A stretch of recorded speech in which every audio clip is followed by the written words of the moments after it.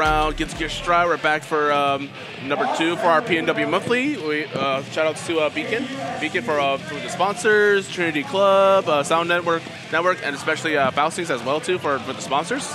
So we're now live right now, and here we go our commentators for right now. So introduce yourself, you guys. Hey, what's happening, guys? We're at bonus round. My name is Trishal. And I'm Dylan R. Yeah, we're here at the PNW Premier Monthly Bonus Round hosted at the Trinity in the heart of Seattle. We got a lot of people coming out. I see Oregon had made out as well. Oregon bringing over a lot of like Leo players, bringing Q over. You know, yep. Q's at one of the best Potemkins. I've seen the streams. Yeah, absolutely. You're gonna see a lot of grabs, a lot of pop busters. You're gonna see a lot of talent from Seattle itself. Yep. We do have Chad draws things out here. Esteemed Kai player wearing the cowboy hat. I don't know if she's trying to wrangle some people in pool or not, but that's exactly right. We got the first batch of victims up on the stage here. We got Cat Girls Are Real versus La Revolution. La Revolution. Do we know who these players are playing today? Not yet, but we are kicking it off. We are about to have our first on-stream match, a bonus round. Yeah, one of the first locals back too, right? First locals back. The first major that I had the pleasure to attend was EVO 2019, and somehow that was 2 years ago. Somehow, right? What's happening? Hey, we said Potemkin earlier, but look, Potemkin on the screen, and look, the evil of the game, soul. We have to start off the bat with a soul, right? The evil. I'm looking for pop busters. I'm looking for volcanic vipers. I don't want any clean fights going on. Yeah, I'm looking for far slash. I'm looking for heavily Potemkin busters. Hopefully, we'll see it, right? Far slash. It's so strong. It's not even his fist. It's the air around his fist. Right. You have to look out for. It's a force, right? It's the force. All right, are you let it rock? Let's see if they let it rock. Are we blaming the beast? Let's build it. We always blame the beast. Man. It's never us. Big man. Big man on campus. I feel like I'm watching a Cartoon Network special. We're letting the tension build. Great and amazing shouts to those guys. All right, off the bat. All right. Pop buster? Let's go. Oh, yes! Pop buster. He said, let's get this thing started. Right. But here we go. Soul Magic already happened. Far slash. Here we go. Let's watch that wrist gauge build unless he can get out. Ooh. No, the rules reversed, right? Yep. Mega fist right over the top. Said, I'm not dealing with that corner pressure. Thank you very much. Oh, I think there seems to be a controller error. Gotta make sure those buttons are all set. Otherwise, they're gonna have this problem. Always got a button check. So button check first. What's that? Oh god, why is my webcam? Swap the names on the players, please. Oh yeah, good idea. Yeah. All right, so not to mislabel anybody. Yeah, it's good. It's all good. And you know what? You can't blame him. It's our first local in a very long time. All right, so we're making sure everything's kind of working out. Are we going straight into it? I think they're letting it rock. Is it? Looks like it. We got Fafnir's, the corner pressure. The pressure is here. All right. Reverse that grab. Wake up, super? Nah, block. Not today. Block, son. Not today. Yeah. Let's get it. Let's still block. And the punish. 3 frames. Yeah. Back to mid-screen. Fafnir, Vortex. It's like that sometimes. Yeah, Hammerfall was a little too slow to punish, and it made, you basically fell on Soul Sword in that scenario. Yeah, grab You knew about the grab? Yeah. Awesome. Yeah, that 5K is really good at punishing the forward Mega Fist. And a lot of carriers can't, but it being 3 frames, it's a good option. Downtown, Night Vortex, you're crazy. And heavy slash, let's get it. Back to the corner. Soul's playing his game. Here we go. Now it gets difficult. Yeah, it's Soul the Revolution. I can see it now. Daisuke's vision in the flesh. Another one. Yeah, wild throw. Put him in the dirt. Put him in the dirt. You know what? Even though it may have not worked in his favor, his patience of holding that burst was well done. You're absolutely right, I think he was waiting for it. Oh, this time he tried to call a jump. But Raw Bringer? All right. That's the stuff you usually see like 5 games into a set, not right out the gate. Revolution is quite the a swing kind of like player, right? He's going to do it. Absolutely. And he's playing the right character for it. If you want to party, if you want to have a great time playing Guilty Gear, Soul bad guy. All right, the gold burst, and now he hits full meter on deck. The call out, he was a little too early. A little too early, he would have got it. But there's one pop buster, bam, baby. Pop buster, the vortex RC? into RC. What's he doing? Base the burst into Garuda? Oh, no, the Garuda, okay. It's okay. That's all right. He got it. It's got to be over. Counter hit? Not yet. How you escape? You can't escape Mega Fisto. Mega Fisto. Evil. Well done from Cat Girls over there. Answer him. Now we get the crowd kind of going right. It's like, forget song, all about Potemkin. I'll get grabbed all day. It's just too exciting. counter hit 6S. We all know backwards Mega Fist in the corner is incredible. It is. It's it's better than jumping because it's how fast it is, right? Yep. It's got that little bit of invincibility that hides at the bottom. Revolution gonna get the super, gonna get the positive bonus, gonna get the safe jump as well. And there it is. Let's get it. What's next? Calls him out with the grab. My corner. He missed his meaty. Oh no. Hey, good recognition from Revolution. Was able to sneak in that wild throw to finish out the round. Yep.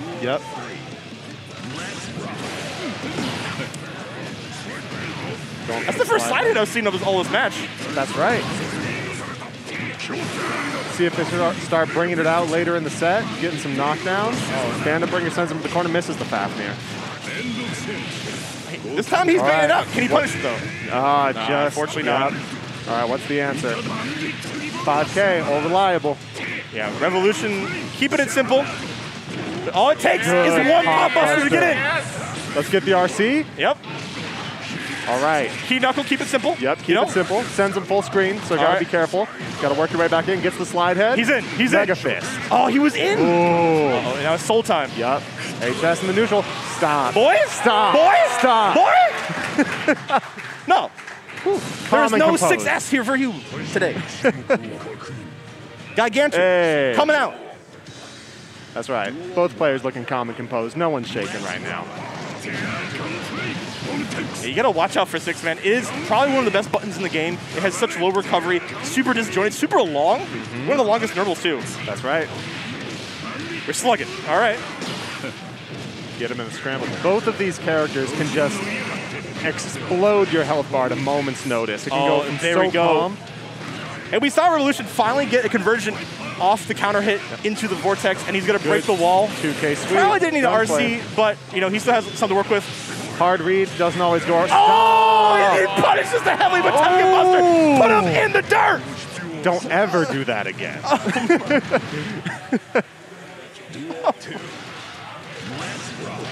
All right, far slash. Fafnir, get the plus frames. Let's build that risk. Misses the grab. Hey, Cat Girls has watched that a million times, able to reversal throw, so it's good to him. He has it in the corner. Can you keep him there? That's exactly right. So we're back in neutral, enforcing the plus frames. The Revolution. Gun flame into. Ooh, there it is. Gets the RC. Are we going to see a burst? Not today. I love the option using the drift RC back to get that spacing for that combo. Yeah, they kept it burst safe, too. Another one. He wants to show something. He wants to show something. That's right. But no heavy Metallic Buster today, and he's just a walk back, right? He doesn't have to approach 6S. Gosh. How are you going to deal with it? You have no Full life. screen normal. Yeah.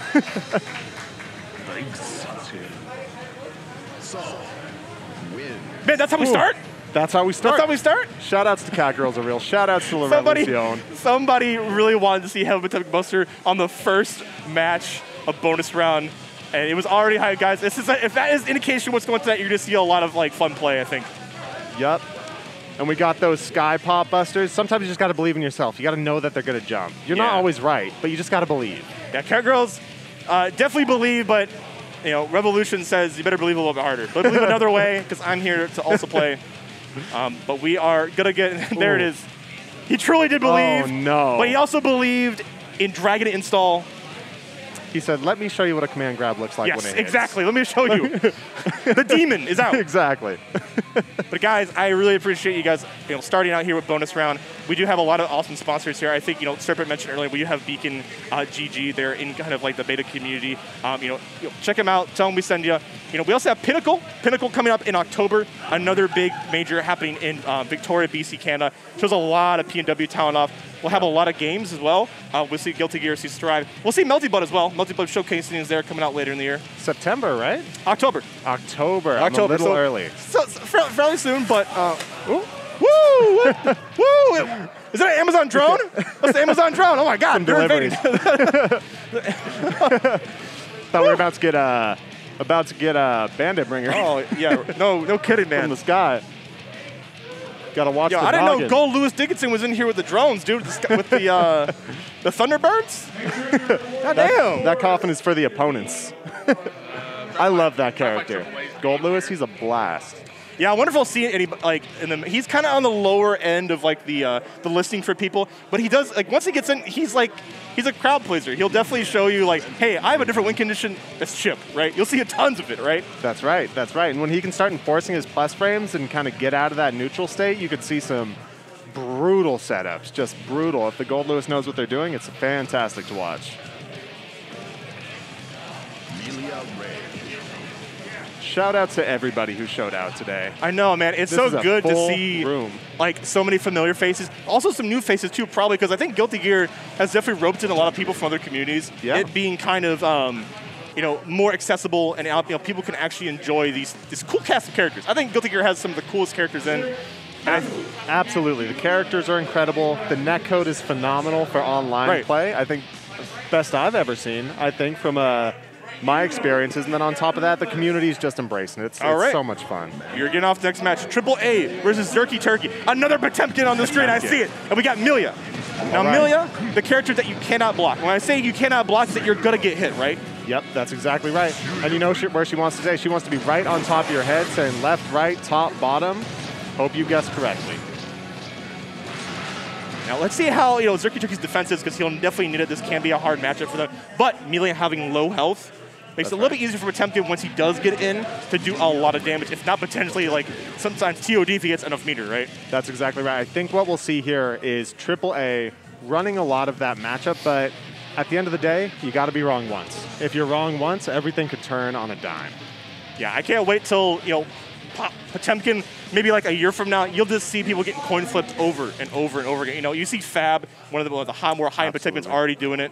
But let's see if Zerky Turkey can show it here today against AAA. Yep. All right, we're getting it started. We care about no buttons around start. Don't press. All right, here we go. Got AAA starting to assert some pressure. And there the mix has begun. Already getting mixed by Milia. Missed the corner, though. We're back in neutral. Oh, my goodness. Close slash. Yeah, close slash reaches up so high, and she gets so much off a counter hit, so you'll take an air series all the way to the corner carry. Yep. Ooh, good PRC. Great presence of mind to PRC for sure. First round continues. Yeah, unfortunately, I think Milia's button's a little bit slow to punch Hammerfall from that spacing, but AAA taking that round. Confidently.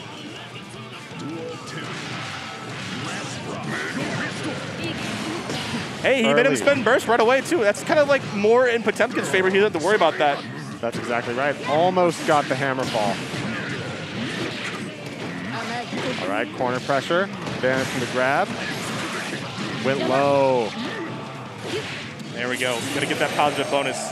We'll take the meter. We'll take the damage increase. It's going to give AAA 2 chances to definitely get in, and it has so much life lead as well. Punish. There it is. Great downtown. Job. Into the setup. Goes low again. Another one. Burst. I mean, he did spend a lot of meter there, but it did create some plus frames and able to, like, make Zerky Turkey think twice and, took another round. AAA, is AAA the name for insurance? Because, man, he's sort of got it.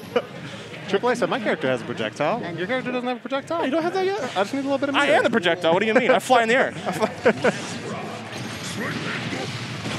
All right. Oh, Pot Buster a little too early. All right, Zerky Turkey pushing AAA to the corner. HS. All right, Potemkin's the wall. You don't want to let her through, but AAA finds a way, puts Potemkin in the corner, and it begins. Oh, yeah. Try to jump cancel off of the close slash, but I think super jumped accidentally. Right. Hit Mega Fist. Great time to burst, to be honest. He would have took a lot there. That's right. It's kind of an offensive burst, right? You want to keep that corner situation. Okay. All right. Just got a 6K, a little attack of damage. Keep it simple. Oh, right. Well, Gerudo a little too far, but he probably could have RC to extend it. Could have.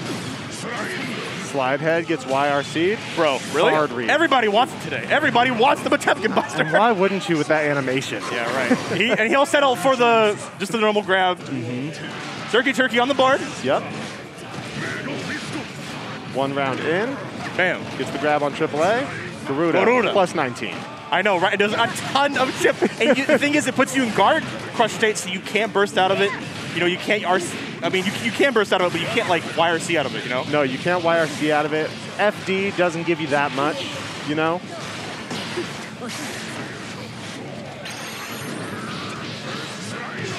Gets the pokes. AAA trying to find a way in, pressure into the 2D, into Lush Shaker. Great defense. No! We're still off the mark. We will get it. I promise you, folks. We will see it today. Gets the punish on Slide Knuckle. Goes low. We're in. All right. And is it going to be situation? Enough? Not quite yet. You know, the guts on Potemkin is pretty high, so we'll keep him alive for a little bit longer. Backwards Mega Fist. 2S uses the burst. What happened? Oh, yeah, kind of AAA secured it. Kind of banked on the slide head a little bit, and you know, punished with the fireball coming from Millia. Misses the pop buster. We get the double overhead. What's my mix? I'm going high this time, and I'm breaking the wall. Thank you. Hey man, look at that. Potemkin already at half health. That's the power of Millia, and she's gonna like recycle that over and over again. Ooh. And let's Turkey. Uh-oh, Winger, here it comes out. All right. Oh, I think he wanted the pop buster. Pop buster, man. I think he wanted the pop buster. There we go. Turkey, unfortunately, using the burst too a little preemptively. Not going to get any you know, potential meter off of it. I don't know. I think it's going to clash. You were absolutely right, and that's insane. No. That's insane. That is so unfortunate. No. It's happened to me too many times. Who do you play again? I play Eno. Oh, okay. You're like, you absolutely know. I'm familiar with this situation. You've seen it before. You absolutely know. I've been here. Oh, no. There we go. AAA over Zerky Turkey. You know what Zerky was doing that held him through a lot of that round is Potemkin has such great air hitboxes. He was really staying airborne a lot of that round and getting a lot of counter hits with his body splashes, with his Mega Fist, but the moment AAA could get that knockdown and force him to block, that's when the trouble came in. Yeah, it really seemed like on Grounded, I think he kind of like was a little bit preemptive with like using slide head of the corner, and I get, you know, to beat some buttons, but Millia, being a very like jump heavy character, was able to kind of punish it a number of times, so I think that was definitely the difference. You know, Mila was able to cap off on a lot more of her damage. She doesn't need much, right? She gets the knockdown, she recycles you over and over again. And this is kind of the difference in terms of like mobility versus having none. Playing against Millia reminds me of playing against Chip. It's like, if you can get your hands on her, it's not that bad, but you just gotta catch her. They're very pesky, right? They're very squirrely. Pesky, exactly. Like, how are you gonna catch them? You gotta wrangle them in. Like Potemkin has a fly swatter. He's like, get down here. All right, we have on deck Ebonic Plague, you know, one of the PNW's like premier commentators, a good homie of mine, and he's playing Soul. I already know it. We both Soul boys. Soul is definitely a character that has, to him, a large number of routing that kind of has some combo expression. Not to mention that damage. Can we talk about that? You're probably gonna see the clean hit Viper into knockdown. Viper. Into the wall splat. Versus Nabibi, another great PW player coming from Seattle. Plays a lot of games, plays Dragon Ball, plays Grand Blue Fantasy. And so I'm very interested in this match. I can see why these players are fighting here because they are both talented in their own ways. Let's see where it kind of ends up. So we're thinking it's going to be a slugfest. We're going to see some hands being thrown, Yes, I think this is, we're going to see some optimization. Optimization. All right, what's the matchup here? Are we seeing another Potemkin? No, I think this is from the last match, but got it. It's definitely going to be Soul. You know, it'll be definitely fun. EB will always play Soul, I believe. Ebonic Play decided to play Soul. So. Oh, he's actually going Millia. So he loves Millia. Yeah. He is dressed up as Millia. You gotta see it. Check out his Twitter. He has the the Millia cosplay. Yep. But Nabibi, Soul bad guy. Soul bad guy. The protagonist, the main character. My apologies. We did get backwards. Nabibi is actually playing Millia. All right. Ebonic Plague. No, yeah. Nabibi's playing Millia. Yeah, because I'm about to say Ebonic Plague will always play Soul. Nabibi playing Millia, and it makes sense to me because all the characters I've seen Nabibi play, he does like to put characters in a state of mix and kind of cycle it over again. Yeah. And that's exactly what Millia will be able to do. But let's see. Ebonic Plague is very seasoned. Plays a lot of Blaze Blue. Yep. Loves cross tags. Won't be easy. Won't be easy. We're going to see a lot of mix, but Soul has answers. He has the 3-frame 5K. He has the invincibility on Volcanic Viper, so it's going to give Nabibi a little bit of pressure on his decision-making moments. Oh, she's so cool, man. She's so cool. She's so cool, man. Look at this. Look at this. The character. The animation is busted. All right, let's the round start. Jumping in. Let's get it started. Good block, just in case. Yeah, and the stagger coming from the 2P into that grab was a good chance to see if Ebonic willing to mash. And I don't think he is. He's going to be a little bit more passive. What a double jump into 5K. Got him again. Said, get out of the skies. Yeah, he's trying to get a little bit air series going off that jump cancel off of 5K, but unfortunately, it's kind of dropping it. Call out. Close slash, jump cancel, more close slash, goes overhead, keeps it safe.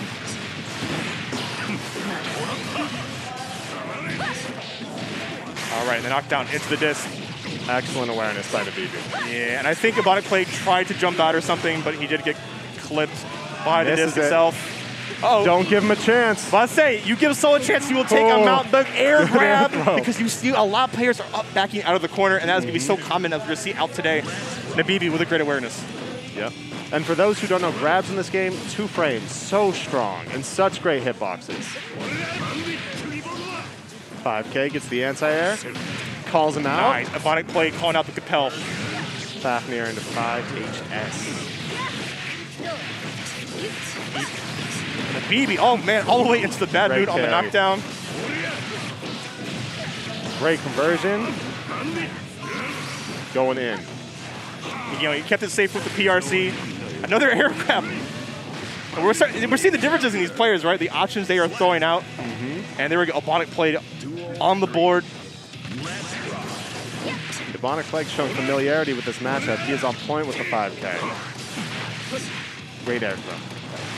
Even though Ebonic Plague is not getting much of a combo out of the way, the hits that from Soul come out are a lot more devastating than what Nabibi is throwing out sometimes. Absolutely. Wow. Nabibi is so ready for the Volcanic Viper. He definitely is. And we saw the close slash clipping the air throw from Ebonic Plague. We saw so many of them so far, right? So he kind of yomied in that situation. Ooh. She's so fast. So fast. She was able to, on the whiff recovery of 5K, run down and grab him. It looked like she had a teleport. I blinked. I was like, how'd she get there? And, grabbability is so important. Once you establish that you have sort of an air game, people are more willing to, kind of sit still. So just run downtown and grab him. Get him. Oh, no. Oh, there's a little bit of taunting. Was there unfortunately, a button error? We have some issues. Maybe that's why Ebonic Plague wasn't able to finish some of his combos, because there was some kind of error with the connectivity or the button. So that could maybe you haven't seen the full potential yet, folks. Yep. You got to give everyone grace. We're getting back to these offline events for the first time. Right.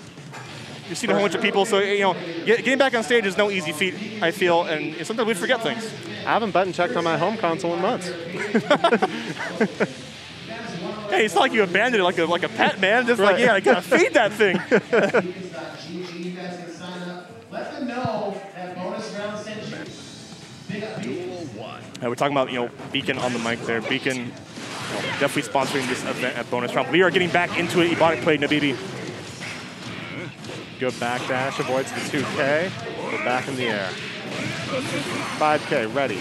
Pull the trigger. Nabibi not gonna give him a chance. Gonna burst out for his troubles. Oh, misses the conversion once we get grounded. Ooh, the DP on the sweep. He's ready for it. Good counter hit. Gets the conversion. Tries to burst bait. Didn't give it to him. Oh, man, there we go. Jump in series. Not quite enough, but gets the Fafnir. What's the plus frame? YRC. Millie cannot take any more hits, man. We're literally on borrowed time. Ebonic Plague playing so smart. Says, let's go back to neutral. I don't need to overextend anything. I just need a little bit. You gotta watch out for Chip, right? Good on use of the FD to keep him still alive. Has to watch out for that negative bonus. Was not able. Tags him. Nabibi? Okay. All right, Nabibi. Just What's the guess? Grab. One more. What in the world? Out of the corner. It pulled him out, and he was able to cross up. You see that? I have never seen that in my life. You saw it here, man. Nabibi showing that comeback. He should have been dead by all rights, right? Not today. Says there's a pixel. It's magic. Send it. Send it? Okay, this time we switch it up with the far slap. Into the fast RC dust. Okay. Perfect. Perfect. He sent a message. He's just like, says, you may have won that. But how about a perfect, man? I don't know if you knew about my buttons. I don't know if you know about Soul, man. Ooh, no Bandit Bringers today. And it's also the Kai Soul. Kind of a cursed costume, but whatever. Yep, that's all right. Bandit Bringer. Ooh, man, and that jump slap has such a great hitbox. All right, corner game. Let's get it. What you got? Watch that risk. That's going to hurt. That is going to Oh, yeah. it. I mean, it started off with him using like the faint gunflame to like, make him scared to jump, and he was able to get it, but the BB finding his way out of the corner. All right, blocks low. Misses the extension. Tries the bandit bringer out of the corner. Punish. Doesn't have enough to RC. There we go. He hasn't thrown out too many grabs, and it was good, right? He was rotating his options, able to finish off the round, playing the RPS game. That's right. Ebonic is back in this, keeping this fairly entertaining, fairly even. So we got a match for you here, folks. Absolutely. Both characters playing incredibly honestly. They really know their characters. And then the BB, all you're sending a message. Oh, and the whiff throw. You got to burst, right? You got to keep him in the corner. Got it. You want it. Good jump back. Close slash. Get the launch. He smelt that burst, man. Give me that positive bonus. What a turnaround, man. You see you see those big numbers? That's for the BB. With the characters I'm seeing on the screen, the life bars are looking pretty even. Yeah, I know, right? It can always happen. Exactly. It can happen to you, man. It could happen to you.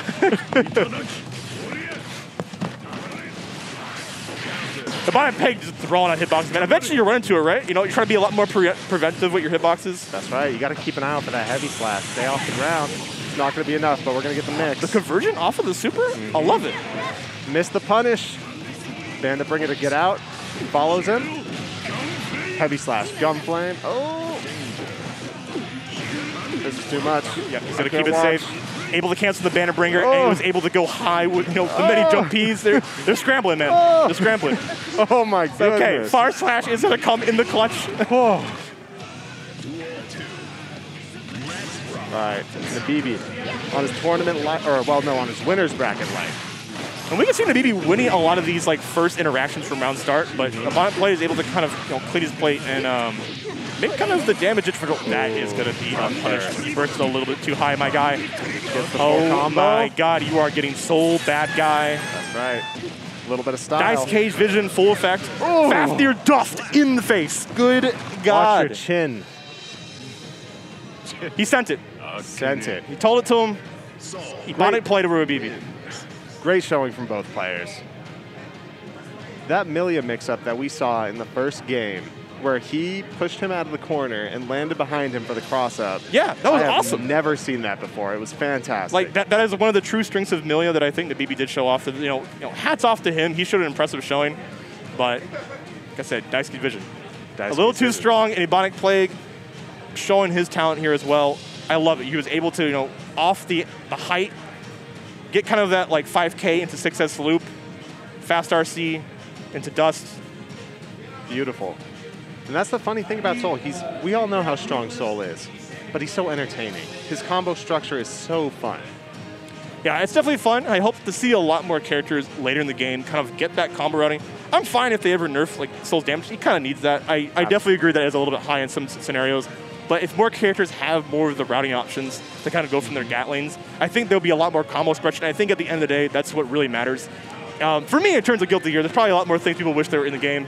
But I see 2 more contestants coming up to the stage. About to get it started. So yeah, we expect there's been a patch announced coming at the end of August. I'm imagining that'll come with Jacko's release on That's the 27th. right. Jacko is the next DLC character. In October, we are getting some system mechanic changes. So the game is evolving, right? Absolutely. We're going to see the game change on a lot of different levels. And we're only, what, 3 months in?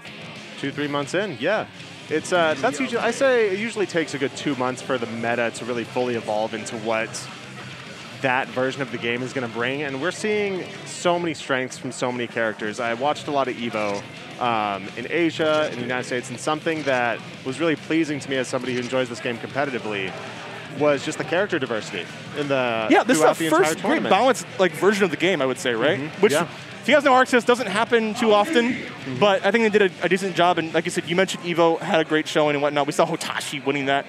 An epic, battle between him and Sonic Fox. You should have been there for a stream, man. He played some epic music, and he was like, man, I can't block Leo's mix-up. And who comes in chat? Mike Ross. Mike Ross says, take can't out of your vocabulary. And guess what? Hotashi won. Ross. What a boss, right? What a boss. Just from the FGC shadows. Yeah, Waxel himself coming out of the... Another one coming out of the woodwork, man. Shadows. Another soul pot. Right. Soul pot. You're going to see it, man. These do. are popular characters. Everybody wants the Potemkin Buster, and everybody wants to play a strong character, the strongest character in the game. Yep. Although I will say, I don't really see a lot of. I would say the green soul, the blue one's the best. That's my personal favorite. Blue soul. You like the Kai soul or the blue? The soul? blue blonde-haired soul. Yes. But I also like seeing some Potemkin action, so we're getting more for you here at Firkins. Loud Evolution coming back to the stage. Back, ready to attack. He says, I dealt with the last soul, okay? Let's run it back. Yeah, Loud Evolution came up here, definitely showing his stuff already, but how can he adapt to such a big boy with big hitboxes? Yep, Firkins came in saying, I'm going to need all that damage. Every bit you can give me. Great call-outs. The neutral. Yeah, he needs that armor. Ooh! Yeah, you gotta watch out, man. Yep. Sola is one of the 3 characters that has the DP in this game, so you gotta be ready for it. Great PRC. Calls him out. Yep, and it kept him safe, able to jab him out. 2P, that is. Oh, no. Regular grab. No pop buster yet. Oh! They both tried to command throw, and it just went through each other. What in the world? But hey, it kept, Firkins kept him in the corner. It's where he wanted him, right? Soul, that is. Oh, you got called out with the heat knuckle. Should do a nice chunk of damage. Good dash, double jump. Gets the trade. What a call out. Defensive I'll pop take that buster. health bar if you don't mind. You got one more chance, baby. Great call. Volcanic Viper, HS. Soul Things coming to a town near yes, you. Sir. Yes, sir. And it's so easy because of the the big frame of Potemkin. That's right. Evened out, but gets the grab. Garuda. Sweep. Garuda. Oh, yeah. I like the idea of using Bandit Bringer as like kind of a moving option to get out of the corner. Just be good to beat him. Get out of here. There we go, man. Firkins, he said, I ain't messing with any of this soul really mess. good. Oh, it's still good, but Beta it's just not Potemkin. broken. Yep. Beta Potemkin was a thing. Good call out on the burst. Flicked in his face. Said, don't run at me. Are you kidding me, man? Get out of here. Firkins making great use of that backdash. Led to that entire sequence. Great job, Firkins. Yeah, ended it with the Mega Fist. And, it's seeing a lot more dominant from Firkins. He's maybe figured out how Raul Evolution likes to press his buttons in a certain fashion, so... But he's bringing out the faster. Send it. Send it again. Oh, he tried to get the connection of the vortex. Huh. Interesting. He jump canceled, but maybe he didn't recognize he got the counter hit. Right. Ooh, gets another counter. At that perfect range. Holy moly. Into Drift RC Pop Buster, baby! And it is over just like that. You're going to see the speed of this game. Has it been 2 games? Yeah, it is. I'm saying, you're going to see the speed of this game go quicker and quicker as the night goes on because people are a lot more optimized, have a lot more ways to get in, have a lot more mix-ups. So you're going to blink, it's over. What happened? Wait, what? What? Oh, I thought That's a clip. Oh, okay. It baited me. I was like, wait a second. Yeah, it's a replay. What are you standing for? You're right? fine. It's a replay. What are you standing for? It really was that bad. Yeah, it was really that fast. That's the strength of these characters, though. If you let Potemkin get started and run that offense, your health bar is going to disappear. Absolutely. You can't let it happen. Look at that Look at all neutral. the mashing going on, too. Yeah, we saw Loud Evolution try to match his way at a fairly long way where Firkins was, but it was kind of hard to contest. He kind of needed maybe dash and maybe FD break a little bit to kind of just gain some real estate. Don't try to mash buttons to get out of the corner because it will get clipped. It will get that counter hit, and everybody in the whole venue will know when you get counter hit, right? Because it just it explodes. Big That's text exactly right. in front of the screen. It's the funny thing about Potemkin is he's scary to zone unless you're actual because he has those armored moves. And even though they don't do a whole lot of damage, they give him his win condition. You knock down right in front of him, guess for your life. So it's scary to play that matchup because you want to be in his face, but you also don't want to give him a chance to be in your face. No, you don't.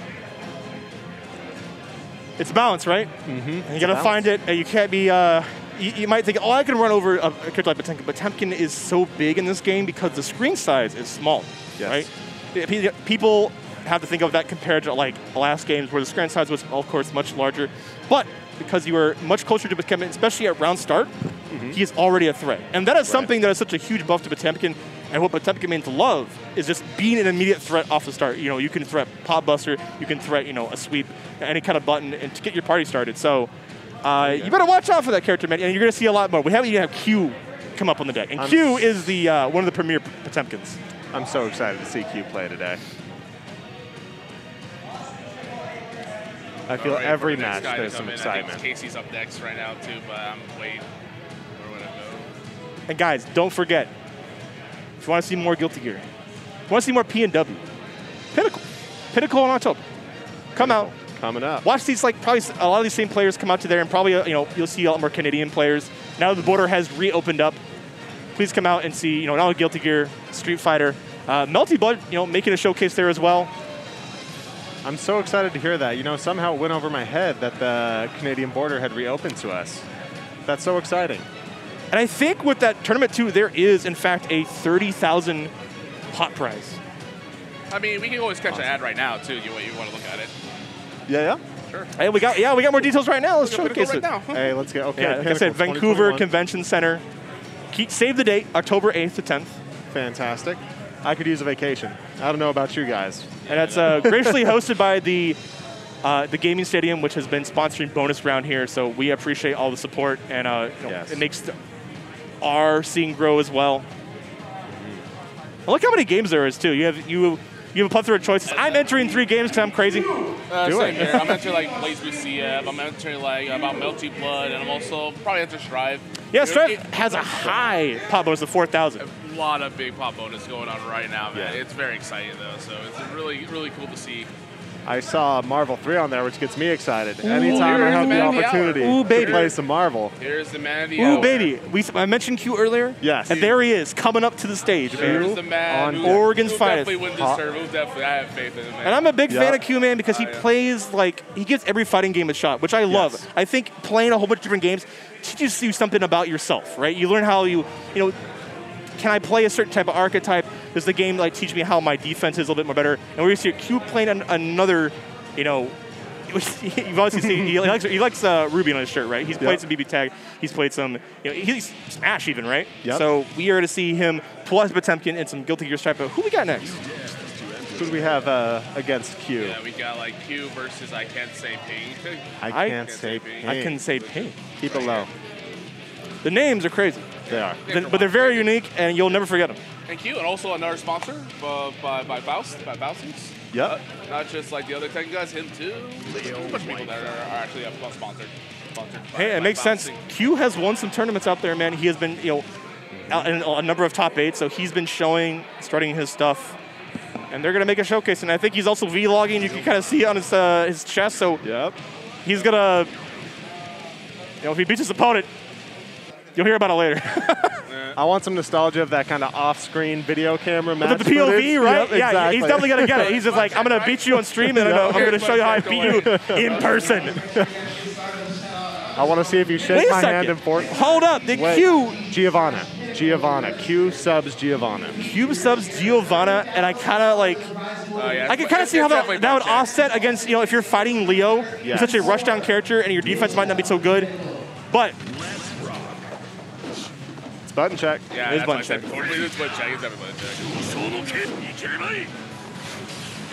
But I was saying, if he is playing Giovanna, that kind of counterbalances Potemkin and having no movement, where Giovanna has so much movement and has some of the best dash into button kind of game plan, because her dash is so good, very reminiscent of that Third Strike Makoto, if you will, right? My heart. Vegito 5, was it 5L or something? Vegito, yeah. That's true. 5L, that's very scary too. And what's also great is you'll be able to control the neutral a little bit better. So with Leo, bring the pot. Yes. What they're it was a psych out. It was a psych out. I was like, there's no way. You gotta show off the premier Potemkin. Come on. I don't got the purple, so yeah, I had to pay for the colors, because let's pay $29.99 for colors. Oh my god. I feel called So guys, out. never mind the Giovanna. We are getting the Potemkin, like I mentioned, like you asked for. Yep. Yeah. And we're versing Leo. Nice. Versing I Leo. can't say Ping's Leo. Now, Leo is definitely a character, just like Mila, where you're eventually going to get hit. You're going to get hit. Because, between the stance canceling, between the pressure, no, the Rams don't exist no more, Memo Carb. Quiet. So, right, with Leo. Enjoy the show. What Leo's going to be looking for, he's going to be looking for that run through with the cross up. He's going to be looking for a grab. Right, the Berserker Slash, right? The Berserker Slash, because it's going to put him into that back turn stance, and then he could really start playing the game he wants to play. Q's job is going to need to not allow him to set those situations up. There we go. He knocked him down, but he was waiting to see what Ping's option was in the corner. So he's kind of collecting data, and I can kind of see it slowly as the match goes on. That's right. Using the flick to reverse the projectile. The projectile, and he was able to hammer fall in. Optimization coming out from Q. Gets the Garuda. Oh, he's trying to make a big read, but Ping's probably on level 1. That's level 3. That's the odds, right. All right, knockdown, but no back turn. Reverse Mega Fist, that'll do it. Yeah, using the Mega Fist to get over the Berserker Slash, I can probably see some matchup knowledge coming out already. That's right. I see a lot of Potemkins do close slash and the Garuda. There's a little bit of room to 6P that, just a little bit. Oh my God, Q, and what? Yep, you gotta watch your legs. No punish for the DP. Nope. The DP is very good on Leo because it's a charge move and it has a big hurt box, so it's probably like the best DP in the game because of that. Absolutely. But can you fight one of the best Potemkins? And he baits the burst. He smells it just like the smell of the game, man. That is the smell of the game right there. Right, you smell it after that mask. He like, what up? Yeah, throw it up, man. Right. Backwards Mega Fist started off. Let's play. Pop Buster. Guess again. What's next? Hey, he was going for it again. He was like, let's end this now. All right, back turn. All right, let's party, Leo. Doesn't convert, though. Ooh, into Dunkle? Okay, I got a command throw myself. Check it out. What's next? Tries to call out. Yeah, he tried to use the shield to call the Mega Fist, but was a little bit off the mark. Would have been a great series indeed. That's right. Watch the flick. Run through. Doesn't work this time. Ooh. Yeah, not a trade in Ping's favor. Q will take that all day. He was starting to make a comeback too, Right. Once Leo gets going, it is trouble. Nice DP. What a call out with the DP too. Got to be careful of those backwards Mega Fists in the corner. They'll get you. Oh, he tried to chick throw, I think, in that situation, but gets the wall. Great job. Yeah, Ping is not going to have it, and that's good. You're to get that positive bonus. Yeah. It gives him space. Even though he had to use it, it's the only versatile option that really Q has. He has to spend that meter. This is a great spot to be. Yes, it is. He didn't even get to use his burst. Ping. Ping says, I ain't out yet. You cannot Potemkin busted me out of winners. He said, I came here to play this game. I don't want you to play the whole time. Uh-oh, that gold burst is going to make wonders for Q. He's going to use it in this combo, going to get the wall spike. And he has another. Oh, we can see the drift in. The drift in is going to happen. Oh. No, he's going to drift back. What in the world? Good backdash on the Garuda. It's not over. Gets back turn. Good flick.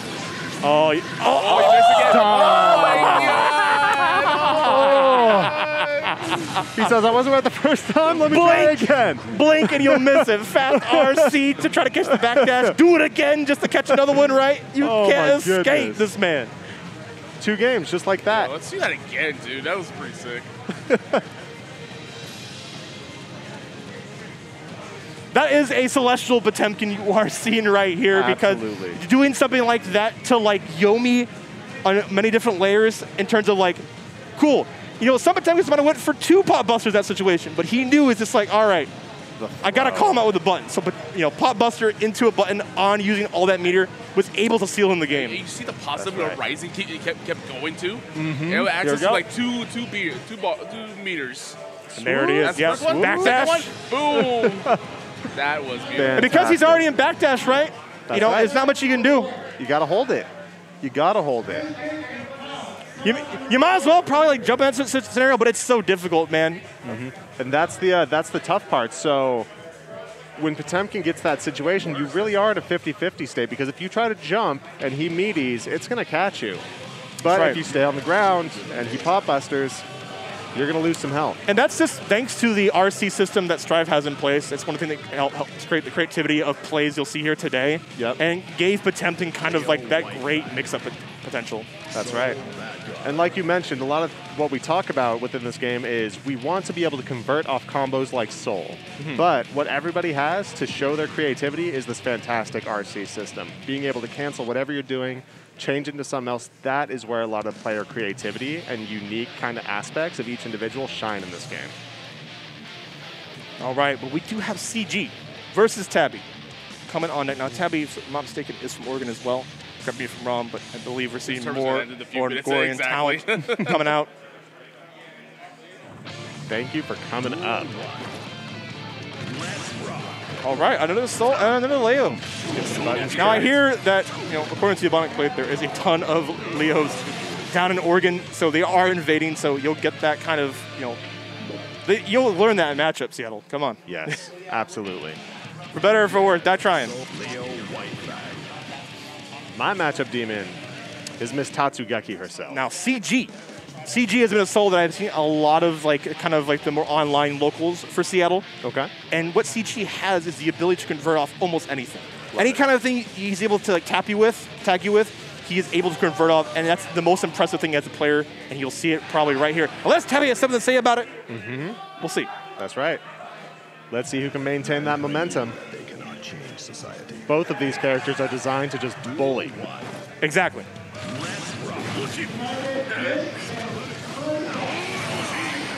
Goes for a dash grab. A very early burst, and where do you grab it?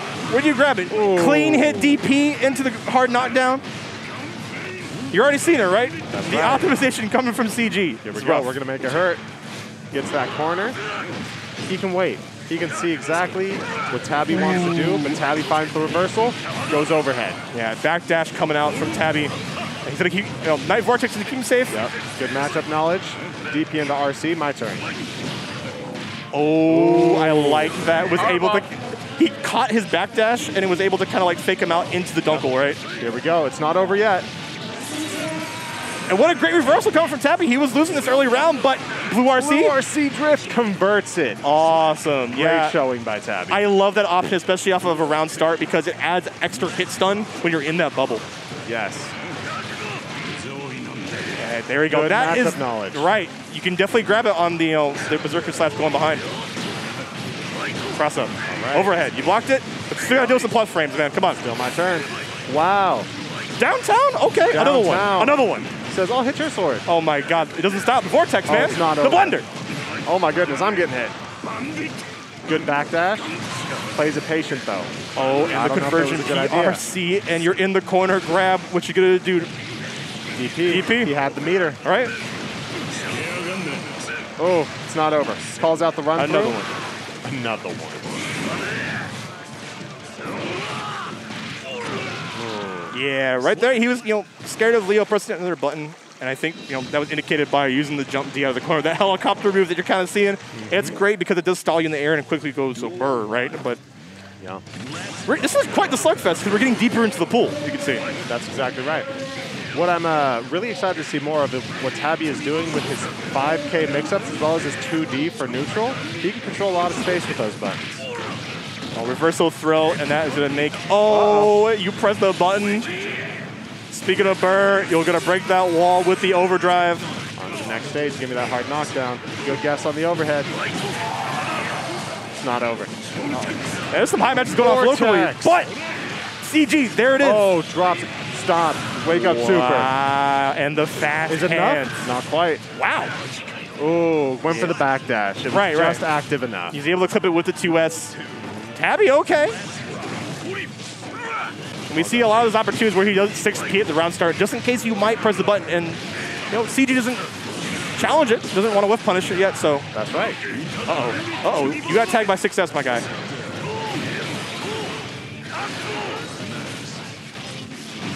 Oh. Calls out. I love it. I love it. Using the resources, the RC, the burst. But you got to watch out for the DP, man. DP. He says, I'm going to guard. 6 HS goes through the fireball. Yeah, extremely good at dealing with projectiles like that. And and when he had that much life, there's a trade in his favor. Right. Good mix, gets the corner. Not going to send him through. Uses the burst. Oh, yeah. The spacing is a little bit too far, and he tried to grab him all the way downtown. Hands off, my friend. Yep. URC's back, but gets grabbed. Oh, kind of getting hit. He fuzzy jumped the R. That's right. Opposite overhead back turn. Neutral. Yeah, and that that back turn has such disjointed moves that I think at that range where Soul likes to kind of use his buttons, with the of course with the faster startup, that's where he wants to be, right? And he's able to keep him in the corner while also preemptively challenge his buttons and Tabby. And it's over. Leo, I told you, Leo was here.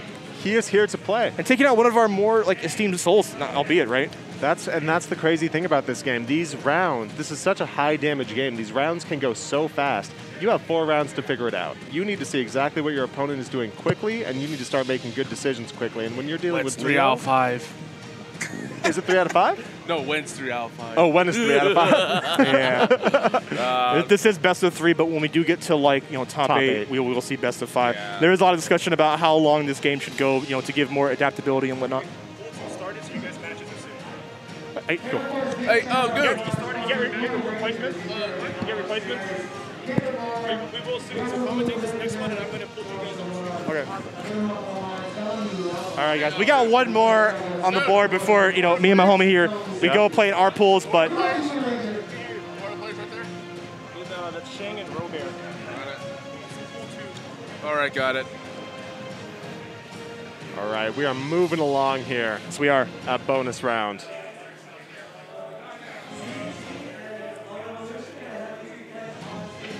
All right, got it. Let me find it. Oh, you got it. Sweet. My man has got the shirt that says hold forward. And I think in a game like Guilty Gear, that might be the motto. Hold forward. Might be the motto. But I will say block etiquette is so important if you want to establish anything in Guilty Gear. It's not just about holding forward. It's not just about pressing buttons. And if you're going to keep yourself alive, you got to have good block etiquette. That's absolutely right. But you want to block after your attacks. You want to be moving it.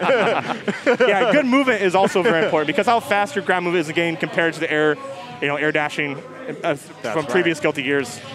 But I want to say is this Yaya? I'm excited for this matchup. So I'm an Eno main myself. We are rare. Kindred spirits, right? Kindred spirits. We're seeing Darius Rose, a.k.a. Nago, on the screen here. Yep. Nago, a character people kind of denounced early games, he's not that strong. We are seeing the strength, especially with Hitachi winning Evo. You're seeing it. It is Robert versus Shang.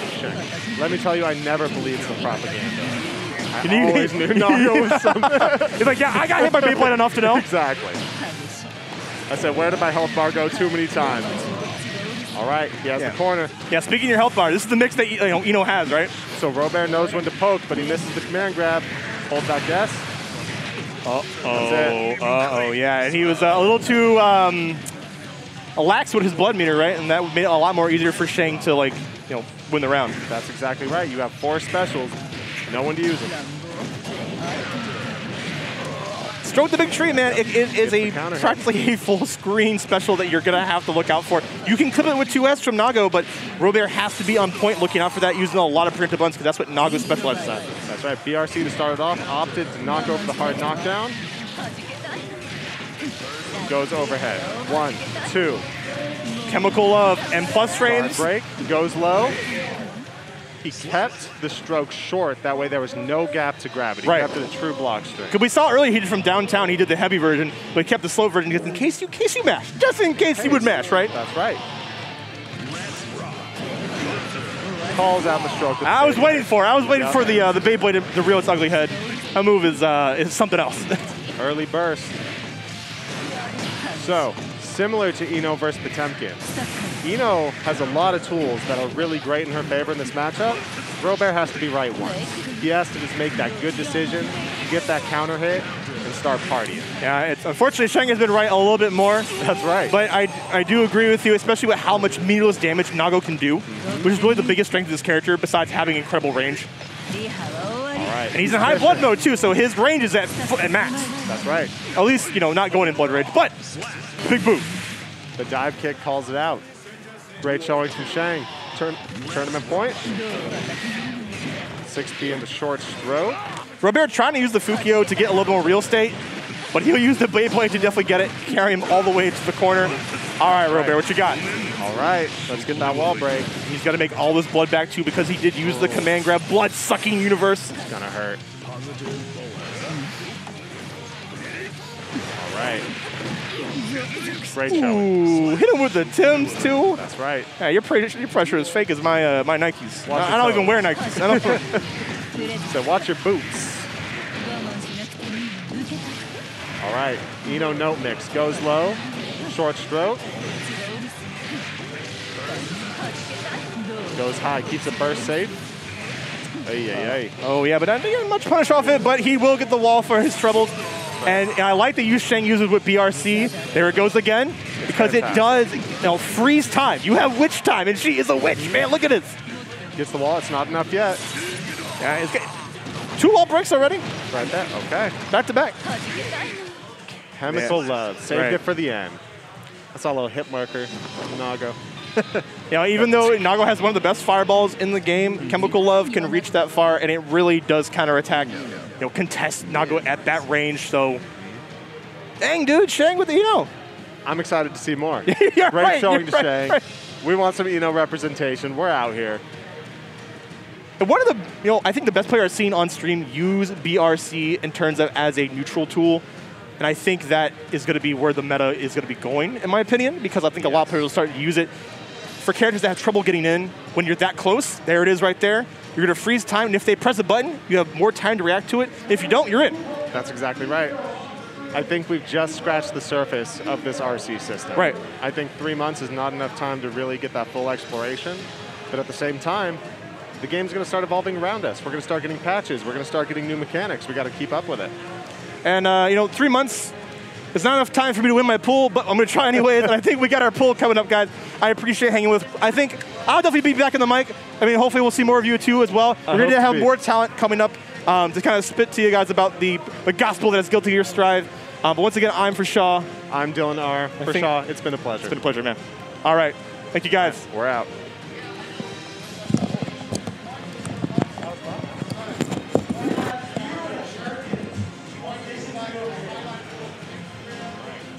What's up, guys? Sipping right now. These guys are going to play their pools pretty soon. We're going to have the next set of commentaries coming up soon. And we got New Pup on deck, and we got P0. P039. We got it coming up next. So let's get this going. Get the show going. Just give me.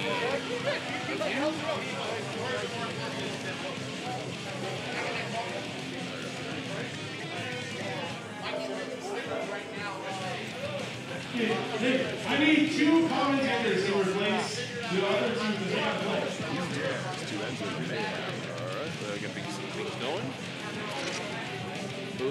Who's next up the mic? Oh, it's Happy? Oh, nice. Good job on the Leo. Good stuff. Alright.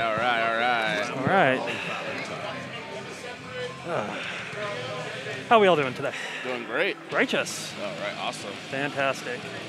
We go, first ram on the stream, finally. We get to see a ram, finally. Oh, double ram. There you go, Memo Park. There you go, Memo Carp. You got your first rams. Congratulations. You endured long enough for all the Tupkin matches. Oh, my God. All right, so who do we have up right now? We got New Hope versus P039. Righteous, so, okay. All right, here we go. Shows it on the screen. Yep. They cannot change society. Oh, what's your name also? Juan, the one and only. What? The one and only. The one and only. Okay, the one and only. Okay, got it. So it looks like they're getting right into it right now. No button checks this time. No button checks. They already know. They already know. Pretty standard ram pressure as a whole right now, but nice overhead into the burst. Okay. Doesn't take the frame trap, knocks down again. Try to go for the bait there. Yeah. All right, sword block. Okay, gets the punish on it. No setup. Good throw back into the corner. Strike throw. Okay. YRC, throw down. Yep. Nice. That was a good way. That was clean.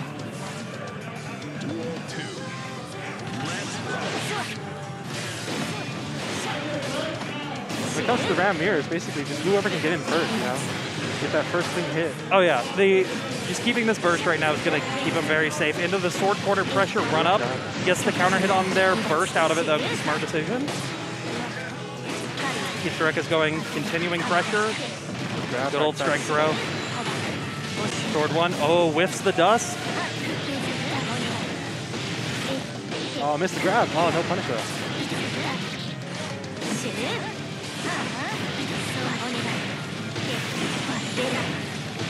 Combo hitting the wall break. That's supposed to kill right there. That's Ram. Good. That's Ram. That's how it is.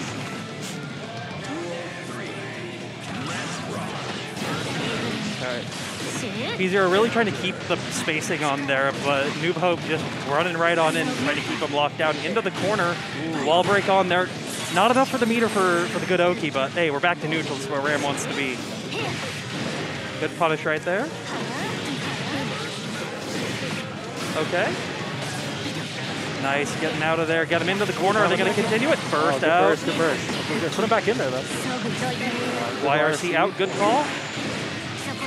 YRC, yeah, put him in the corner. Good old strike throw happening. Oh. Oh, drop for the wall break. Oh, there it is. There it is. All right, good. They both have really good pressure, these two. I mean, yeah, absolutely. Yeah. They definitely know their characters for sure. Like, it's just insane just seeing these two players right now. Oh, they're jumping right into it. Here we go. No waiting, no thinking, pressing buttons right into the next match. Gotta keep that momentum, right? Yep. Never give your opponent time to think. Right?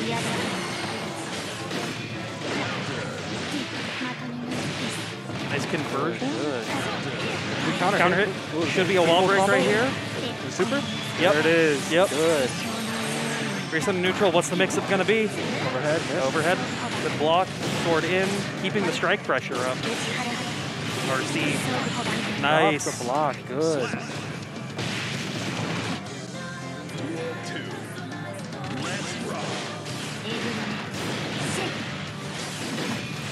Easier to really try to keep the Noob Hope out of there.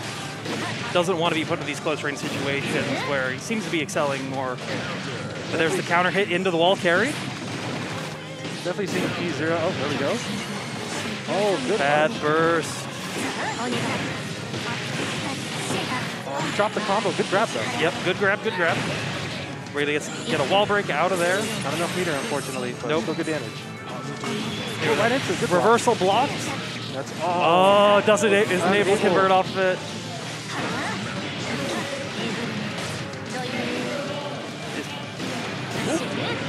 I've been holding my breath this entire time. Yeah, it's neck on neck. Waiting. Oh, nice burst out of there. Next hit loses. Oh, reversal no. gets through. That is such a quick super when it comes out. It's so hard to react sometimes. I can't do it. Yeah, I'll neither tell you can I. that. Every I can't do time. that. There's definitely some good match, good pressure from, I forgot who was on the left side of the White Ram Lethal. Duel All right, jumping right back into it. Only a little time to think this time. Come through, both trying to maintain close pressure at the round start.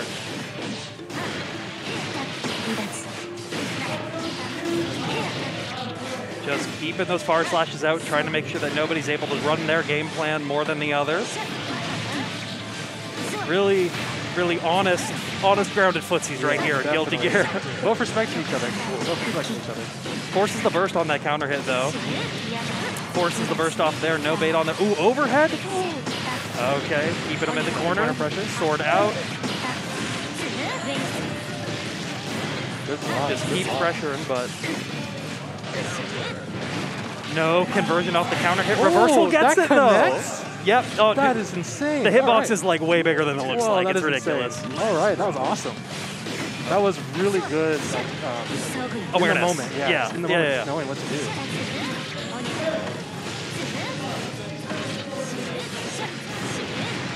Keeping that pressure up into the corner. We're going to get the conversion. Not fast enough over there, but walking.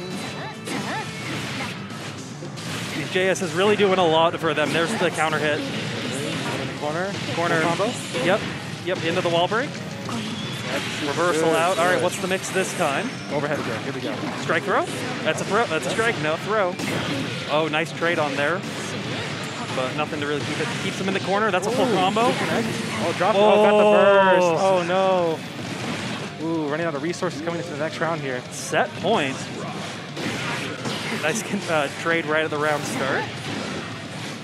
Bringing it down to the wire for both players here. This is insane. Oh, good counter hit. Keeps him in the corner. Pressure.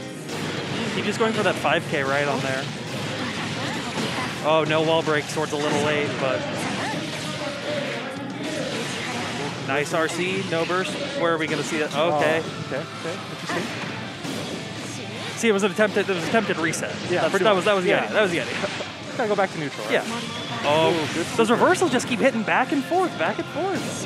That New Hope still has 50 meter on there, so it's got a lot to work with and a lot of like burst back up for him as well. All right, Fizo really got to find a really good opening here. Counter hit. No, it's no continuation. Counter hit back. Burst out. Punish. No punish. YRC out. Corner. Oh, nice. Is this it? No conversion off that. Oh, no. That'll do it. It looks like it was going in for a grab or something. Yeah. Unfortunately, but. He's trying to strike throw, got striked. Yeah.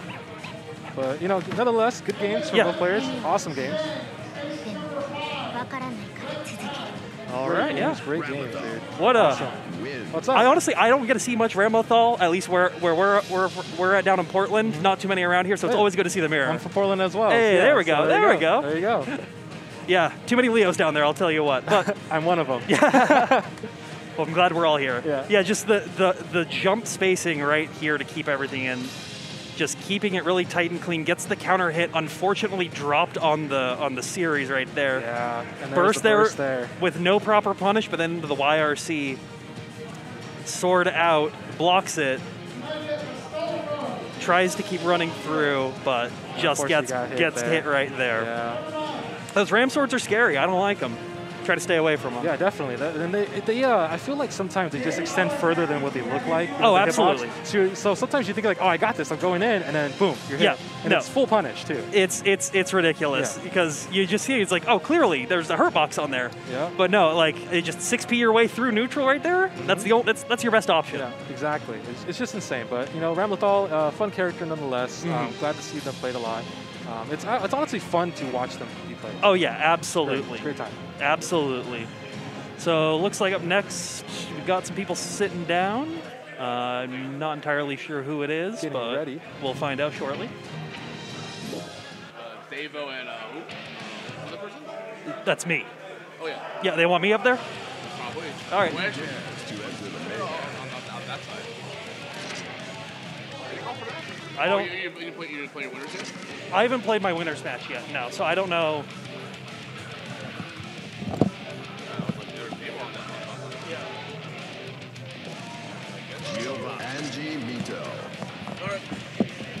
All right. I think I'm heading out for a minute. Good luck, man. Good luck. Good luck.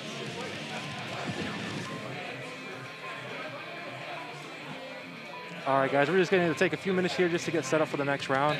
We're just trying to get the match set up here. Lost my co-host, unfortunately, but it's all good. We'll get someone up here in a minute.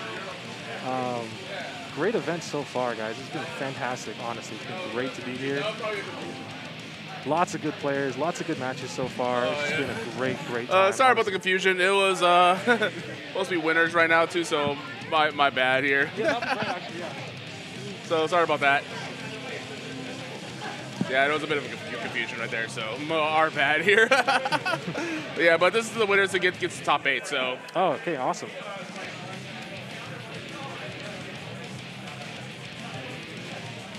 So let's see.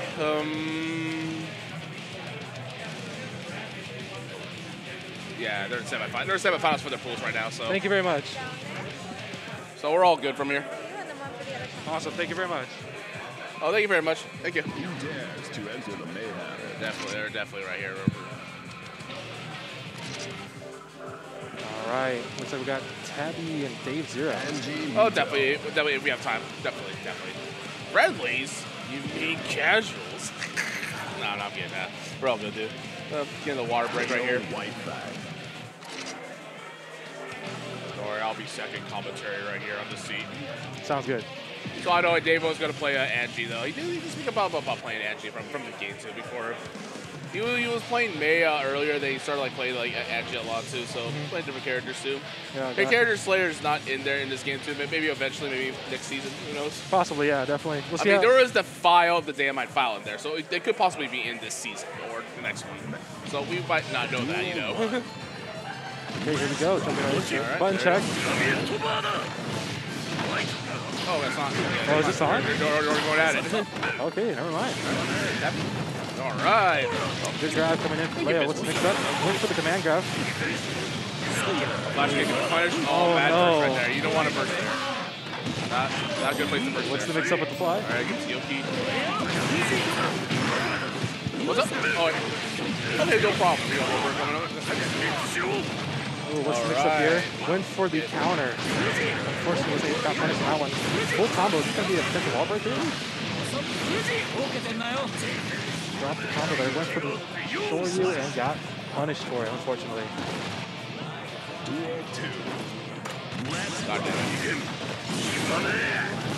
We hot?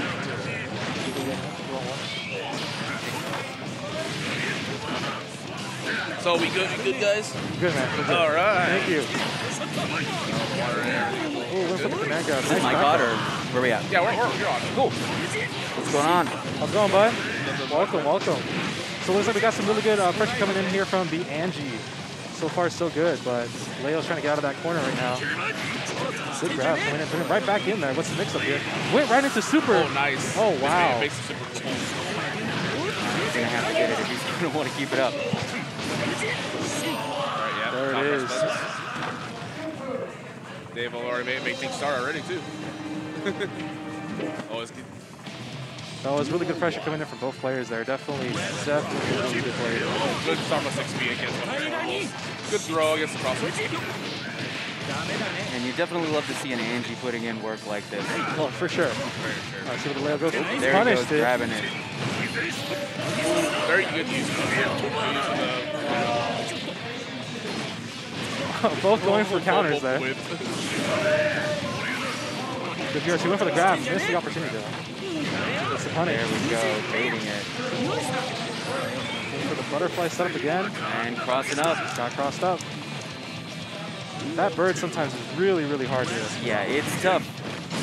It's always good to pop it early if you can, but Leo doesn't have a lot of chances to do that, I don't think, especially up close like that.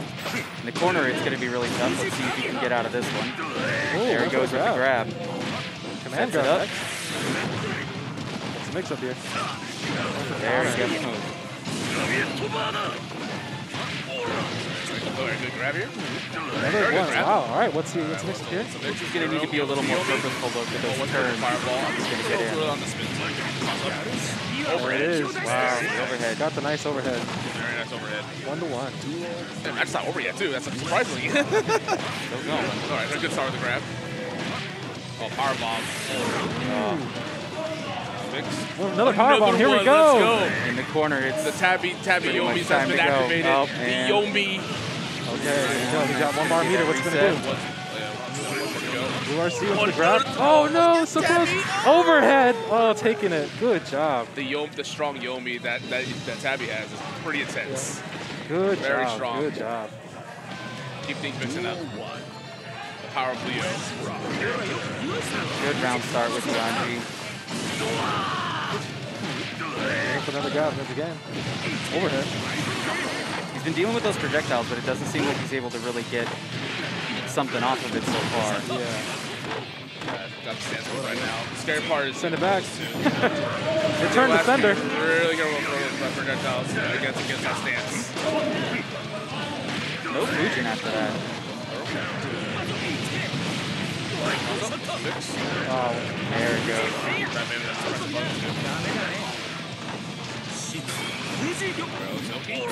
Oh, good challenge to the challenger. overhead. That's the game right there. That was a Nice. pretty good challenge. That'd be very brave to make that challenge against that. That's a forward dash. Okay. Marble. Get out. Spin again. Puts him to the corner. Good counter hit coming in from Leo. No mix up though. Right Good there. block. That's IB. RC. Oh. Almost. Gets stuck by the counter. Counter goes up. Here we go. And the wall bounce combo. That is really good. I didn't Really want good to diversion. get the mirror and get mirror again instead. Possible. Blue RC into a grab. Nice. He's learning. He's learning. Yeah, Devo definitely using his tools the way he needs to, but that Leo onslaught. For the overhead yet again. It's not enough to take him out though. It's not over yet. Oh no. The RC.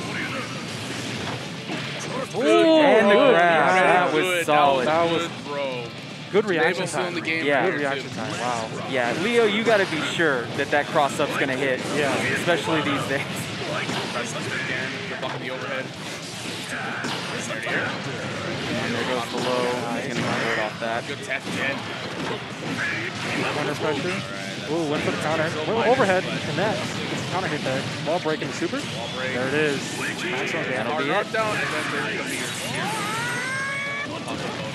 What's the mix up? One chance. Ooh, went for it. Really have to be Good. tight on this. Make it safe. See how far he can take it. That was a really good break there. Sable getting the momentum right now. Yeah, good optimization in the corner. Oh, no burst. There it went. Just delayed. Just delayed.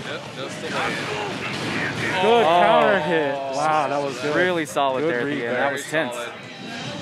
Good games for both players, though. Definitely good games thought we for had the both players. recovery going, so I guess recovered that faster now. Unfortunately. So you gotta switch out here. It's all good, don't worry. We can check out that replay, that recovery. That was Recovery. really good game Enough to there for recover on sure, top of the guys. stance. Oh my God, just what's the replay here? Just check this out. Went for the overhead. PRC just to be sure not to get thrown by it. That was a good measure by Tabby, but did stop Dable from pressing buttons and get pumped in the corner. Yeah, Get that possible bonus too. Fujin? Yeah. Ooh, there it is. Minus, yeah. Unable to convert that right there, though. But That burst in the last minute. That was really close. Good thing he bursted. Tries to spin again. and there's a counter right there. Yeah, the recovery. All right, well, we're getting set up for the next one here. We'd like to go ahead and shout out to our sponsors, Bacon's GG, for sponsoring this event. We're excited to be part of the very beta own, community. Faust and grow player, with but I'm them. not too sure he's playing Faust. So, Faust now. If you want to be part of this community, visit beacons.gg and sign up. Let them know we sent you. And our sponsors over at the Pinnacle, check out tgs.gg/pinnacle to register. Compete for your share of the $30,000 prize pool in the events like Guilty Gear, Smash Ultimate, Melee, Street Fighter, and more. So again, huge shout out to those sponsors. Thank you very much for that. All right, looks like we'll go ahead and get the next game set up here. Who dares to enter the mayhem? Right now, we're worrying about pools 2 right now too, so we get that going. Still got a couple more matches to go. Giovanna. Oh, I heard Geo. Here we go on deck right now. Love seeing me some Geo players here. Deus versus.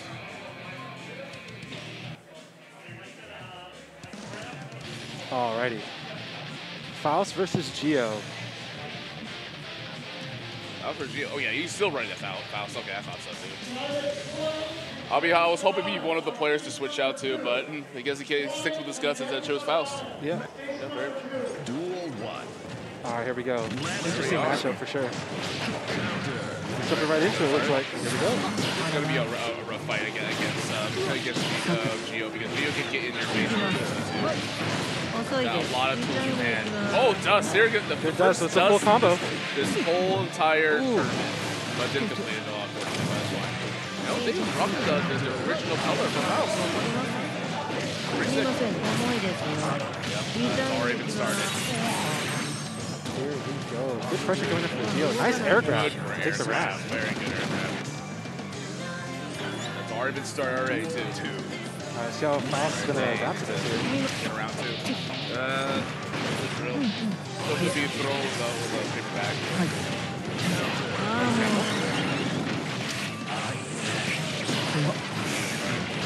Overhead? Banana? Go back down. Get on the banana, dude. Nice. That's good one. Good combo. That was beautiful. Wow. Very clean, very well done. Very clean for sure. Very clean for sure. Finish one operation one at a time. Right there. Banana. Just having a hard time getting out of this corner right now with the bomb and mix up. Watch out for the bomb. Good block. Good block from Red again. Another one. And poor Gio's having a rough time getting out of that corner They're there. always over at all day, too. Good block again. The Scarecrow. Got the burst. They'll replace up the teleport.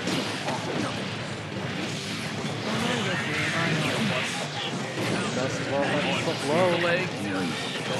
Overhead. Nice. Ooh, that was good. That was tricky as hell. That was really good there. That was very tricky.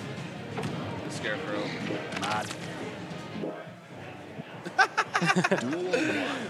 Hi, Nabby. Hi, Aquatic. How's it going? Okay, we're about to match here.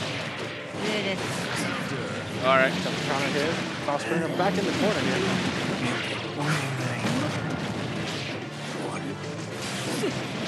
Second. Good blocks coming in from Faust. Got caught in the backdash there, unfortunately. All right, favorite back ball. All right, first. Already started. All right. Oh, good grab. What's the mix up here?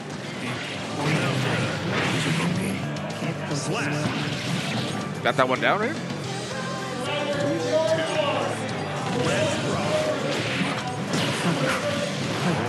Ooh, try to go for the home run there. Unfortunately, did not connect. Gio's just trying to find a way to get in at this moment, but just having a rough time. Good counter hit, but unfortunately got some stuff coming in the air. All right, go overhead. Looks go my way. RC right away. Jumps into the corner. Another overhead got hit by the counter hit. Caught mashing. That's going to be the round there. It's going to be round, There it is. That was fast. No, commentate. I got this. No kidding. Yeah, no. But if you want to take a break, you got I think I'm up. That's why. Yeah, that's true, though. Definitely, that was true. Like, playing the neutral game here. Oh, my apologies for the low volume, too. We'll definitely try to raise that volume. All right, here we go. Thank you very much, guys. Yeah, thank you very much, guys. All right. All right. There's the marching band. Got the pressure from a knot. All right. Very nice. Jumps into the corner here. Overhead. Very nice. Throws a banana. Who we got on deck here? Oh, we got Ebon. Welcome back, Ted. Hello. Hello. Long time no see. Has anybody opened this water? I don't want to touch it if they did. I don't think no one opened this Okay, water if yet. I'm gonna try to unhinge it, and if it this has been open. Our host is on deck here. That has definitely been open. All right, so we got Goon. Who's Goon playing today? Who we got? Yeah, I'm finding the name right now. Yeah, so it was a bonus round, Guilty Gear Strive. You know, the first Strive tournament for bonus round on this one. For those of you who are unfamiliar with the Washington PNW scene. This is technically a newer type event if you think about the longevity from the PNW, and it's been proven to be like one of the God, what's the word I'm looking for? It's like it's one of the funner times. Because of like the venue that it takes place in, obviously, like you guys can see the background, like the big old chandelier and stuff like that. We're in a nightclub, right? Yeah, so like up in the front here, we have like our projector and everything that the stream is being displayed on. So everybody, that you see sitting in the background can just kind of watch. It's really easy. It's really nice. It's really nice. Not only is it nice, it's a stacked event. Yeah, it's really good. The best players from around all decided to show up here. A couple people couldn't make it, unfortunately, but at the end of the day, it's still probably one of the stronger turnouts I've seen out of the couple of PNW tournaments that we've had so far. Yeah, there's some of the people that are like the online PNW players that have been doing pretty well in the online PNW events, but that I don't think are here today. Yeah. From what I remember. And that's a little disappointing because I would have liked to see them in action, of course, considering they're doing so well frequently. Mm-hmm. But it's another thing where if you're kind of worried about the circumstances of COVID, then of course don't show up, right? It's probably a button check, yeah. Yeah. I'll say if this is the matchup right now, I feel sorry for X-Man. Just at the end of the day, this is the least amount of fun that I like to have in Strive right here. This is definitely not a big fun for Leo for sure. Axel, uphill battle. All right. So I'm just gonna straight up say it. Like I've already said it on Twitter many a time, but a lot of people are just really dumb when it comes to the balance of this game. And so they're saying stuff like Axel's not a good character and X character can't win or whatever. But in this game, we've already proven that most of these characters can make top 8s or win tournaments, right? Mm-hmm. And so the only one who has been unable to do so far is Angie. Yep. And so it's just shut up. Personally. Yeah. I'm not on professional commentary, so I don't have to be all professional today. Shut up, FGC Twitter. Oh, dude. Oh shit, my bad. So Axel Leo, this matchup, no matter what, this matchup is just very, very unfun. But the saving grace of this matchup is the fact that Axel has like very little to no defensive capabilities, right? Like, absolutely. He's running on system mechanics and a super on Wake Up. Yep. Those are his options, right? And Leo, well, I mean, we're here. We're at it. As long as you can just keep up that mix-up pressure with this Leo, like, you're going to be able to control the pace of this match. But if you let that Axel get away at all, you're just in for a bad time. Honestly, what I think you might see happening in this is the Leo not forcing wall breaks and allowing the Axel to just reset back to neutral on the screen instead of forcing into those situations. Because the Leo is technically still at a better advantage there than at super wall break. How? Yeah. You just hold forward and you go back to mid screen though. I don't understand. You just let it wall break. You know they're gonna do that. You just run back to run back I see what you mean. I get what you're saying. Okay. Yeah. I was gonna say because like I'm somebody who's not really like a big fan of that idea, considering that for those of you who don't know, if you wall break, you actually get a 10% boost to both damage and defense, right? On top of the meter gain, right? So it's like, I don't know. I guess we're going to see how it plays out because we haven't even hit the wall yet. Yeah. It's been mostly kind of mid-screen, even when X-Men had the damage in that last round, even when Goon had the damage in that last round. But this is kind of the hard part. Rensen got the counter hit 6H. Oh, surprisingly, no up Rensen. There it is, using BRC to be able to grab. I mean, if you haven't reacted before it happened, BRC is a good way to slow it down to give you that secondary chance.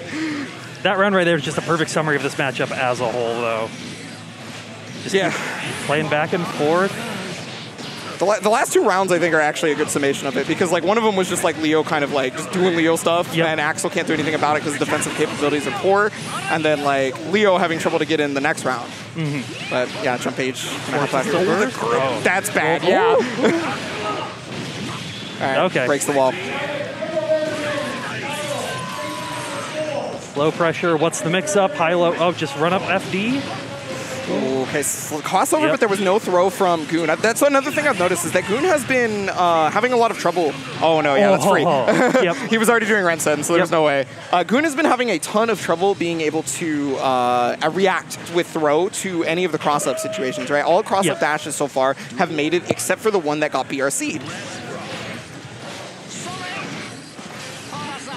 So game 2 here.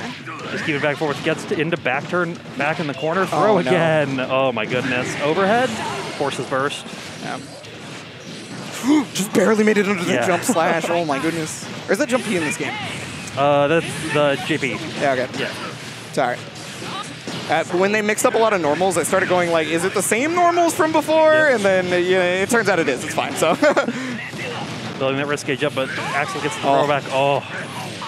That's really good. Oh, that's beautiful for Goon. I was going to say that was really good, but that's way better because like you get rid of a lot of your risk gauge, right? And now you have the life lead, obviously. So Leo's going to have to scramble here, and that's going to force that situation. Super strong anti-air there. What's the stream today? The URL? Bonus round.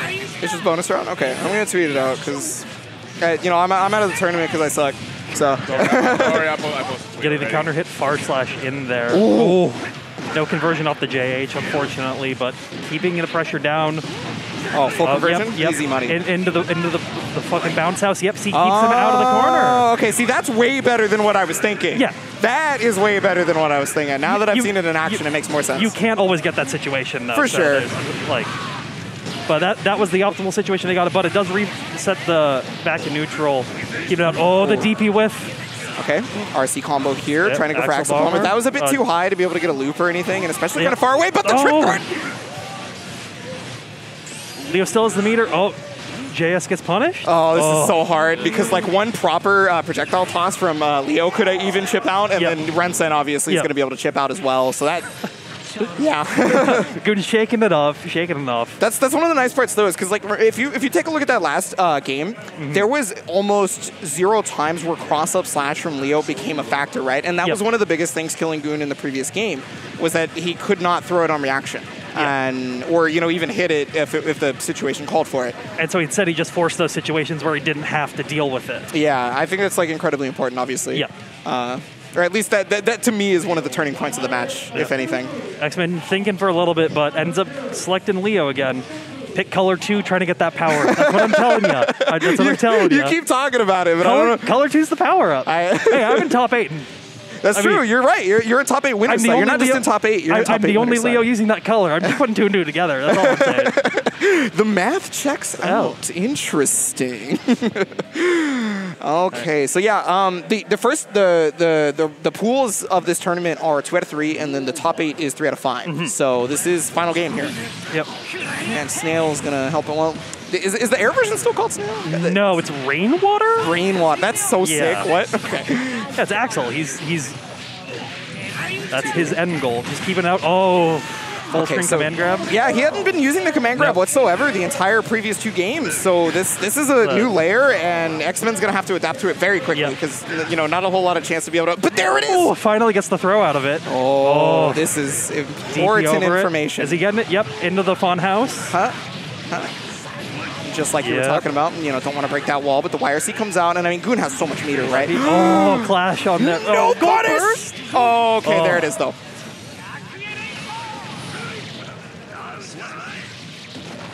Okay, all right. So first round and possible game set here.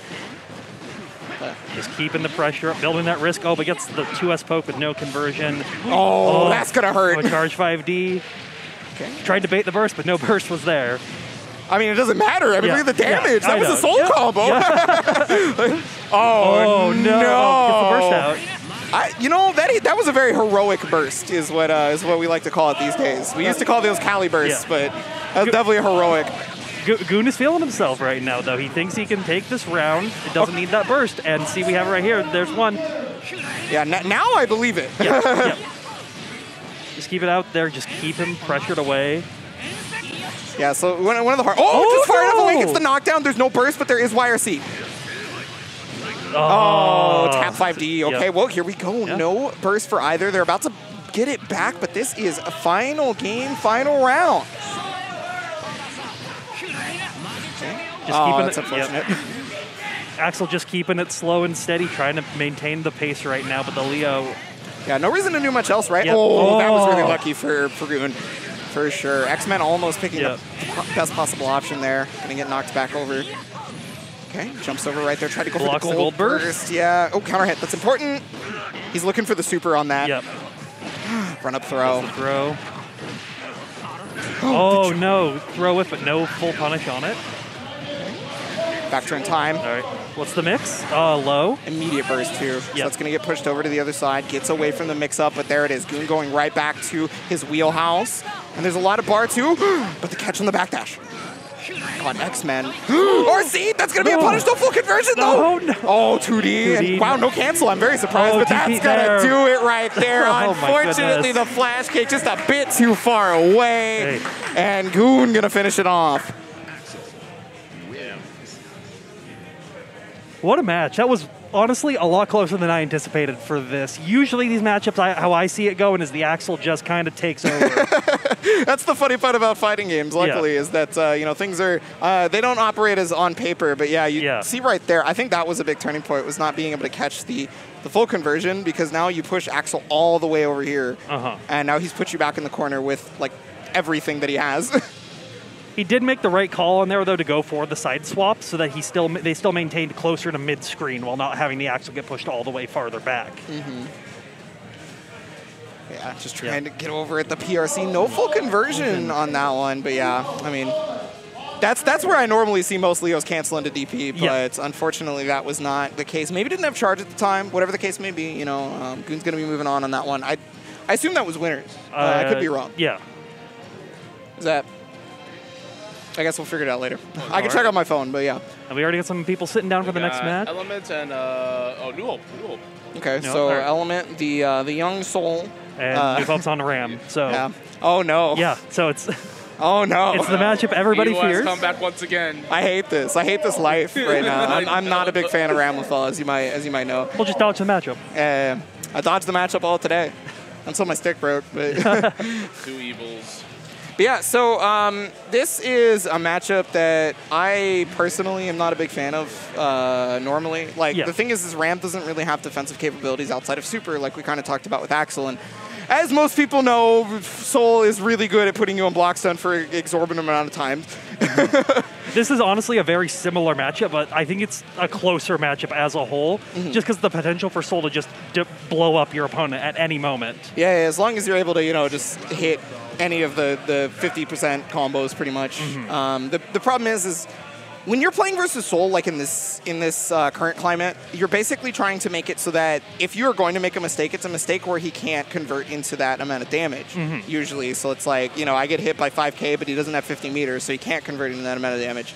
I get hit by, this or that, instead of getting hit by, like, just a raw-ass, like, far slash.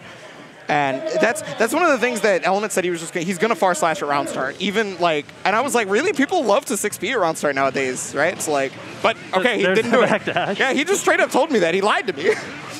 Well, in case he had to play, you see, he's trying to keep. You got me on that one. Yeah. Oh, but there's that counter hit. Good burst out of it though. Oh, that's full combo. Didn't get it. Okay, but it's gonna be able to get the far slash from this one. Didn't RC for the wall break. And okay, this gets the 5D though. And the Guts is going to come in here, but it's not going to matter because it does combos.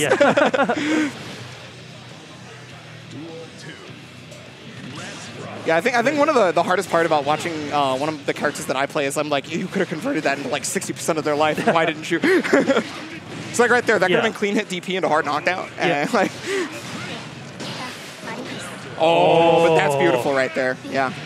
Yeah, so the normal combo route that you're going to do is going to be 6P into clean hit DP. So, Element was probably already inputting it, couldn't get into super. Not going to matter, though. Positive bonus, super strong play so far, and just has been putting New Hope in the blender.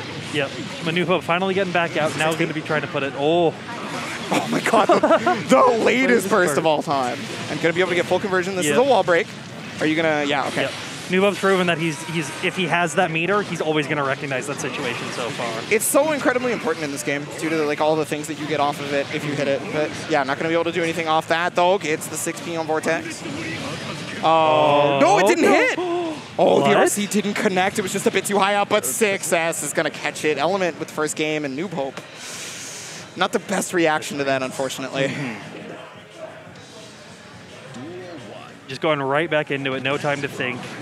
Fafnir round start. But everything but far slash. Everything but far slash. No, they far slash once, but the Ram jumped it. Yeah. So. Fair enough. Okay. Conversion here. Mix of time. Yeah, it's just 2K. Was looking for the DP, I think. Was probably trying to do that DP save Oki. Yeah. Gonna get the hit. That's one of the few problems that you can kind of say Ramlethal, has to deal with is the fact that she's not going to be able to get a whole lot from mid-screen if she hits you with forward slash. She's not going to be able to get much. You kind of have to burn meter for it, and Element's taking advantage of that, right? Like, he got hit, and then he just ran forward. He was just like, I don't care. What are you going to do to me? Yeah. Keeps the beautiful punish. Yep. Oh! I'm surprised I didn't kill, but Guts are a thing. Okay, this could be... Yeah, I was going to say, that should be death if you get the whole thing. But far slash, no 6Ps so far, and there it is, finally, the counter hit on delayed 5H. I got hit there, I'm going to be real. Yeah, see, when you're fighting a Soul that loves to far slash as their pressure, you have to show layer 1, which is 6P, right, to stop the far slash. Or 2K, that works too, of course. And then that's just a really hard situation to punish slash DP anyway. Yeah. Okay. Doesn't decide to go for Fafnir, tries to run a throw. DP? Oh, okay, just goes for the 6P. Oh, that's beautiful. Oh, that's going to hurt. Oh, wait, no, I'm looking at the wrong bar. I'm sorry. Well, this is going to kill anyway. So. Burst out, though. And jump toss to be able to catch it and the air. Ooh, yeah, Element definitely controlled the pace of that match for sure. I mean, you could tell the lack of reaction on far slash mix-up. Yeah. It was like hardly there.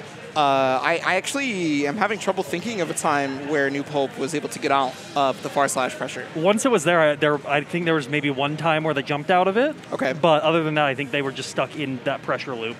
Yeah, it's so wholly important to show like the 6P or the 2K at the very least to start. And the problem is that that becomes an issue because we saw that I think New Hope probably tried a 2K and got hit by a counter hit delayed heavy slash, right? Yes. And so, I mean, I can only assume it was 2K. I couldn't see it, obviously, because it got counter hit. Yeah. But, if you think they're going to go for the 5H, one really important thing is the 6P will connect. Oh, got the burst. That's why I didn't think that. That's why I thought it. Okay. I didn't realize the burst was coming at that exact moment. Yeah, so Element's going to be moving on. Again, I believe, yeah, that was winners. So Element is in contention for top 8 winners side. Do we know who they're playing? It's either the winner of, Daeun or Fish. Oh, okay. So, and then on the other side of the bracket, we're waiting on Dylan R and the Juan and only to play Chad Draws Things. Or, wait, Goon versus, can you scroll down real quick? Oh, that happened already. So it's just going to be Goon versus Red Tag. Okay. Yeah. I don't know which is available currently for stream. I assume they're going to get Red Tag versus Goon if it's not already playing. But if not, I want to thank everybody here for checking out Bonus Round. It's one of our first tournaments back in Washington. It's not the first tournament back, but definitely in this area it is. Yes. So, or at least... it's the first Western Washington tournament. Yeah, well, I'm trying to wonder if they did anything that I didn't know about. Like, as far as I'm aware, this is the first one. Yeah, okay. All right, I already got somebody on deck. Unfortunately, not aware of the name. Dylan. Dylan? Dylan Ryder, I believe. Wait, that name is familiar. Yeah, SCG. Dylan R? Okay. Dylan R, yeah. Versus Chad. All right, this is going to be sick. I'm always happy to commentate a Chad match. And then there's Chad. Yeah, Chad's coming up next too. I should finish that tweet that I said I was going to do like 12,000 years ago. 12,000 years ago. I mean, you can retweet mine. I sent it not too long ago too. So, let's see. Chad. Just add Chad draw things. Bonus round. FGC.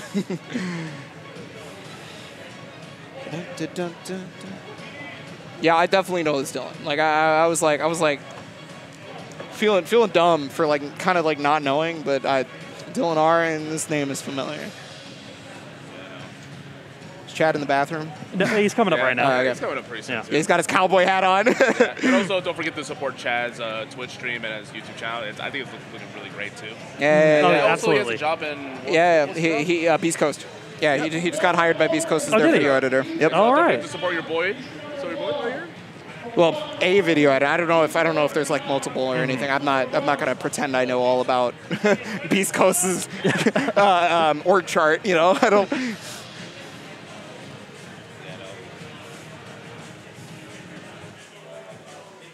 All right, Cowboy Chad. Right now, both players just mentally preparing themselves for what's about to come. Chad's been playing Kai. I'm pretty sure he's been sticking with that throughout this tournament as well. I'm not entirely sure who Dylan is playing. Sorry, one sec. You're fine. No idea, actually. Yeah. And you said the stream was Bonus Round FGC, just like the Twitter? Okay. Bonus Round FGC. I'm not streaming it because why not? No, I don't. Why not? I didn't. Let me. Okay, there it goes. It finally loaded. I was like worried I spelled it wrong because the thumbnail wasn't loading. Oh yeah, I should probably do like hashtags and whatnot, right? Like I'm a professional. Yeah. So it looks like we're gonna have Soul versus Kai in this match. Yeah. If any of you switches out. So I've talked to Chad just a modicum of an amount about this matchup. Okay, it's not gonna happen. It's Eno. Okay. Or is it Tato? I saw the pic. Oh. I saw you a messenger DM. It's for a script. Can you check it out? Oh. Okay. Okay, so it is Eno. All right. Cool. All right, Dylan R, yep. Oh yeah, cool. I can do that. No problem. I'll do that in between this match. But yeah. So sorry about that. Dylan R. Yeah. So the Eno. I'm trying to remember. Is Dylan the same Eno that has been doing the PNW online events? I believe so. Or am I just like fabricating that in my mind? I think this is I recognize the name popping up. Yeah, I feel bad too because it's like you do research and like you try to remember people's names and then you have like a really bad memory. I like, have a fake memory of Dylan R. Was he playing like NRS games or something? Oh, that'd be sick. NRS players are super good at Strive. I feel like if you played an NRS game, you have like a good idea of how. I'll probably ask him real quick. I mean, one of the other games that NRS players like should definitely try playing if they haven't is Grand Blue.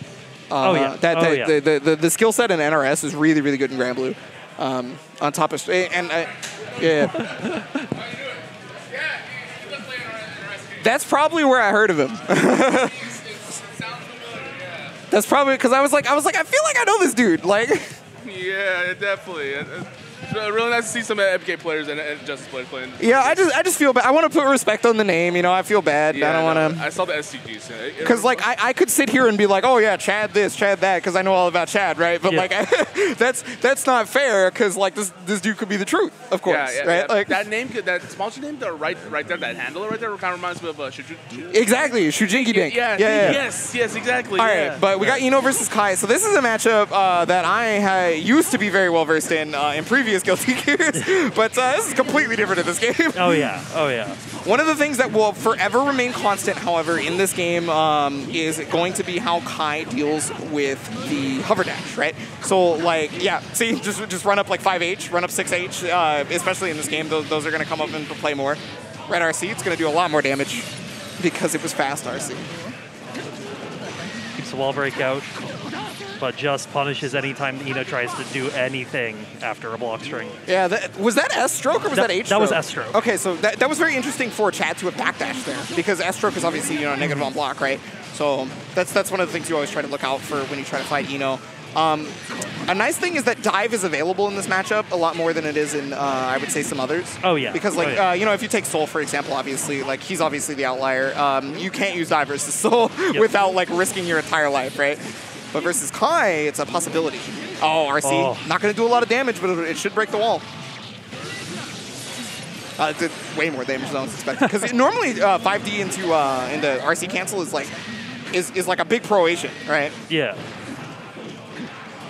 Ino does have low guts though, and so she's going to be taking more damage than you would normally want to. That's a good point. Yeah, a lot of meter for Chad too. You gotta.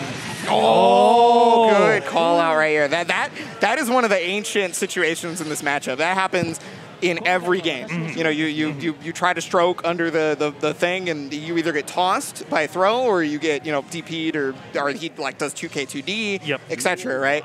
And if you're in that situation as Ino, it's really, really annoying because he gets charged on edge knockdown. Not in this game for if he hits you with DP, though. He doesn't get charged on edge knockdown. Thankfully. Yeah, ooh, good punish here. 2S. Full conversion, yeah. And he's got bar, too. Oh, beautiful. No wall break, keeping him in the corner. Hit with the overhead stroke hits, finally gets a wall break on there. Yeah, fully charged the dive. It's not going to kill, but this is like a check situation, right? So much bar, and you pick the wrong option, you die, right? So he was probably expecting stroke, I want to assume, because he did 5K. Yeah. It's the only thing I can think of anyway. And Ino's been very happy to just throw out strokes in mid-screen, so hitting him with the VCL. Ooh, double jump, yeah, trying to use that air mobility to get away from any sort of anti-air, you know? It's normally fireball is how you stop the anti-air, but if you've got jump option, oh, let's go! I love it when that happens in this game, because you don't normally get like air combos in this game the same way you did in other Guilty Gears. But this is going to be plus on block, so yeah, guard break situation. But Red Lightning, are you close enough to break the wall? I think this will break the wall. Okay. Yep. Oh. All right, so this is looking that's set point right now here for Chad. Yep. But now Dylan does have a round though, so you know. Turning that tide can definitely happen. Chad having a burst. Dylan is going to have to make something happen. Okay, Daya Clot is not going to work. Oops. I wonder what other characters do versus Daya Clot if they block it. You know, I've never really had to take a look at it. Because, like, obviously I play Soul, so I'm just like, oh, yeah, I'm just going to, like, Unga Bugga 6H or whatever. But, I've never really seen how Ino deals with it. No, not catching the backdash. Yeah. Beautiful conversion, too. Okay, the overhead. Gonna have to deal with one more mix-up. It's gonna be the overhead right there. It does not matter who you are. Do not let her touch you. No. That is one of the oldest adages for for Guilty Gears. I don't care how pretty you think she is. But okay, trying to 5P is the anti-air, not a 6P. Blocks the dust. Gets into a mix-up situation. There we go. You know, one thing we haven't seen from Dylan as of yet is that command grab super. Yeah, it has not come up once. Oh, but so, yeah, 2S counter hit near bursting that because that's a wall break free. And then that was really, really important patience right there from Dylan to not dive there. I feel like most Inos would be like, yeah, I gotta get back in there, right? I was gonna dive. Oh, and there it is. That's good timing. Ooh. Not the command grab super, but the super. The reversal. Yeah. So Chad must have, God. Yeah. That's the saddest part about about HCL in this game is that's what happens to her if is in the face of somebody who can duck under it while attacking. And with so many characters just standing as well, it's not a fun time. I thought it was super funny that when they showed off Gold Lewis, they were like, here, he can also run under HCL just like everybody else. Gets the overhead RC for the kill. Hey, well, final round, both players here, Dylan and Chad. One of them's going to losing bracket. Yeah, you got to feel it out. Yeah. It's a scary moment. Because you want to get in, but you can only get on your own terms. If you get in on the opponent's terms, that's like really scary in this situation. Now the note Oki, it's not going to matter if you just defend, but DP out. Throws the 5D. Okay, the jump does mix up right there, but it's going to be able to backdash, gets the hit. Or see the dive. Yeah, that was basically like the best option, because if the dive gets blocked, you're fine. RC gets you the combo, and now you're sitting pretty. Dylan is backing up. Warning on the danger state, but you kind of got to take it, I feel like. Far slash. Okay, burst. Oh, bait the burst from the RC. No. Drops combo. 5D. That may very well have been the death burst. Yes. Right there. It's one of those situations where you probably didn't need the burst, but it seems like you do because, well, I mean, you're low on health. You're getting ready to hit the corner. But Kai, I don't think, could actually do anything outside of RC, so you kind of have to. I think you're only forced to wait for the RC before you can burst in that situation. But again, you're in the middle of the match. It's like you're about to die. Your brain is like, I gotta get out of here. It's one of the things that's just going to come with time, just recognizing those situations of when not to and when to burst. I feel like there's a good chance I would have bursted there too. I bursted. Honestly. I bursted. I'm just going to be honest. All right. So while we wait for the next match, I do got to talk about one of the nice things about these tournaments is that, we all like to look out for our own. And one of the nice things is that Canadian events are currently sponsoring the bonus round here. And, that Canadian event is the Pinnacle, right? So, we got to shout out Beacons GG for sponsoring the event. Obviously bonus round is very excited to be part of the beta community and grow with them. Obviously there's, you guys can go to Beacons GG and sign up for Pinnacle and things like that. Pinnacle is a tournament that has over $30,000 in prize pool. Obviously cumulative. I'm not talking about a single game, but it's wild. I was at Pinnacle the previous year that it was available. I can't say last year because it was previous. It was pre-pandemic, and I had a great time. And so it's something I would recommend going to. I'm probably going to be going. I'm probably going to be there personally. So if you want to say hi or whatever, please do. And so just so you know, if you're driving up from anywhere, what you're going to need is you're going to need your passport, and you're also going to need a negative COVID test 2 days before you drive up to the border. They will not let you through the border, and it is very important if you want to jump into that. So, while we're talking about that element, Daeyoon. So Daeyoon is considered to be, long-standing one of the best Guilty Gear players that PNW has had since Xrd. For sure. Daeyoon was not around for the previous games, to my knowledge. Because I was, and I don't remember Daeyoon back then. So I'm not aware, but I know Daeyoon has been playing Plus R since the rollback update, and they've been grinding it, to say the least, as most Gear players have been. Yeah, if there was one more hit before that, HTP, that definitely would have wall stuck and killed. But not going to be required. Element's going to take that handily. And that's the thing is, Element, as long as he converts into whatever it is, it doesn't matter what he feels about a matchup or if he knows a matchup or not. He's just like, yeah, as long as I do 60% of your life, what are you going to do about it? Just keeping the pressure in the corner, though. Element now having to play against an opponent who's going to be reacting to those far slash mix-ups. So we'll have to see if they can change that pressure in the corner. Gold burst with the minions down on the ground. Yeah, that's just risk gauge. Yeah, he's spending all that bar to stay in. Incredible. Oh, yeah. He's got the bomb there, but he doesn't know when it blows up, so he just stopped. And Meteor's coming down as well right after the hit. That actually may save Daeyoon. That saved him right there for certain. Hit by the overhead. The fact that Element was unaware of when the bomb explodes is actually a really, really big deal. Yeah. And that's information that I think Daeyoon should probably put in the pocket. Ooh, got the Vortex with the 2P right there. Good call out. 1 round apiece here, first game. Looking like it's going to be pretty close. Oh, there's that far slash round start. Get traded with 5P, but you know, sometimes it'd be like that. Bomb comes out again. Let's see if. Yeah, but he thought it was coming out early there. If you RC right there, it's not going to matter if it comes out early, right? Because you're going to be able to have the bomb explode on the opponent while you're able to block because it launches Faust. Ooh, angry Mini Faust got the wall bounce. Okay, the bomb is out. Bomb explosion, but Mini Faust out again. Oh, good block right there on the overhead. Oh, he hit the Mini Faust though, so it's going to be angry. Yeah.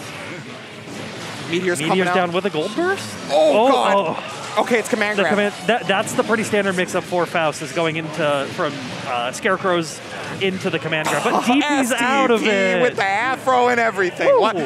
No, go back. Look at the windscreen. Look at the windscreen.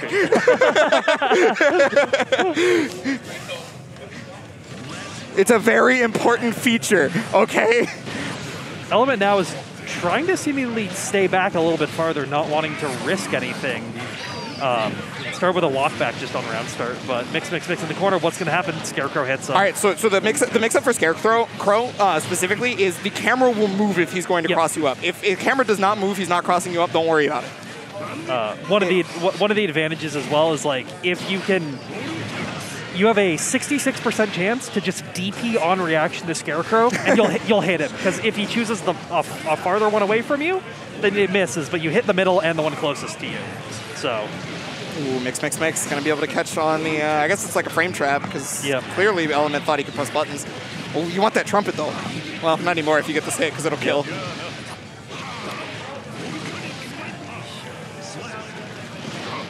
This character, man. This character. He's an alright character. Overhead. What's funny too is Element did the non-optimal combo there. That was like less damage. If you do fast RC dust, that's more damage, and you still get the clean at DP. He picked up the Mini Faust in the knockback, but so he was able to get out of that pressure. Ooh, no throw right there from Taeyun either on the Bandit Revolver. Yeah. Oh, he's gonna be able to at least toss one item. Yeah. Okay, overhead gets blocked. Meteors coming down. Oh.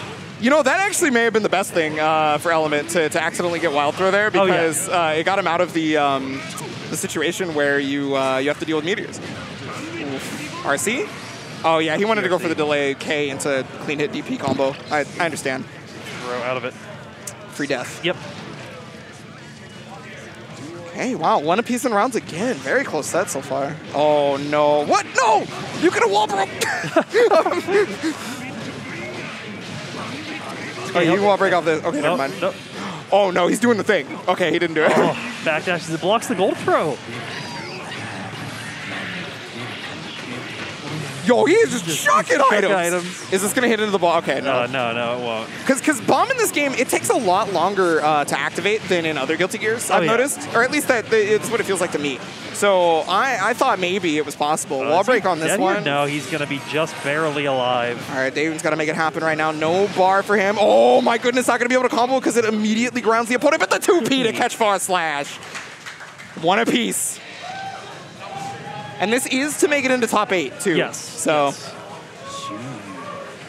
You know, Faust as a character, a lot of people have been downplaying him for a long time, saying he's the worst character in the game. But, I mean, as you can see, he's still able to handle the scary Twitter monster of Soul.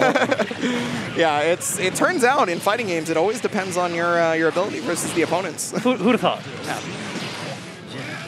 Ooh, Scarecrow just to be able to get away from the situation. Oh, no. Oh, that almost gave him a full combo.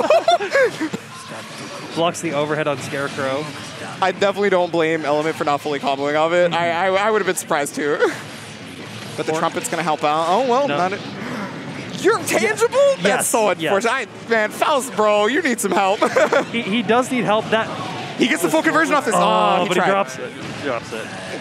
Great. Yeah, the instant block on the Vortex made it easier to punish on that one, and now barely. Scarecrow makes for the overhead. Mix up.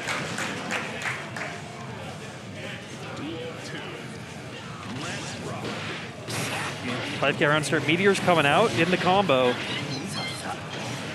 That's the overhead. Mini Faust coming out. Yeah, see, that's the nice part is Mini Faust takes the hit. Yep. It's like you try to punish, and then he's like, nah, dog. Full combo. Yeah, I was going to say, that's an easy full combo. And look at the chip damage, double Fafnir too. YRC is just required at this point for Daewon to get away. Camera coming to hit the DP.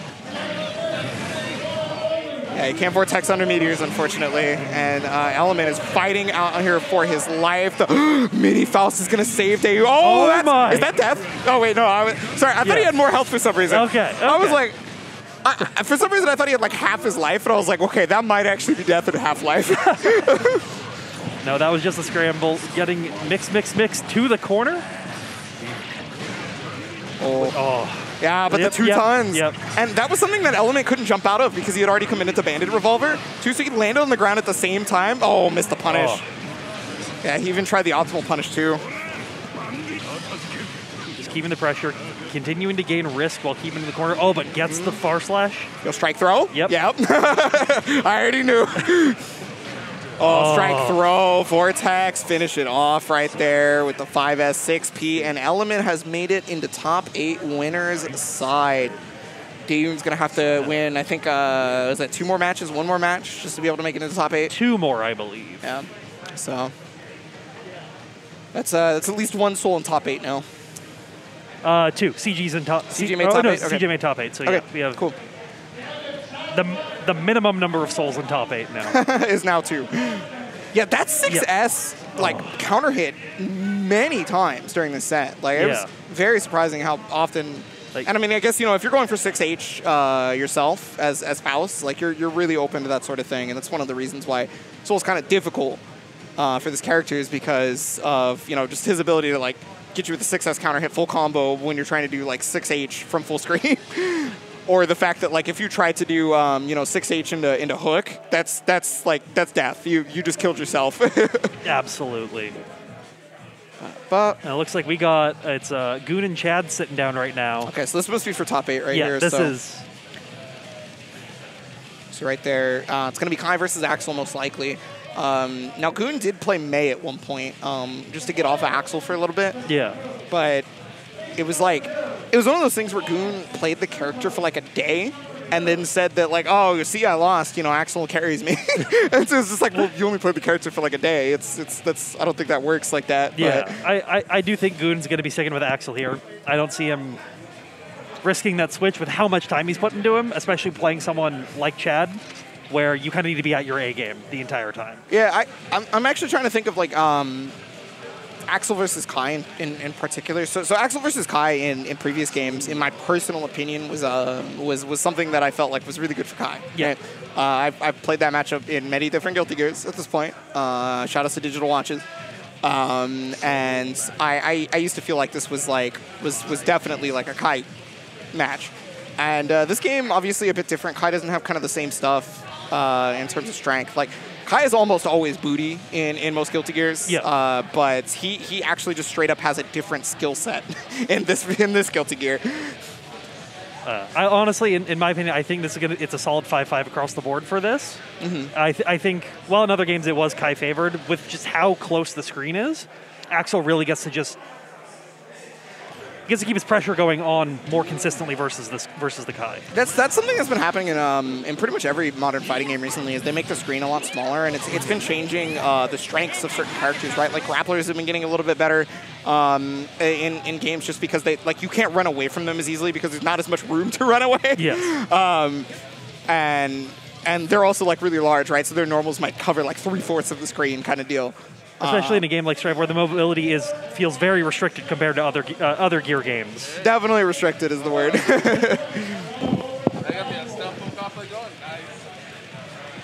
Unless you're playing like Chip, I guess it's it's still restricted, but it's like not nearly as bad as some other characters. Yeah. But, your ninjas, your Chip, your Millia, they're still pretty mobile, but it's definitely not as near as they were in the previous titles. So I believe Chad is going to ask for the intro to play out, because I think he does that every tournament match. Just more time to calm down, more time to think about what you're going to do before it actually gets in. That's true. It's I do want to see how Goon deals with Stun Edge RC, or not Stun Edge RC. Excuse me. Words Isaiah. Good lord. Slide RC is Lightning Stun Card? Dipper. because I've played this character for 20 years and I should know how things work, or the names of moves. Yeah. Yeah, Stun Dipper RC is something I want to see how how Goon deals with, right? Because like if you obviously pick a 5P at the wrong moment, Kai gets in. Yeah. Yeah, full conversion and a strike throw time. This character, he doesn't have a lot, but he definitely's got one at strike throw for sure. And having strike throw in this game is good. I guess the RC blocks the burst.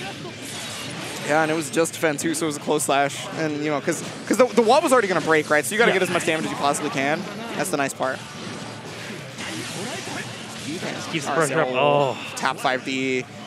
People are just getting opened up by that dust today. Yeah, Chad loves tap 5D. Yep. Like personal, like that's just like a him thing. He's just like, yeah, tap 5D is great. Like, if I have meter, it works out. If if you have like no health, it becomes a true mix-up. Like, Goon decided to break out the command throw, or the command grab early in this matchup. I think he's very worried about. There it is, that 5D again. I think he's worried about Kai's mid-screen pressure against him, and so just wants to keep adding layers onto it as quickly as possible. Wow, Goon dropped the combo, but turned it into a good situation. Yeah, that's really good. I mean, there's not a lot of health left, and Chad is forced to FD, using a lot of bar, but okay, the knockdown on the throw. Ooh, I don't know if that was that safe, to be honest, but I'm gonna let Chad do his thing. Hey, yeah, Goon is starting to block 5Ds. Yeah, that's really important. Close slash. Oh, the 6K, yeah, free conversion there. 6K is what is it, +3 on block, right? So something like that. Yeah. You really got to deal with the RPS afterwards, and especially if you're in shock state, right? Because he has Flandre Arc, and okay, easy punish. That's the burst. I like that. Chad waited for there to be no more jump cancelable normal before bursting. Yep. Oh, full conversion. Just barely dropped the 5K because that was a wall break. I assure you of this. Oh, yeah.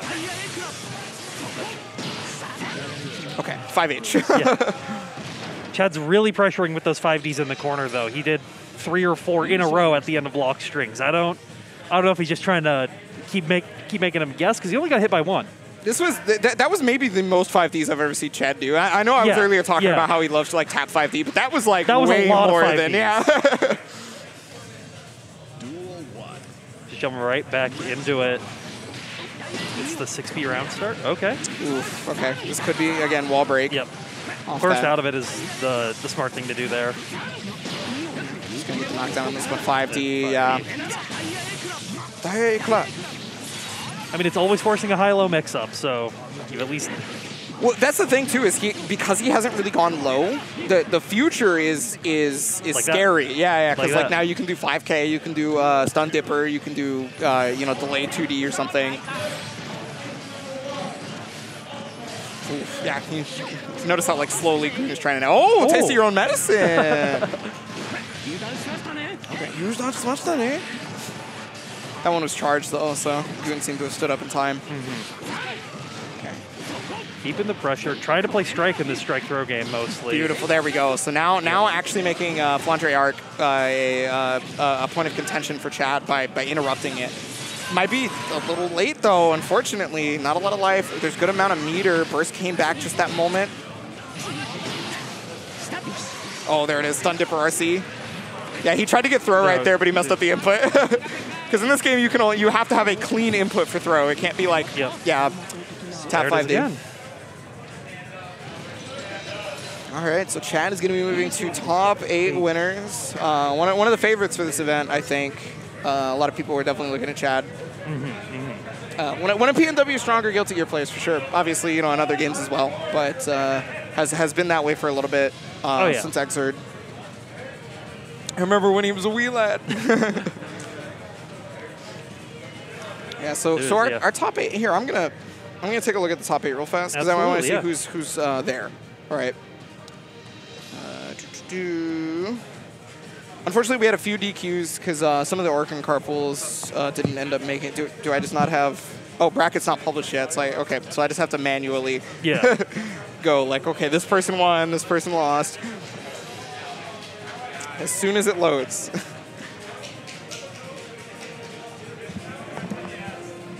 Oh, okay, so we're going to intermission? Yeah, we're going to go to intermission after this, so... After this match or right now? Yeah, right now. Oh, okay, all right. Hey, before we go to intermission real quick, I just want to tell you guys, one of our sponsors here is the Pinnacle and Beacon GG. So just, giving a shout out to our sponsors for the event, obviously. Now, Beacon GG is a beta platform. It's a beta community, but you guys can sign up for it. You guys can check out what it's all about by going to beacons.gg.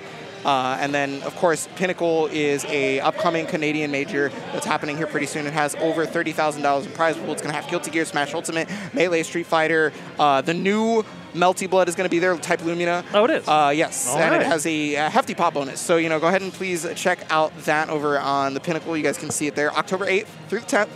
And we're just going to take a short break so you guys can check out both beacons.gg and Pinnacle while we go ahead and do that, do our quick break up until we solidify this top 8.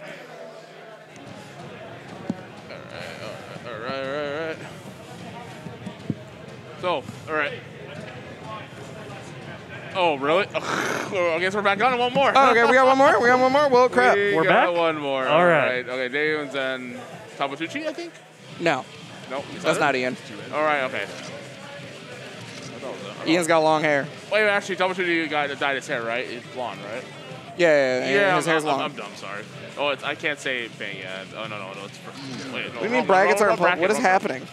You want to see? I'm trying to look at top 8, and it's like, just tell me brackets not So published. from Pool 1. I mean, I'm trying to go back to the pools, and it's telling me brackets not published. Sorry. I'm back to the pool. Those are So weird. in Pool 1, it was Q and I. And you. Okay. And from winners, and then it was Devo and CG. Okay.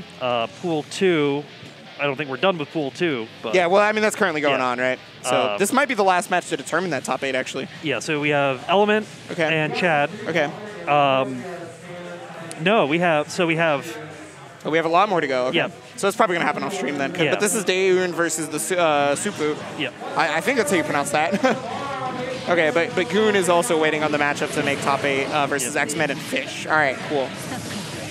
Well, regardless, here we are right here into Daeun and was it the Supu? I'm sorry, I feel so bad when I can't pronounce things properly. I can't pronounce it either, so...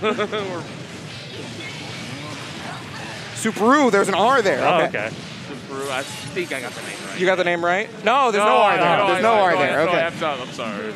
Well, he streams on Twitch. Plug it. Yeah, double overhead right there into the dive. Gold Burst comes out, though, trying to get that bar, and there it is. Command grab. throw. You just, I was going to say, Yep, you just RC this, right? Oh, but doesn't get the conversion off of it. Yeah, I think that was just an input error Yep. on that one. 5K is going to finish it off, though, and this is... 5K has been a thorn in Ino's side since she was born, I'm pretty sure. like Faust 5K has just been there as the stop sign for God knows how long.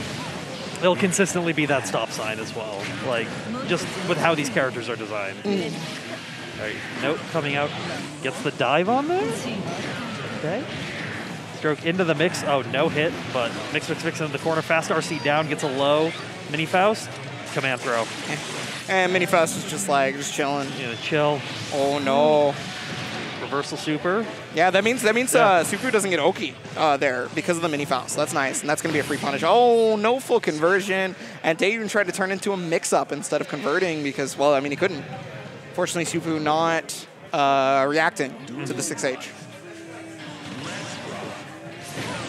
Oh, God, 6H round start, bro?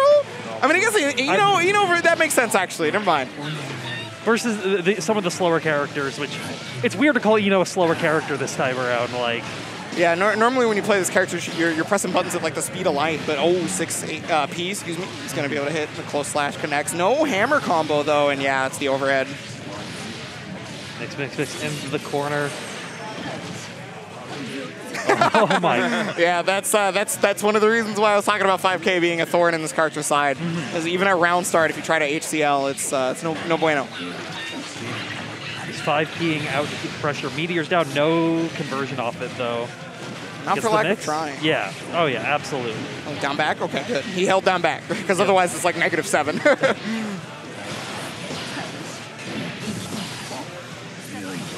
Ooh, teleport out, and that should be a free punish. Yeah. Yep. Full conversion here, wanted. Oh, no. No! That is sadness right there, but Daeun capitalizing off it beautifully. Gonna be making it through. Okay, so did we confirm that was not for top 8 exactly, or was that for top 8? Sorry. This is... I'm not going to say Yeah, it. it was. No, this is Yeah, for that top was for top eight. That was for top yeah. eight. Cool, cool, Yeah, cool. that was top 8. So, Yeah. so we're going to intermission completely right now. Now we're going to intermission. All right. Are we sure? Now we should now. So yeah. So, but yeah, it's definitely going out too. So yeah.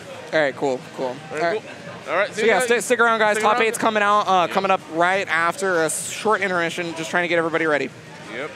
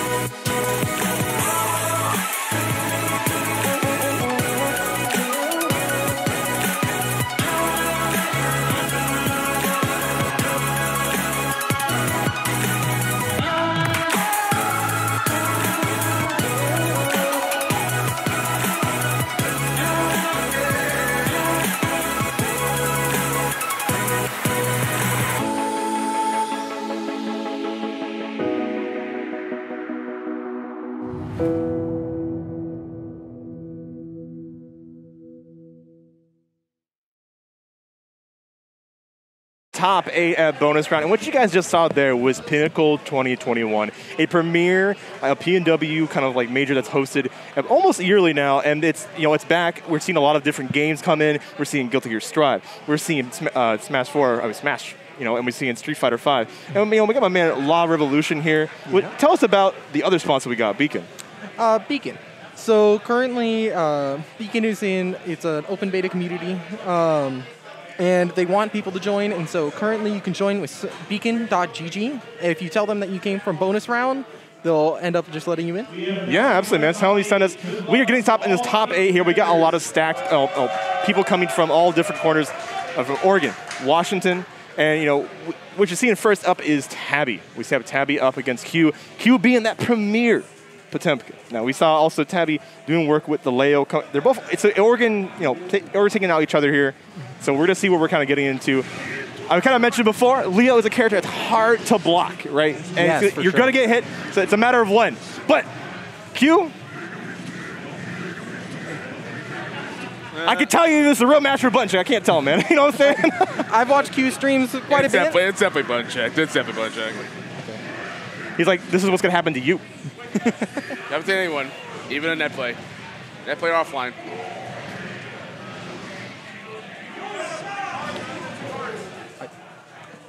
I think this is legit.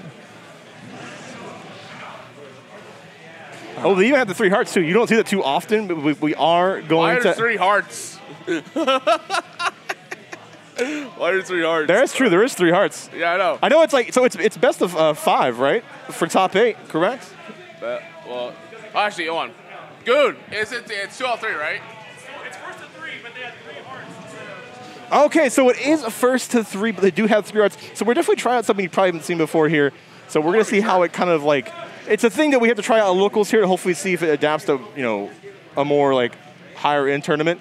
But we're gonna get to it. Q versus Tabby. This will be really interesting. This will actually change the burst economy, and that's what I'm thinking too. Yeah. So this is potentially the 2 standards people are looking for is first to 3 in pools or looking at 3 hearts. And I don't know how I feel about either quite yet. I think this game needs something though. It's extremely quick. This will be a very different top 8 that I think a lot of people are used to. And you're right, the burst economy is going to be so different. How long will you stay? In fact, you'll get more bursts to use, right? Because there's more time. Yeah, the best part is like in Japanese arcades, it depends on where you go, but in a lot of the footage that I'll end up like watching even like Third Strike in, it'll be 3 rounds to get the most bang for your buck. So this will be quite interesting to take some of that arcade roots back into the console. Yeah, that's right. We're bringing the arcade to use top 8. Let's kick it off here. Oh. It's no more button check, man. It's okay. We got to make sure that he can do these Garudas over and over again and get that free chip damage. We'll also need to set back the hearts, but yeah, make sure everyone's buttons are all good to go. They did. Okay. Whatever you heard, we're back to the original. Apologize, guys. Must have been a mistake on there. We are kicking it right off here. I think we got it all right.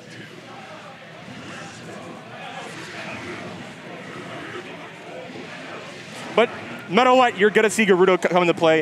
It is a very plus, puts you in a guard crush state, and you're going to see it like either he's going to do it twice in a row, get free chip damage, or he's going to do it into probably like a sweep if you try to jump out. Because a lot of people try to jump out, usually once you condition them to use 2 Garudas. Yeah, it's plus enough where if you 2K, that jails. And so you can't up back out of it. You really have to commit to jump or block, but Potemkin busts them. Right. Oh. And I think Q is, how optimized, you'll really see with the coin flip. Okay. You got the command grab on the actual command grab character. Oh, beautiful thing to see. He's like, the button check is over, mate. You may take me to the heavens, but I dunk you down into the ground. Ooh, wow, that caught? Yeah, it did clip him, and there we go. Okay, Tabby is on the board. It will, we're getting to the thick of it. This is top 8, baby. Ending up losing 1 round originally, just I don't know exactly the reason, but starting it off quite strong. Very fun to watch so far. There we go. He's back into it. He try to call the jump, but I think he was a little preemptive with the button there. Yeah, Garuda is definitely Potemkin's best move. It's almost the core of his kit. Potemkin Buster seems secondary, but both are equally important in making you as scared as possible. Right, and you can't forget about Mega Fist too, because it has, the way it sends you up, it is frame 1 on activation. Better than his jump, so you'll see a lot of it maybe get out of pressure. But the far heavy, just very solid buttons, big buttons. Q. He's also streaming too. I don't know if you see it on his chest, but he is streaming for the fans. Yes, I did end up seeing that. Just making sure everyone can get the venue experience. Yeah, man. He's trying to put Tabby on World Star. That was amazing. He just waited too. He was ready for it. The slide head just parried. Oh, powerful. I can never. I almost thought he had like a button issue with how long he was waiting. But the patience definitely paid dividends. Here we go. Yeah, he tried to caught a little pretty with the super, but it's not going to get him punished. It is plus on block, so it can help start your offense if you really need. But yeah, but you have to watch out for Guy Ganter, the Aegis Reflector that Potemkin is known for. Good read right there. Best DP, man. Best DP in the game. In fact, you can charge it, and he baits out the burst. Let's go, Tabby. And I imagine these guys have played before because they're both from Oregon. I would assume so. Yeah, so they probably know a lot of each other's habits, and it's going to be more about the player dynamic than maybe so much the matchup. They probably have that down to a T. Yeah, that's the guard stance that Leo has while holding S or H. I don't know how I feel about it in this matchup because Slidehead will just blow it up because it's a low. And Q will blow up Tabby, as you just saw, up with a perfect. You didn't even get the chance, 7 golden letters. 7 golden letters. That's right. Slidehead for the knockdown will definitely help full screen, help Potemkin get in. Not very strong at doing that regularly by himself, but big buttons. And unfortunately, he didn't take much damage either. Oh, heat knuckle caught him out of there. Is that going to break the wall? Yes, it is. It's close enough. Oh, wow, what an interesting trade. I guess it was right on the money for him. Very solid buttons. And Q won't let you get away for that for free. With bursts like that. No, I played him once. Nope, that didn't happen.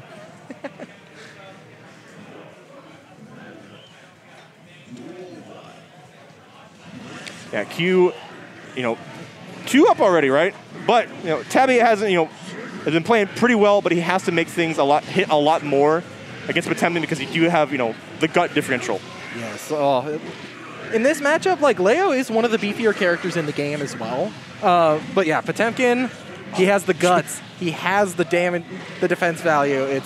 It's just rough. You have to hit him 700 times. Oh, no, he's in the throw loop. He's trying to do it again, but, Q is not going to let him. And I really think Tabby's doing such a good job of making sure he gets in the corner first, immediately, and keep him there. I think that needs to be necessary. Potemkin's weakest part is his defense. Moving in and getting in can be done with these big old buttons, but once you're stuck in the corner, it's really rough. There he goes. He's trying to match counter Garuda impact. That combo strained the Potemkin Buster. That's true. RC finishes the combo here. All right, and the wall break. Yeah, it's scaled too much. He's living on a prayer here. That's sometimes all you need. Oh, and the BRC added extra hit stun, and the jump attack doesn't matter. Mega Fist denies you the finish. Wake up, Mega Fist. It's just as good as a DP sometimes. Right away, Potemkin Buster. Yeah, it was the car version too. He's such a threat. Another one. Once again, it punished. Not like this, man. Not like this. Do it. Oh, he's trying. He's trying for the fans. He did it for the fans, man. Come on. Oh, no. And it's the end. It doesn't matter how much defense or guts you have. Potemkin Buster makes you explode. He knew, right? He knew that Leo was going to come to him, and he's just like, right into my loving grasp. It's so scary. You don't want to just get hit with a button, and it's scary right off the bat too because of how big he is and how small the screen is. Like round start, the fear is there, and he put the fear in Tabby, man. That blue RC was really it was good. You can't deny Tabby was able to counterattack a lot what Q was doing, but Q hit harder. That's Potemkin's job. It will always be. Oh, the car of Potemkin Buster. It's so beautiful, but playing against it is the worst. Oh my God. Oh, you see that flash kick? Yeah, he punished the DP too. The DP was just too slow to. Yeah, now being throw invincible in this game, or not throw invincible anymore, the DP is a lot rougher of an option, but easier to deal with. So. All right. Double-edged sword. We have a cowboy coming up on stage. Yes, we do. He is the lone sheriff, a man from down south. Cowboy Chad draws things. The sheriff of Olympia. He's come to speak the gospel of Kai.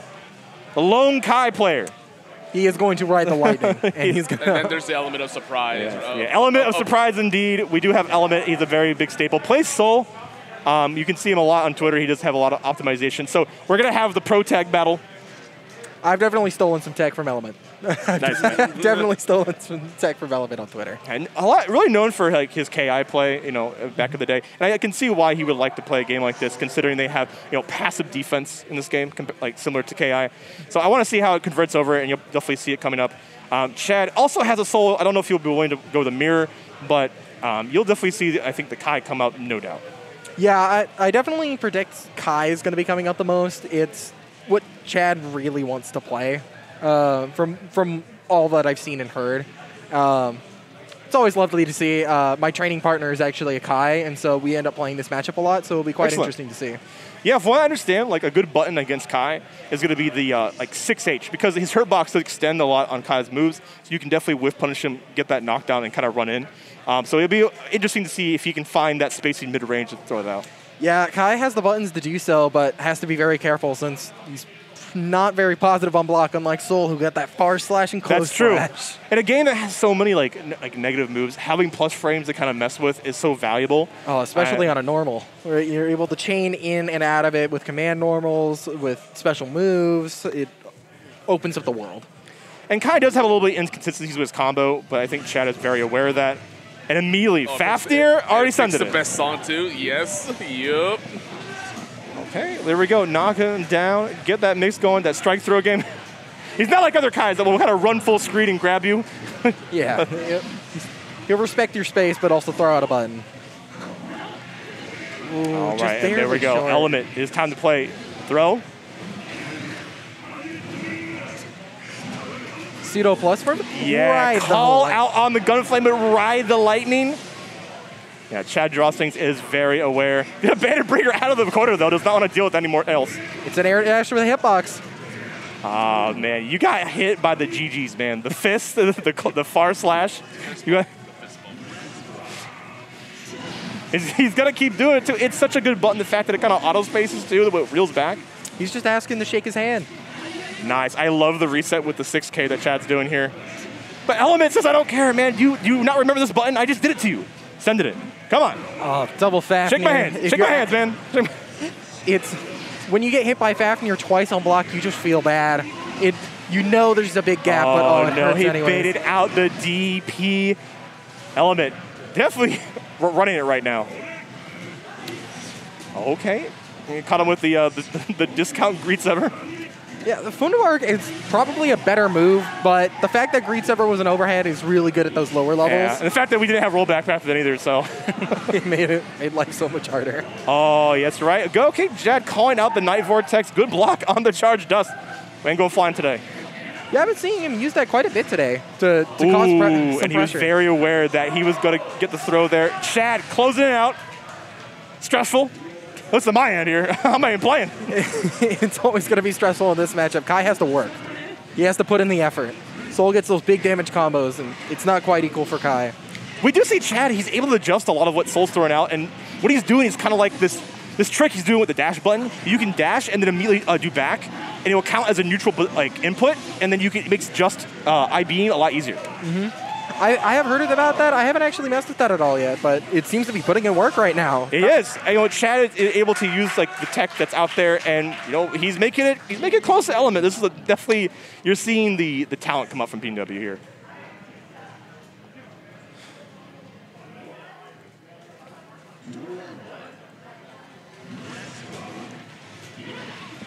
Ooh, the 5K anti-air. Oh, wasn't able to finish the combo because he was just a little too low. Yeah, Element did have the right idea using the anti-air because Chad did jump. And there we go. Already getting the wall break. Going to get that positive bonus. He is very well fed on the meter fast here. Get that wrist. Get that chip, Uh-oh. Oh, no. Gold burst? Yeah. Oh, that's going to be He was kind of wishing on a prayer there, and Element will take it all the way with a perfect. I would definitely say Kai's pretty meter hungry in this game. Yeah. He definitely wants to ride the lightning. Sometimes you want that's charge stun it, or you want the Sacred Edge to be able to just put on plus frames really quick, the shock state. Yeah, we're Soul. He has already the damage, with that, the heavy Viper, and he's able to reset a lot of his pressure right there as he drifts back with the RC on the wake up DP. He has the meter to do it. Go for it. 5K 2D, another charge dust, making it safe. Another Dustman. He really wants to send him flying, but Element is just not having it. He is so ready on the reactions. See, I like the idea of using 6H. It would have definitely punished it, but he was very out of range. Oh, yeah.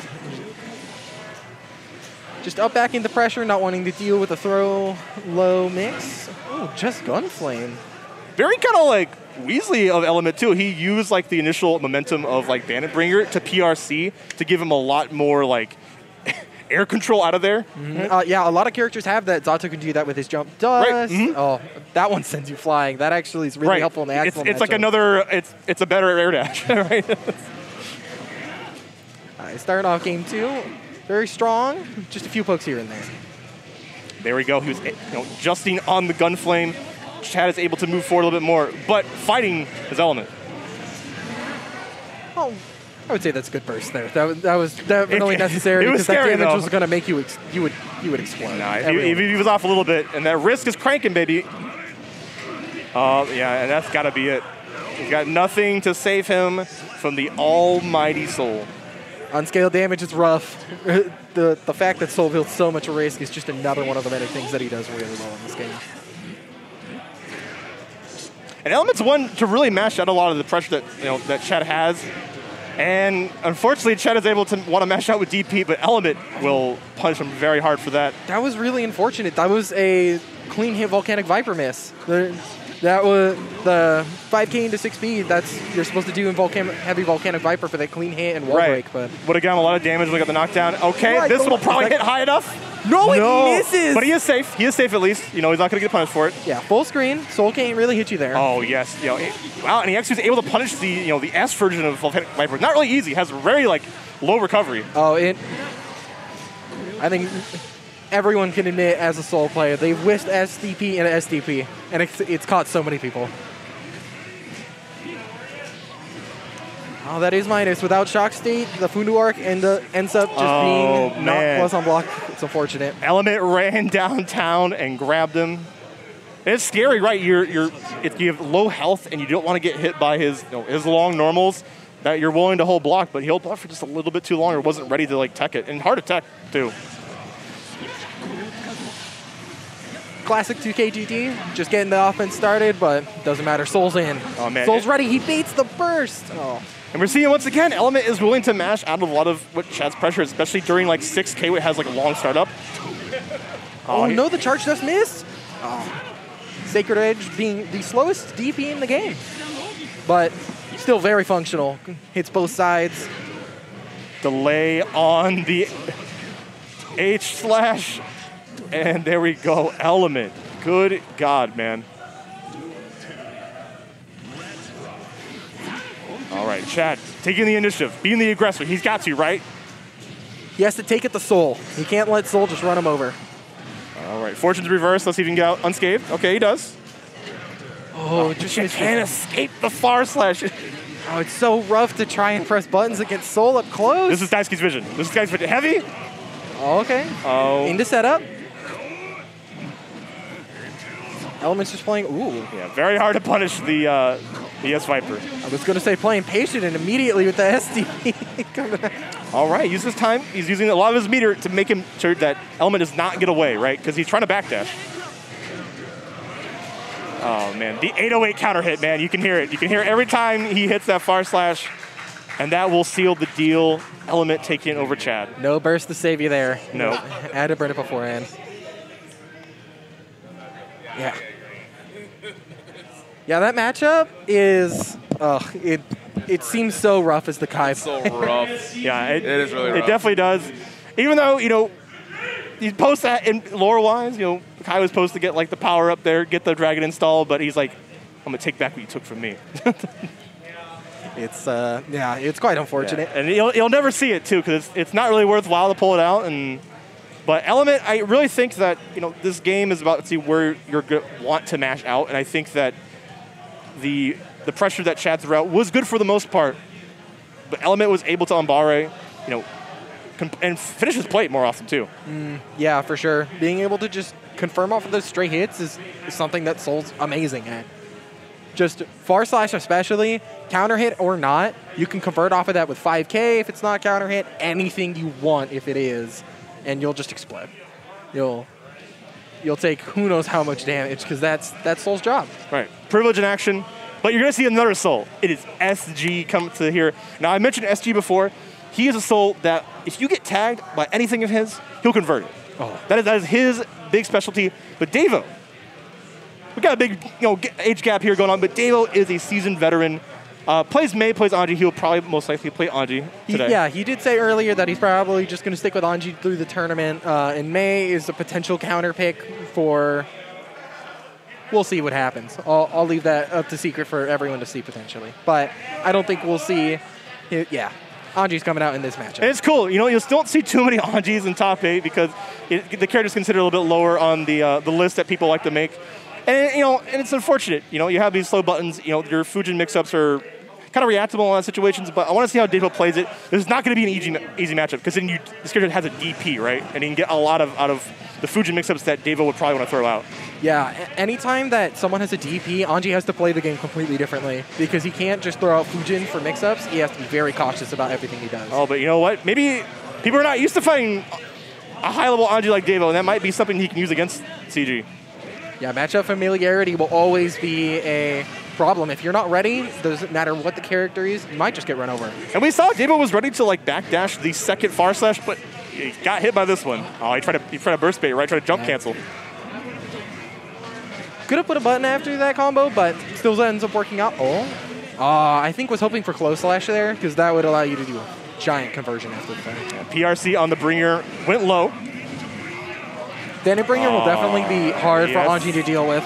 If Devo doesn't... Good God, like I said, man, when he tags you, it's over, right? He baited the throw, baited the burst, and that's all he needed. Butterfly Oki, similar. Ooh, I got hit. Yeah, he was, we see CG probably trying to backdash out a lot of these mix-ups, but he's clipping them low. Yeah, Anji's big buttons will definitely be something that he needs to use, but also be careful because if you get clipped, and he got that all out of a standing P. 5P, that's crazy. Yeah, as an anti-air, for most characters, it's actually surprisingly a good option. Because 5P, you're able to most likely juggle into something that you can actually use to complete a full combo. Like for Soul, Soul can even jab and then do 5K after the fact, and you can end up doing pretty much anything you want after that. All right. CG I love it. You know, using the jump K and convert it into the Viper 2. You can do that only when you PRC, however. Not a big punish on the overhead, but, you know, David will take that. He's still living. Ooh, the double overhead there, trying to hit CG, but wasn't able to. CG was ready. This time, David will find his mark. Oh, no. Oh, good timing on the burst. But, wow. 6H. Who expected that? Just throw it out on the dash? He struck too. He's like, I guess that landed, right? It's incredibly fast. It goes super far. It's disjointed. It's extremely fast. It's really useful. It's hard to see, but I think I could see in David's eyes that he was kind of like laughing it off. He's like, all right, that's funny. Funny character, funny punch man. Oh, no. This ain't funny. You were going to take the heavy Viper. Close slash after the fact, too, just for the Oki. Yeah, 6H on counter hit, too, gives you a full combo. Yes, it does. So it's incredibly... The risk-reward is skewed in Soul's favor most of the time. Because a lot of characters can't punish it easily. Yeah, that's a big thing that Anji does suffer from, is having to take so much more risk, where you can just throw out these very good buttons that come in from Soul, like, you know, 5K as we saw. Fast and far, but Anji has the slow buttons. They go farther, but he has to be a lot more cautious using them. Oh, there we go. Another nice conversion off the 5P. Baits the burst. That button whiff, he did that against me earlier. That is specifically to bait the burst, and it doesn't combo. Everybody clapping in the video. Yes, Anji, finally. Some optimization Anji coming up from Dave. You'll love to see it. Ends up just getting in the corner. The Fafnir whiffs. So yeah, he misses his Oki, but... Did you press the button? Did you press the button? You did, unfortunately. That's on counter hit too, right? I saw David's head bow down. He knew he pressed the button at that moment. Oh, that was unfortunate. All right, Shitsu, what you got? Woo! Ooh, called out the button. Twirl him, baby. Come on. Can he bring this back? Oh, 5K. Just ran up. Ran up and did one of the fastest buttons in the game. It's a lord. 5 frames far out, but 3 frames up close. It does everything. Does your taxes. Devo trying to make some real estate with the 6H, but okay. You know, I was kind of scared. Burst up too high might. Yeah, it's a little iffy there, but also if CG really wanted to actively call it out, you can stop Night Raid Vortex early. Yeah, and it's really scary. So Devo was waiting till he got hit, so he didn't have to deal with that mix-up. Oh, there we go. And, you know, Davo calling out the backdash button from CG after the Bandit Bringer because it's only like, what, -1. And Davo keeping this interesting. All right. I thought the wall was going to break. I actually didn't think... I thought the scaling was too high, but ended up killing just straight up. Yeah, there's a lot of factors that kind of go into it, and it is a mystery sometimes, but it does depend on, like, scaling and the wall, how much wall, or space from the wall you have, right? Yeah, he was right up next to it, so the wall was deteriorating as quickly as possible. Oh, that's super punishable. But he calls it the backdash. He's able to still push him to the corner. Yeah, sadly, Davo was only able to punish the Night Raid Vortex with the jab there, probably just out of instinct, trying to keep him away. Definitely could have gotten a fat counter hit, but ends up working out for him either way. He still has the pressure. Gets him back in the corner. Butterfly Oki. All right, and he has to deal with another mix and catches him low again. Probably try to jump out, so he went to deal with like one of the slower options from Fujin, but Davo's smelling it out. Yeah, oh my god, I think that is sweet from Anji. Yes. It ends up looking like a Slay or a Nagu or Yuki like round end where they're kind of like laying down and right. It's a beautiful pose. CG staying patient, especially against Davo's early game, wanting to throw out like the low version off Fujin. Yeah. Oh, that was so smart from coming out from CG. Yeah, the Fujin follow-ups are really interesting to try and play around. Not the strongest options in the world, but yeah, they definitely have a bit of counterplay that you can end up making with them, where the low actually will jail, so you can't end up jumping out of it.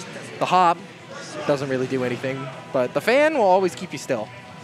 CG took throw Davo to death, and I think these players are making great decisions here, and especially like Davo having to work a little bit harder against Soul it is, but we can definitely see that CG's got the combos, but Davo's got the neutral. Oh, yeah. Davo definitely has the button placement, which has been really helpful for him.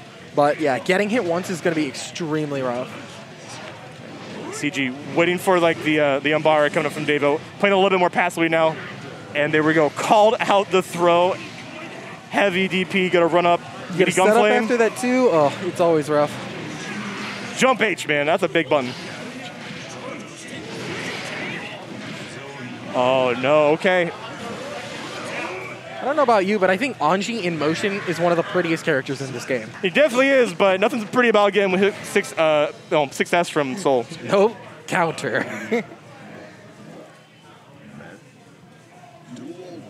The fans, all the effects, I really love it, but it's always unfortunate to see. Oh no, this is not how you want to start. You get a full juggle, yeah, it's side swaps. Take him around town, but...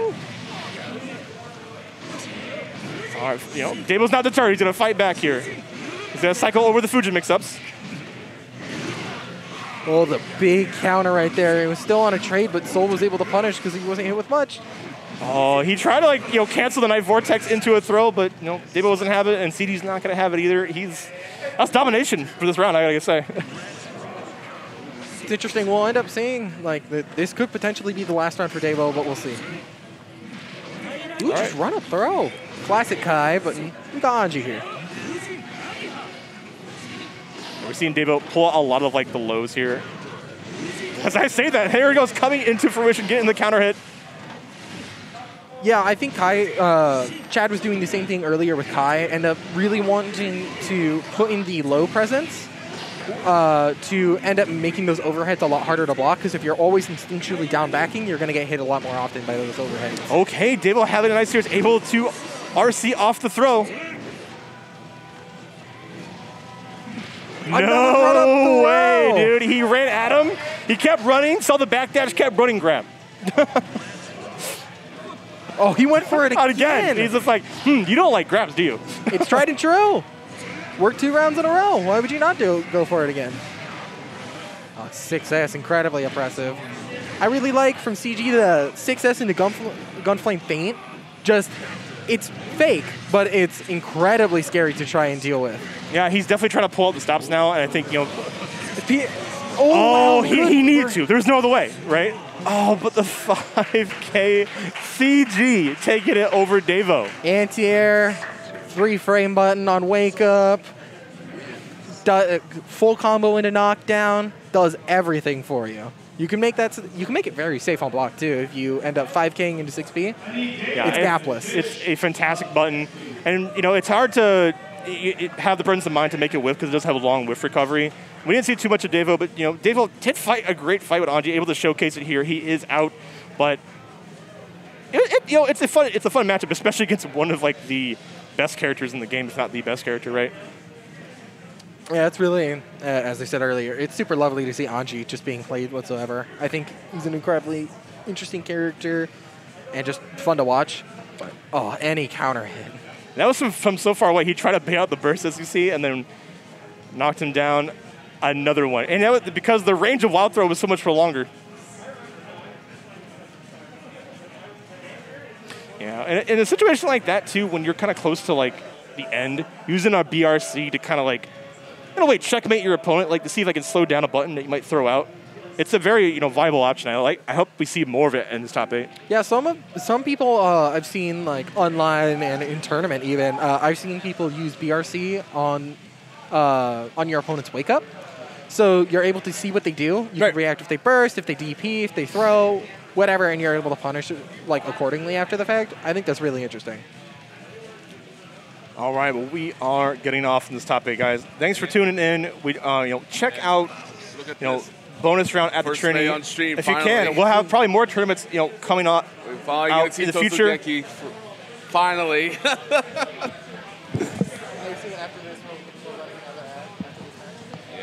But we will have Fish and Daeun.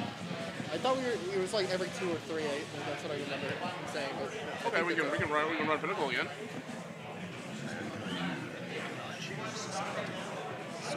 All right, so Daeun, Fish. Now another character you don't see too much, Faust. You know, it's a great showcase of the large cast with that, you know, or you know the Disney side cast that Strive does have.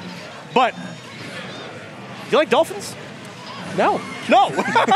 But Fish does, and we'll see. This character is quite the menace in terms of just being annoying, and that's what exactly you want to do. You want to, annoy with this character. But Daeun seems to really taking the initiative, being the aggressor, using the fast RC on Mix. Yeah. I think that's one thing that Faust does have is the big buttons that kind of like outrange Mei and clip Dolphin. Yeah, that's something that not a lot of characters can actually usually contest Mei with, because Mei's buttons are incredibly good. They're very disjointed and they're very scary because Dolphin's always a threat. But Faust can actually contest with them at ranges that she can't hit you. So, but it's not coming much into play here because Mei is right up in your face. And just like Anji, defense can be a problem for Faust. You do have like the 5P, has a good size hitboxes. Basically, characters that don't have necessarily good defense options have at least decent hitboxes, right? But it's more to be about, can I fight these faster, more aggressive characters? Oh, that was quite unfortunate. The Afro ended up disappearing just before Mei actually clipped it, so there was nothing to be gained off of it for Faust. No. So it's a worry how Fine gets the wall break. Wow, and you are definitely getting mix in with these loops. Yeah, as you're talking about those big buttons, just able to contest where Mei wants to be. That's what Daeun's going to need to do to be able to really oppress Mei. And Daeun using this meter to full effect, right? He'll use his long range buttons and then drift RC to kind of keep the pressure so he can like get the command grab in the corner. Oh, and the Afro state is probably one of the coolest here it comes. Meteor's coming down. Again, very big buttons, able to just keep Mei out. They're not very disjointed. I actually know most of them aren't. Oh, the mix to get around the anvil, the weight was incredibly smart by Daeun. Very aware of the items that are being thrown out. Right. Unfortunately, Chibi Faust not coming into play there, but you see another one here, able to throw out 3. He's get the party started. He knows that you're going to sit back and let him do this, so why not? Oh, the minions, they've come! You have to hold that. Oh, good air throw. I barely see that throw, to be honest, from him. Yeah, it's scary to jump in the air because if you get hit by a button while you're holding up forward or up back even, you're going to eat it, especially against a character like Mei. And who knows this matchup, right? A lot of people don't make it this far at Faust, so the fact that Daeun is actually still holding his own with Fish, who is a much more aggressive character, speaks volumes because you're seeing that he's going for a lot of these cancels, and 6P, as I say, will cancel into 3 items on counter hit. Oh, the Bob allowing for a left-right mix-up with the Scarecrow, very interesting. I've seen that done with Meteors actually quite a bit with Faust, where you end up chucking the Meteors and then you do Scarecrow, and now they have to guess where you are. Yeah, because it causes guard crush. Oh, just contesting airspace so well with that jump slash to just be able to keep Mei out. And the call out, you saw that? Yes. Yeah, to activate Mini Baust, you actually have to smack it just barely. Most of the time, he'll run back and forth until right then and there, you hear the screeching from a small child. Yeah, man. Like you said, Daeun's placement of his hitboxes have been on point, and that's what's really paying the dividends here. There we go. Mini Faust actually did come into play there and ended up keeping Mei just stuck a little bit, trying to wiggle just a little bit, and ends up getting hit by the little mini scalpel wielder. Yeah, Fish kind of like the player that's willing to jump in and use that jump H. How many bombs are being chucked in a row? Was that 4? That was crazy. And he got more deals. He's going to keep doing it. The items are giving him more space to throw even more.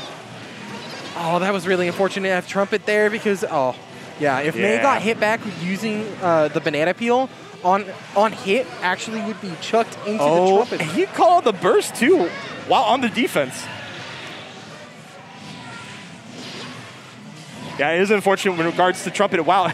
Wow, smacks the Afro away to keep it full screen because if he didn't, he would have actually put the Afro on himself. That would have been quite unfortunate.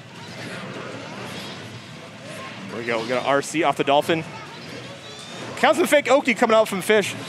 Wonder if he was trying to go for a command grab there, but Daeun, good guy. He meet up in the air with the jump P, like the one where he goes because it's a lot faster. We saw that Fish was willing to do a lot of jump H, which is much slower. So able to meet Mei buttons with a lot faster button is probably the way to go air to air.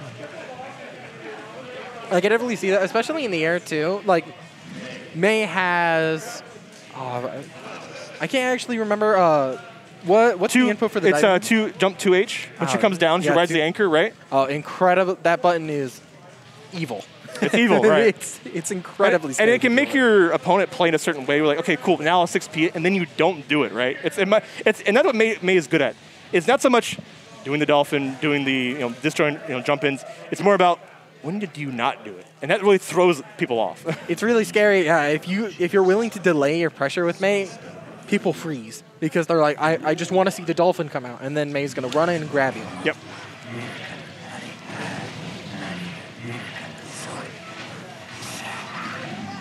Oh, the Afro is finally in play because every point up until now it's either been knocked away or the command grab ended up. Oh, and he lights it with the jump dust. Yep, you got to respect it too. It's going to explode on you. Yeah, it's something you just have to wait for. There's nothing you can do about it besides just time. Oh, the jab anti-air. Coming straight into the weight. That's all. The hurt box on like S Dolphin is pretty out there. So, good reaction coming out from Daeun that matter. All right, Fish, what can you do? Oh, Bates burst. A lot of May's juggles are incredibly burst safe just from those buttons being incredibly disjointed. And you're so high up too, right? Oh, it can be really rough. No full scalpel, which is interesting. Yeah. The unfortunate thing about Trumpet too is that how far it gets thrown off. So Faust has a lot of times not able to kind of run up and use it. More the opponent will, right? Yeah, I think that was a very intentional design choice by the developers because if Faust always just got the Trumpet landing straight on him, it would just be an objective good thing. And it seems that Faust in this game definitely wants you to have to play around the items a bit more. Oh, using this Scarecrow PRC mix up into the grab. Okay, you got to respect it. The overheads they're always there. Oh, if that exploded at the right time, we would have seen a great series. One of the most interesting things about the actual Afro itself is it extends your hurtbox for all of your moves. So trying to 6P Faust in the air is actually impossible. You just can't do it. You would need to use a completely different move to try an anti-air with, so your usual go-to anti-air is not a thing that you can do. We can see Daeun, he's trying to clip him low. He doesn't want May to jump back, but finally able to with the jump H. Yeah, it knocks him full screen, but almost just needs to get out of there, but it ends up getting smacked anyways. Another great jump as from Daeun. Wow, man, and Daeun going through this bracket with Faust. You love to see it. You love to see lower-end characters showcase themselves at bonus round. It's such a lovely little character. His aesthetics completely changed from all the previous games until now, but it's still, his design's so unique. Right, he's less of a Mary Poppins character and more of like the Halloween showcase, kind of like a slasher flick kind of like aesthetic. He has the creepy doctor vibes, which he kind of came off before, but him being extremely goofy all the time didn't end up fitting with his actual character, and I think it fits a lot more now. Now, not to say he isn't goofy, because there's definitely some shenanigans that you saw Daeun kind of throwing out. All of his items are goofy. Everything's absolutely terrifying to deal with. And definitely one of the more unique characters. And I gotta say, Fish was able to hold him. He did get to here at top 8 for a reason, and I think it was more just the fact that we saw a lot more conversions coming out from Daeun, where Fish more just I'm gonna tag you, I'm gonna get tit for tat, get a little bit of damage here. Faust is labeled as unique within the game himself. They don't know what to call him. He is his own set of characters. Speaks volumes. We also got we got to talk about some of our sponsors here. Trinity, who's been hosting bonus round every single time. Shouts to those guys. Craven Amazing, Soundcast Network. We got Pinnacle coming up fairly soon. That 30,000 pop bonus. You guys would love to go check out Canada. There's some nice people there, too, if you've ever been there. I haven't, actually. I've been meaning to go to Canada just in general, but I haven't quite yet. It's definitely a plan for the future. Of course, Beacon SGG. It'll be my first guys, time for a while, though. Sign up if you can. They are a beta community. Tell them we sent you.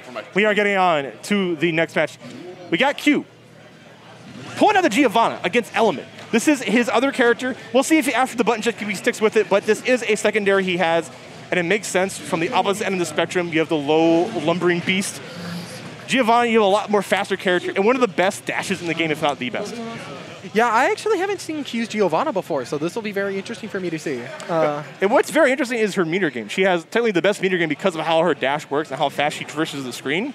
And when you do get the full meter, you will get that the Hulk buff that people have been calling out. Gives you extra defense. I don't see it too much because Giovanna's like to RC. Giovanna, no, actually Potemkin's being chosen. Okay, like I said, he was gonna just test it out training mode, but he is here. It's weird. It's weird that he tests out Giovanna training mode and goes Potemkin, but whatever. Maybe it's some kind of weird. It's a mix-up right on round start, right before the match starts. You aren't ready for it. Yeah, he's going to the tried and true, the Potemkin element. If we saw him on stage earlier, you know this player. This player is gonna optimize against Q. Both these players are gonna probably coin flip you all of the times, especially Potemkin. It's very interesting to see Soul in some of the older Guilty Gears has been dubbed the best grappler. And then we have Potemkin, where his whole purpose is Potemkin Buster. Oh, I like the idea of maybe trying to abuse something there with the BRC. Oh, and the air-to-air conversion off the 5K. I was really surprised that Bandit Bringer actually comboed. I thought that was gonna whiff, but no, it ended up causing a wall break, and it currently has Element all the momentum.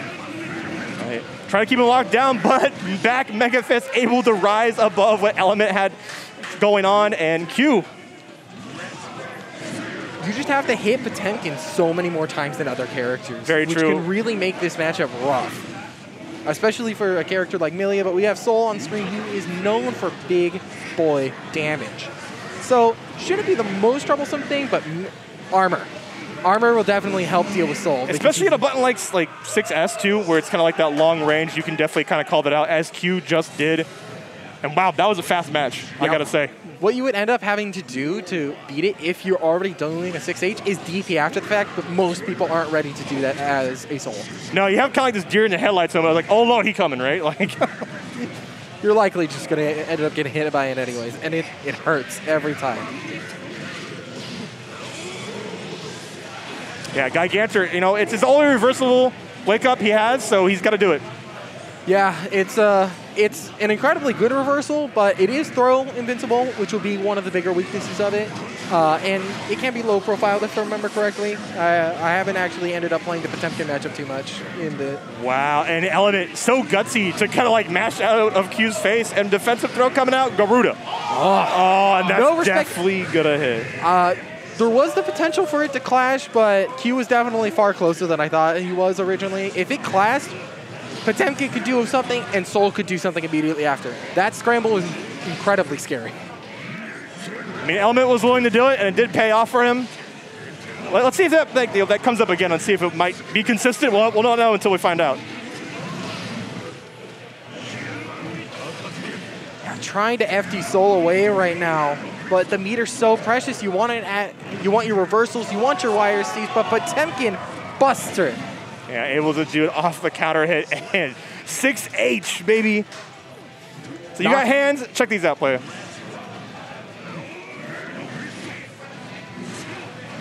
Oh, DP just trying to get something started, wants to scare Q, but doesn't end up working. Instead, Q blocks it and has all the momentum right now. Yeah, because the long start of Garuda, Element was able to jump out. Here we go. Flick coming out from Q. Air throw. Put him on the ground. Just standing low.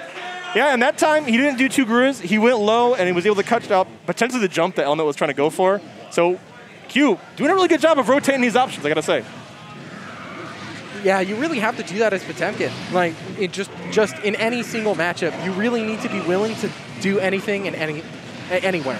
Right, and you're not gonna be scared unless you show that you have these cards in your hand. Yeah, right there, like doing the heat knuckle, just raw, trying to say, no, you can't go into the air. Meyer space. Yeah, that doesn't end up working out, but you have to establish these things that it's an option, because if you don't do it, Soul's gonna abuse it. There you go, finds the counter hit. Charge Justice to keep it up in the air. Heavy DP, and that is it. Element.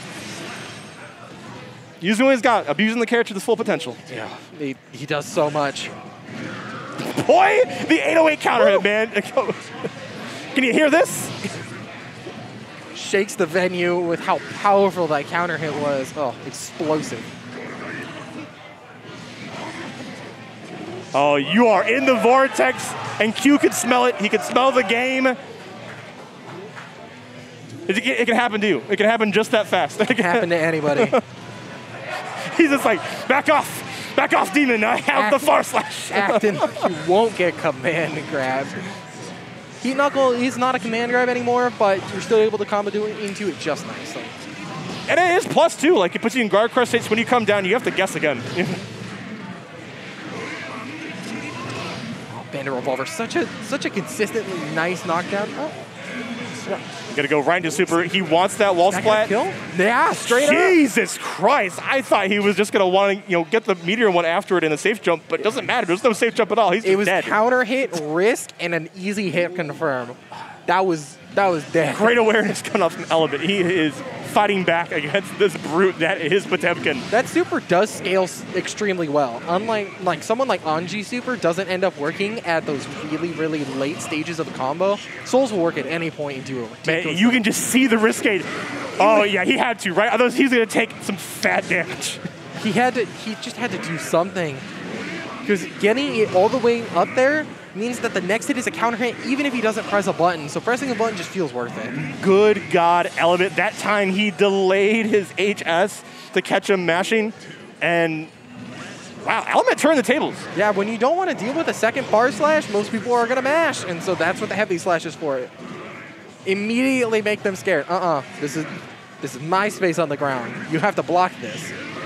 Mega Fist ends up just kind of going over Element, but ends up working out. It's like a pseudo DP.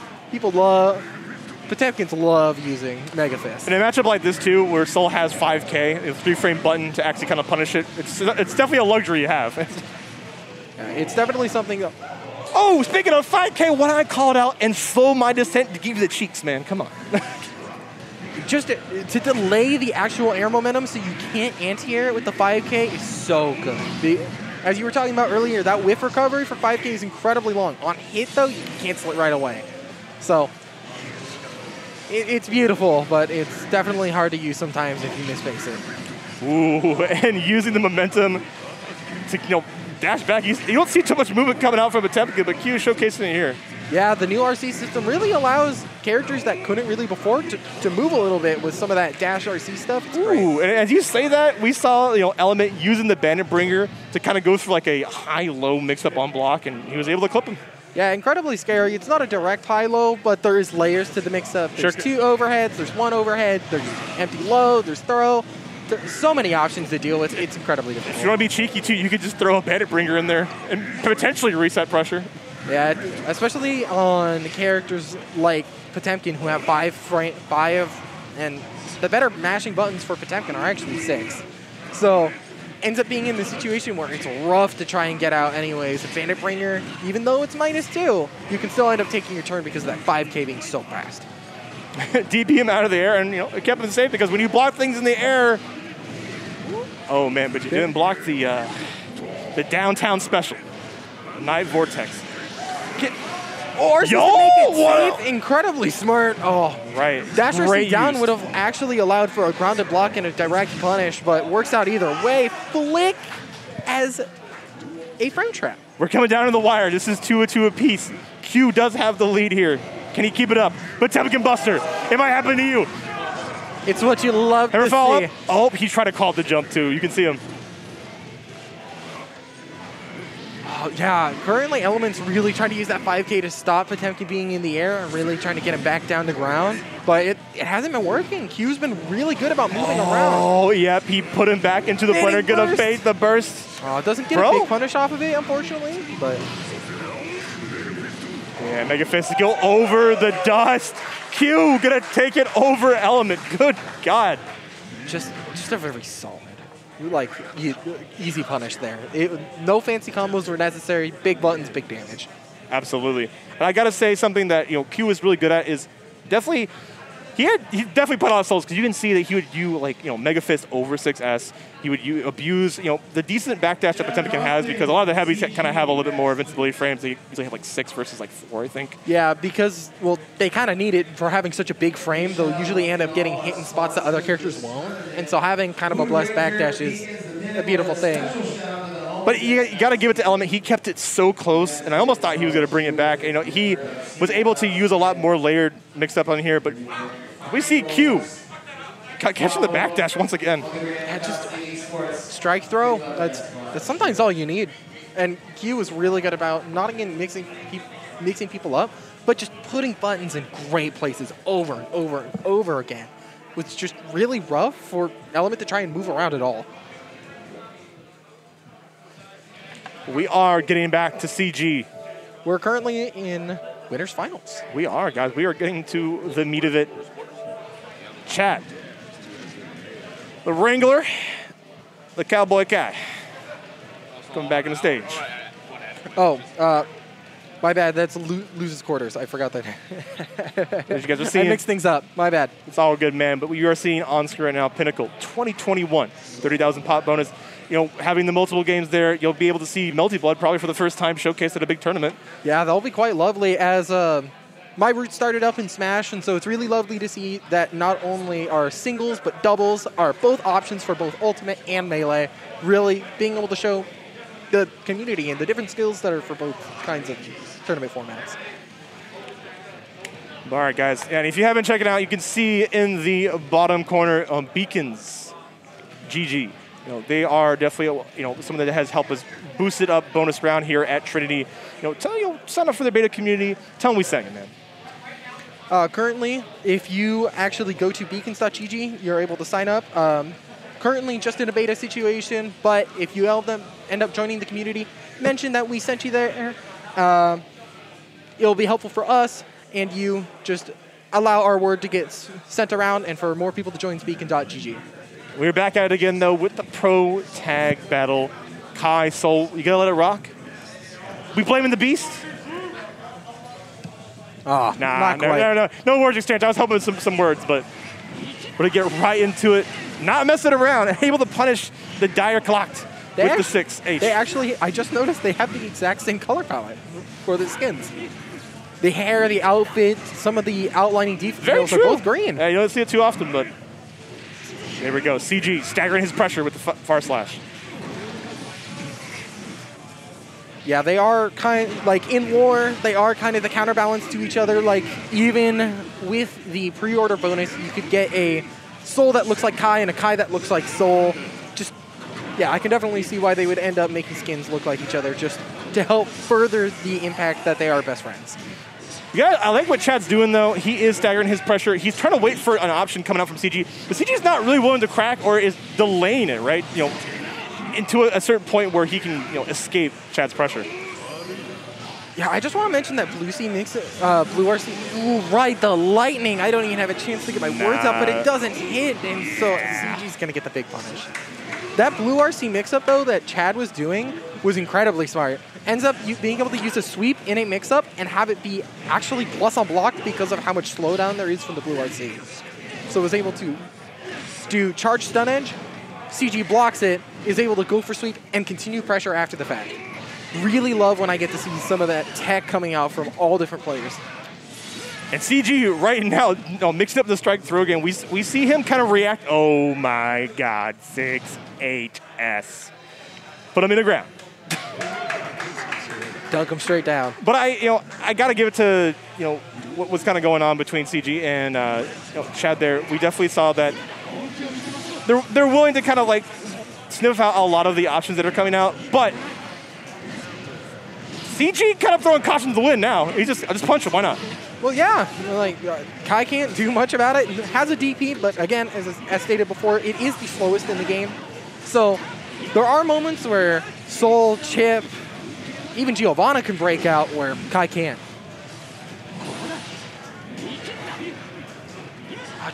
Great spacing on buttons right now. Really forcing CG to be patient or else he gets smacked with a nice, juicy counter hit. I think Chad was trying to delay it, the throws a little bit, but CG, once again, he is calling out these options, and it... Ooh, great throw from Chad to deal with the Blue RC. Doesn't want to end up dealing with any sort of mix-up, any sort of pressure, just ends up throwing straight out of the RC dash. Yeah, using the air fireball to kind of end the round there. Bandit Bringer to stall in the air. Oh, that can be so difficult to anti-air. And that was after jump H, right? He's like, okay, I whiffed the button, but then I'm going to come down with this incredible special. Yeah, the fact that you can hold it too makes it even more difficult than something like Potemkin's like jump 2H. Oh, there we go. Off the counter, hit 6H. Try to get a Vortex confirm. A little bit overzealous, but he's not going to get too hard punished. Able to find his mark, able to ride the lightning. Yeah, he's trying to backdash. Yep. Just good movement from Chad. Ends up putting himself in the corner, sadly, but will CG really be able to capitalize off of this? We're back to mid-screen. Yeah, more of those dusts. Chad, in some matches, you've seen Chad use overheads over and over and over because he wants to set up a low presence, but it seems now he's trying to use the lows more often to scare you with the overhead. Yeah, CG not too scared of it, but... It's like stated, just the overhead, you want to block low. And it's hard to react sometimes. There's a lot of stuff going on screen. 20 frames, reactable, but difficult. Right. There's a lot of visual noise going on, right? And sometimes you're just not ready for it.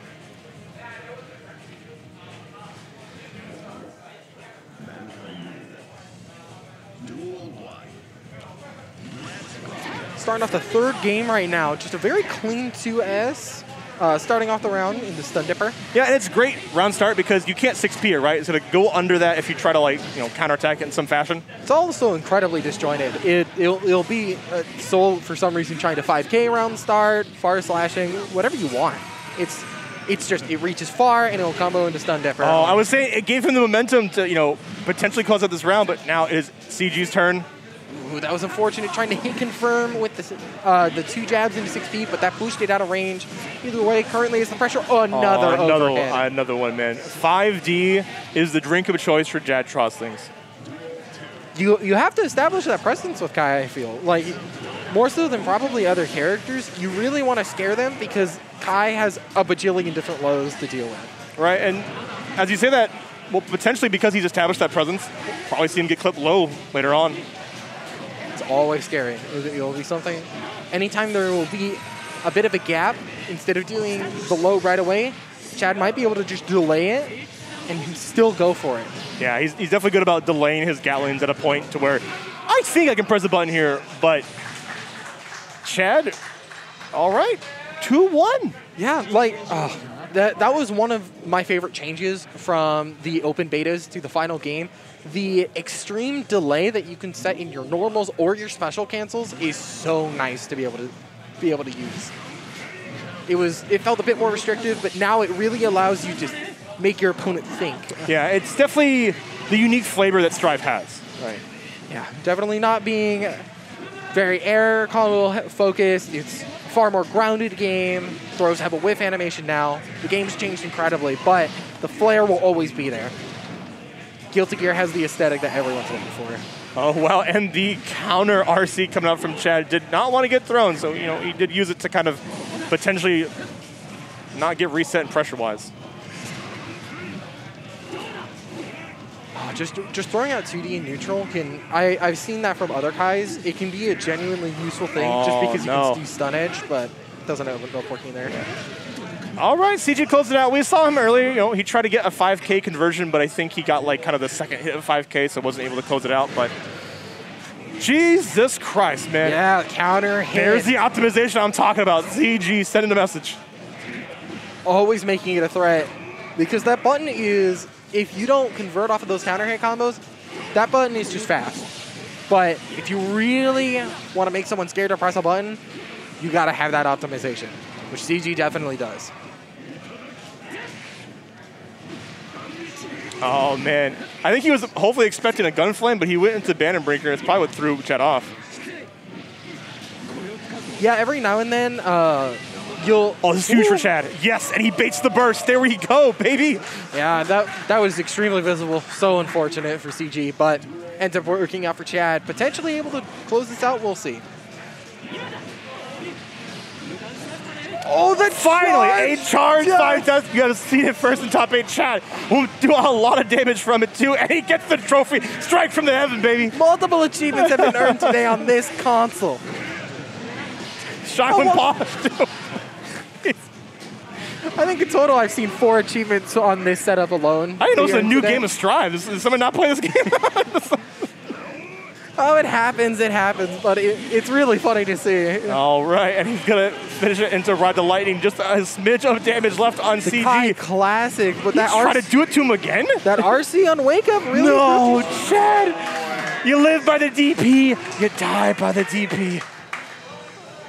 And we are going even 2-2. Sometimes you just gotta let it rock, and it just didn't end up working out there. I mean, just like CG with his 6HS, like, why would you do that? Why would you DP as well, right? But you gotta take those risks. You gotta put, like, instill these weird, you gotta be weird sometimes, man. But sometimes it does get you punched, especially in a last hit scenario. Calculated randomness is a real thing in fighting games. There ain't nothing random about this. Chad is optimized. Ride the Lightning, break the wall, get the meter, get the safe jump. Doesn't go for the safe jump, probably just wants the actual strike throw mix up to be potent instead of just going for the safe jump, which puts you out of the range from any sort of mix up, but just continues pressure. I he's going to recycle this. Clips him low. This should be it. There we go. Chad Drosping is up. I don't think there was anything left in that combo. I think that was it. That was it. That was a literally drop for drop. That was. Bro, on the tip of 6S too? He's going to carry him to the wall? Yeah, doing Gunflame there sometimes might push you too far, and so CG just was able to confirm straight in the Night Raid Vortex. Oh, there we go. Using that, like, the IB technique right there to make sure Soul was closer so we can punish him, because he was negative. Yeah, he called the cancel into 5H. Oh, so good for Kai getting that knockdown in the corner, able to establish pressure. Doesn't end up getting the charge, does. That can be really hard to punish for most of the cast. If my eyes deceive me, did he IBFD? You do not see that, like, barely. It's essentially a push block, but it's incredibly difficult to do because IB is already difficult being at 2 frames. And then on top of that, you need to be ready to use the meter. All right. You throw him a little more throws. Oh, and he's going to get clipped. I think you try to push forward. Yeah, what are you running at? I got this big sword, baby.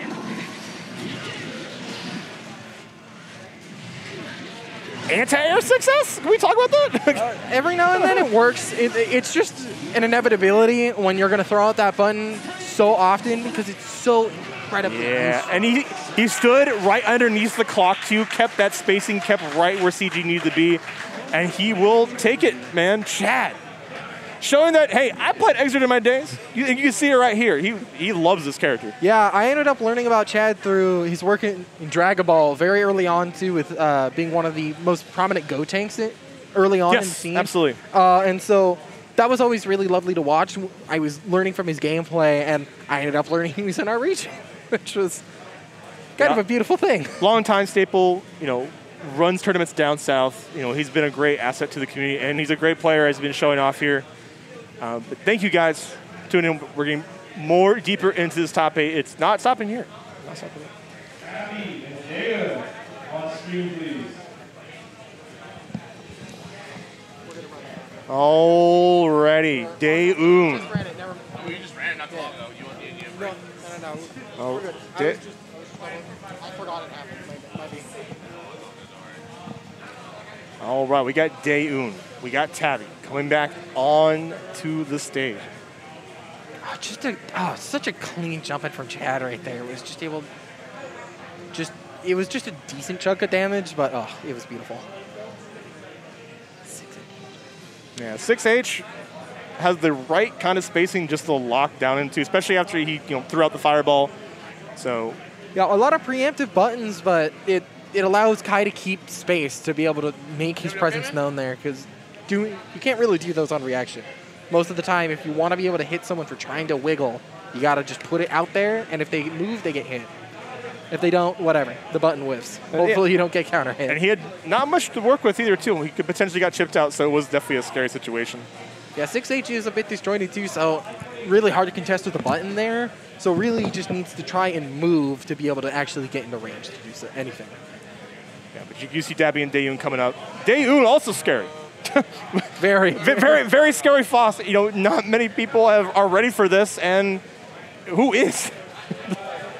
My dream is to see the Faust Infinite. If anyone doesn't know, Faust technically does have an with the infinite, hammer. but you need perfect luck. You need to consistently get someone into the wall crumple state and throw hammer over and over. It's incredibly match impractical, but there's always a possibility. Yeah, shouts to Krakatoa for finding that too. It's a very niche tech, but especially with the slide off. But who knows if Daniel can pull it off? If he does, that's big props to him. But I think his optimization alone will prove a big challenge against Tabby, who's potentially the best Leo here. I doubt anyone's practiced the infinite. But optimization can be done anywhere else. It doesn't just need to be in the corner with a very specific setup and a very specific set of hits. You can optimize your spacing more than just your combos. Your block steerings. Daeun seems very, very scary. I have not played against him at all, but I would love to at some point. And him as the Foss player, too, because Foss really needs the meteor to kind of use it in combos because he doesn't get very much damage in a high-damage game. But we're seeing him, he's able to find opportunities to use his meteor for mix-ups, which is he does a lot of the fast RC on mix off of Scarecrow, and that is what's going to set him apart. And we'll see if Tabby can outmatch him in some way. This will be interesting. This is a matchup that I don't think I've seen. Hook Not many people have seen it, right? I've seen Hook versus Sonic, and that's it. That's a different level, right? Yeah, but that's really it I've seen for this matchup, and I don't know if we'll see if Tabby has the experience. It's completely possible. Yeah, with Fossil buttons, I wonder if he's going to have a chance to match another. But grab being fast as is, will grab the Berserker Slash and cross up. What are you doing? Why are you doing this? Baiting out so much, man.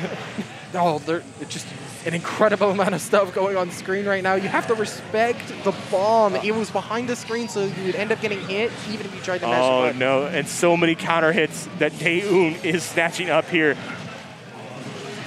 Okay. Yeah, 6P can be a good option. There's a large hurt box on, Daeun's buttons. Pile thrown out. Bunker right away.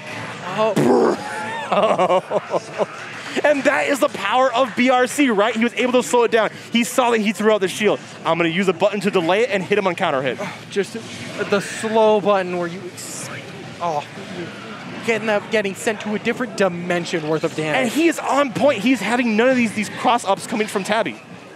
Oh, we got the Afro in play, though. We'll end up seeing how this works out for him. All right, and there's a gold burst on point. There it is, like I said. Scarecrow RC into command grab. When's he going to light up? Just keeping the Afro around right now. It's a threat. The fact that it's just there is scary enough. Right. But it doesn't end up lasting too much longer than we were talking about it. But Faust, oh no. That's quite unfortunate. Faust actually has it right now. He's got to get up on there, man. Call your barber. Get that snipped. Caught the backdash on the Dunkle. Ugh. He is his own barber. He can't. I just set up in the item toss. Mini Faust, very useful. Throw will end up ending out the round, but. And that scenario, too, where he already threw him. I can't imagine that, Tabby was scared of the close S delay like Gatling, so he's ramping through him, right? And the strike throw, an incredibly potent mix-up, which they actually had to help work into the game with some of the original versions of this game. You could just up back all the time to get out of it, which is rough. Yeah, and Tabby, unfortunately, probably not used to finding a lot of Faust. He hasn't really shown that he's willing to kick away the bomb or kind of wait to challenge things at certain places. But he's playing a good character. And he did a good option, which is shield against the big buttons that he has. Oh, very good to deal with Scarecrow. Obviously, Faust can't block during the Scarecrow. He's holding one of the two positions, or maybe he's coming down from downtown. But either way, Faust isn't there. So, very useful to get around. And because of that earlier, because Daeun got away with it, but now Tabby established, I'm not dealing with this fake pressure, man.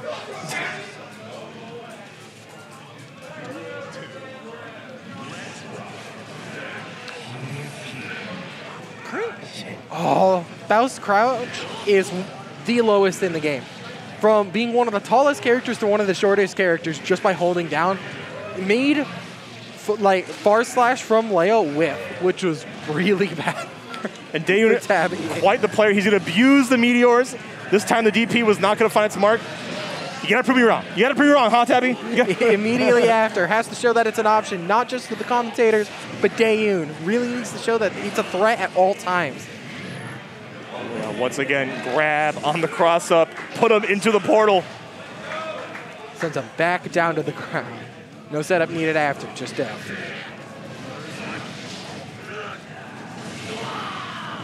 Daeun trying to poke with that 6H, but isn't able to in the corner because just very solid buttons from Dabby so far. Oh man, these DPs you're giving Daeun what he wants, right? And he has full meter. The reward is definitely in Daeun's favor in that scenario. I don't think we'll ever see it, but the 10 item toss super is the triple quarter circle one, yeah. It's an input. It's triple quarter circle back, if I remember correctly, because that's the same as item toss, where item toss is quarter circle back. Oh.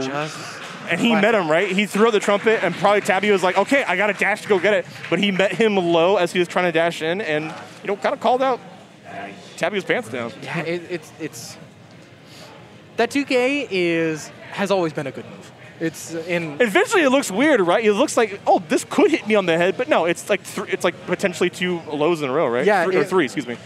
And you can cancel it too into the overhead, just making that layered offense like very scary to deal with. Oh, the double cross up into double. Okay, Tabby's not playing around. He said, I've had enough of your shenanigans. Check out Real Mix, okay? This is my top 8 too. I have to make sure you know that.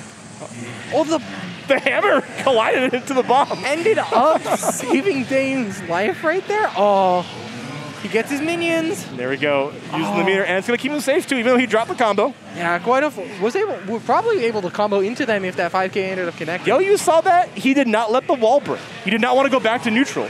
But maybe it should have, because Tabby is going to take it over him. Yeah. I like the idea. He was able to get the meteor too on the reset, but fortunate. Yeah. Just being able to punish the air dash with the throw straight up. That was probably the punish not on a button being chucked down, but on landing recovery. Yeah, able to, that is a high burst, my friend, and it's gonna hurt. It's gonna hurt. You're able to combo the close slash after the fact? Oh, that did so much damage. This is ends it the same way you started the first. Right, and that was so smart. You are not allowed to throw that when I have meter because I have a teleport that I can punish you with. Full screen, you're just there. Gotcha. In a flash. Chip's job's been taken. Oh, yeah. He tried banking on the hammer to come down, but the DP was just a little too fast for it. Still ends up smacking Leo anyways after the fact, so it wasn't a huge deal that the DP connected. All right, Meteor's coming down. Oh, he's like, all right, I'll meet you halfway, Meteors.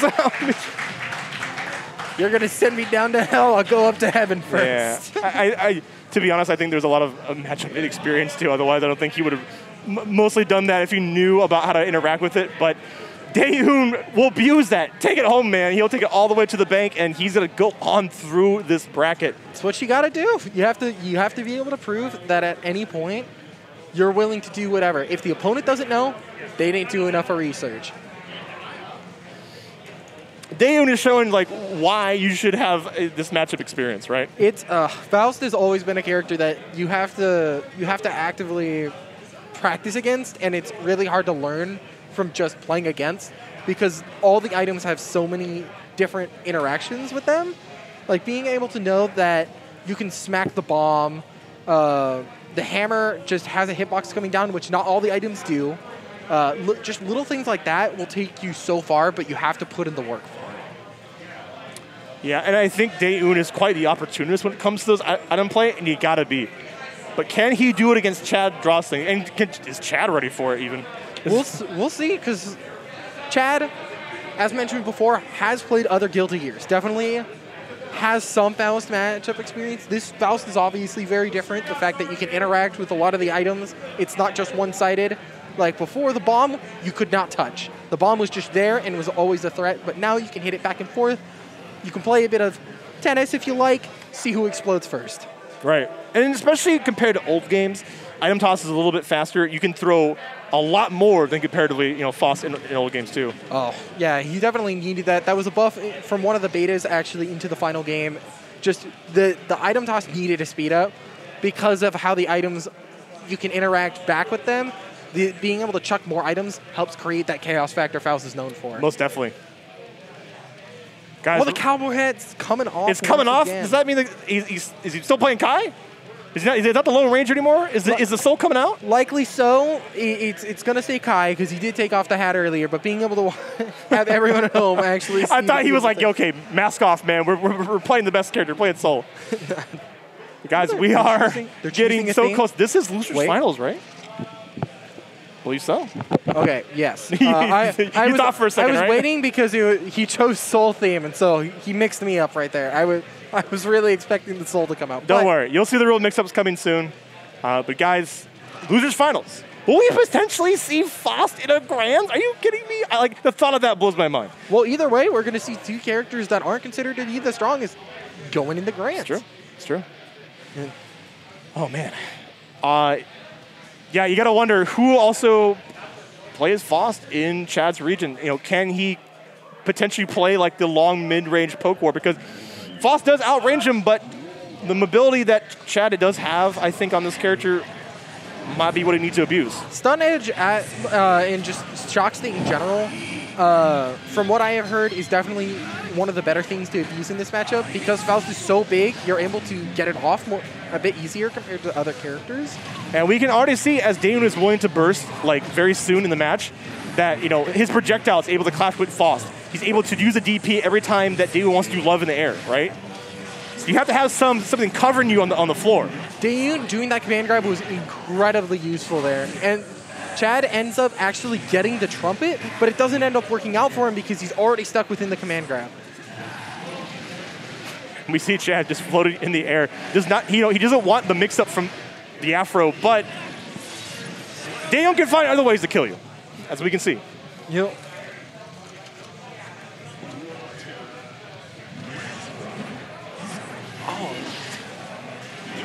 That just guard at round start, very useful to keeping yourself in.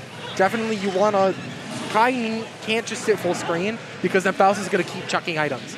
Faust is always a threat no matter where he is. Even if his items aren't going to hit you there, the fact that he's just chucking items either way is going to be incredibly scary to deal with. So Chad needs to get in, but also keep him out. Yeah, he ran back to get the minions' help. He's like, please, be useful. Oh, no, he's going to combo off the homies. You betrayed me. Wasn't able to quite finish it. Probably was only able to do like a stun edge there, so not too much more that would have been able to be had, but still would have been nice anyways. Oh, Trumpet's being out in play. Oh, and the 808 counter hit. Not able to convert much off of it. Again. The homies are coming for him. Oh, he was a little bit late on punishing his burst, but Dayu will take that, man. Yeah, it's kind of an unfortunate scenario. He was so close to getting it. Yeah, it seems like they're both having a good time, though. I could definitely see both of them smiling, even through the mask. Yeah, it's cool to see everybody being back and enjoying playing a game together. Locals are so a thing that obviously haven't been around for the most part due to COVID. So burst in his face. Wow, a very gutsy situation. Really wants the meter, right? He wants the meter to deal with Chad throughout this whole round. Chad is never not willing to chuck buttons. The part in this matchup that actually is very annoying for Kai is that Faust can low profile his projectile. And so just by Faust crouching, doesn't have to deal with any of the stun edge pressure, which is quite unfortunate for Kai, because instead of getting a knockdown and going for charge stun edge every time, he has to really mix up those options and play kind of a different game. Yeah, and Dayun wanted to abuse it very well, but Shad won't even let him get the chance. Able to kind of just, chip him out, get his damage where he needed to. And these round starts are paying a lot more better for Chad, I think, than Dayun. Yeah, it's very interesting. Chad hasn't really been going for strike throw, more so as high-low, using the uncharged dust and sweep. Just after like a 5K, that becomes the eminent threat, and then every now and then that tick throws through. Just by Kai existing, he knows he can, in most scenarios, out-hitbox Faust, which is also really good. And you don't have the speed, but you have the hitboxes. So what does Faust have in that situation if he doesn't have momentum? He has to end up keeping in the air using those big buttons to try and get around Kai's other buttons and smacking him for them, which that can be really rough to do. With having some non-traditional movement. Has an air dash, but it is kind of wonky to work with. Ends up swimming through the sky a bit. Oh, wow. And fuzzy guarded. The dive kick is a lot weaker move in this game. So Daeun finding the mark with that is going to be a little difficult. Fast RC into some mix. Okay, Daeun. Goes straight for the overhead. Just wants to... That pulled out of the corner. Oh, that's it's okay. The homie will keep him safe. He's guarding the wrong person, unfortunately. I think Daeun was actually using the Scarecrow to try and grab the trumpet, but Chad ended up just grabbing it beforehand. Doesn't matter. Ends up still getting the anti-air there. A great trade for Daeun. He definitely needed that to stay in this. Here we go. Abusing the DP that Daisuke gave him to beat the love action from Daeun. 200 tons! Oh my gosh, you really have to backdash or jump those. You cannot be on the ground. The bomb, no! No! I thought we were going to see a bombo combo, dude. Just wasn't able to actually quite convert from it, but either way was still an incredibly scary situation for Chad, getting hit by the bomb after the fact.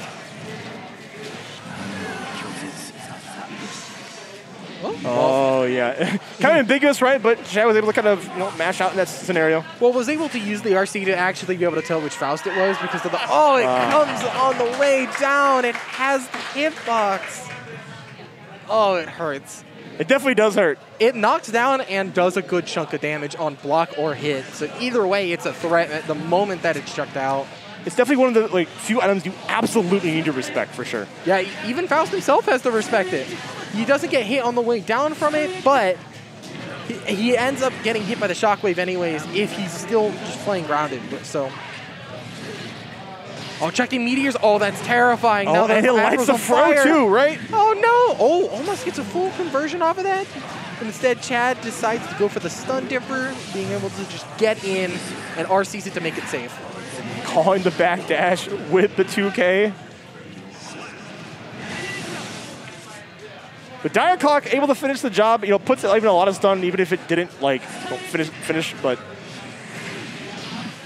Daeun will not be deterred, and the big hurt box on Faust does not help him at all. He's trying to use that 6B to swipe away Kai, but isn't able to. Chad's just putting himself in really good ranges where he's able to threaten by putting out a button, but not actually have anything happen to him. And then if he needs to, he'll throw out the diagonal air fireball as well. Incredibly scary. Oh, there we go. We have the overhead, able to wall break, does the jump heavy to be able to get a bit more damage.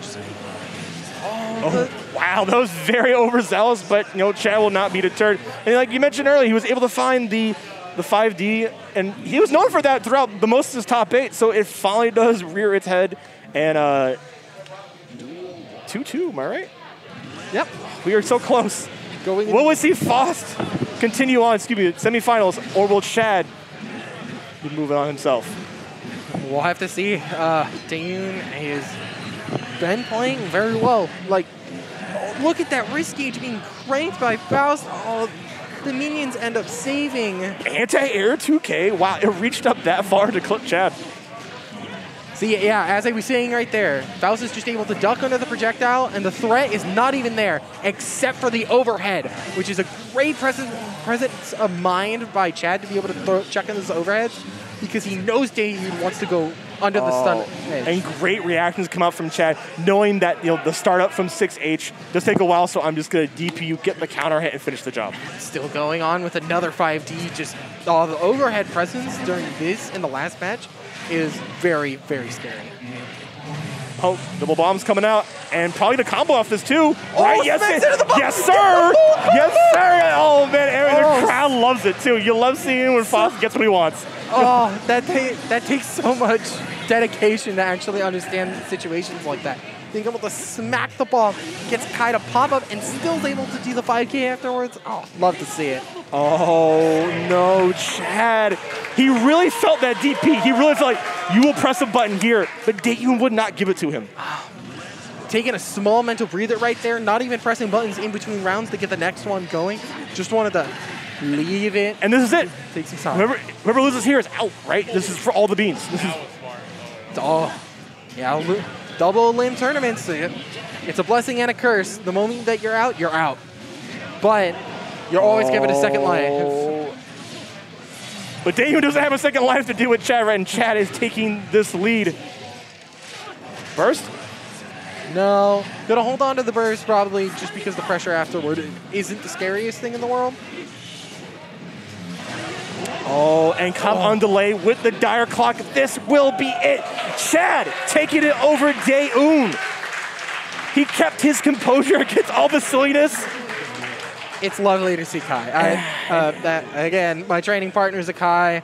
I told him specifically to watch the stream because there's Kai on screen, and he doesn't really care about tournaments other than that. So it's always lovely to see more Kai. And Chad, a great showcase of the character, one of the few Kais out there. But Daewoo, man, Daewoo being so entertaining with his Faust. I love to see the variety in this top 8, man. It has been awesome.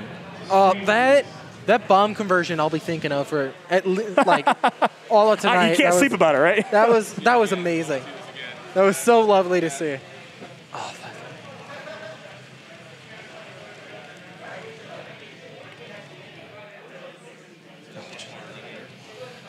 yeah, we're going to see if we can try to find again.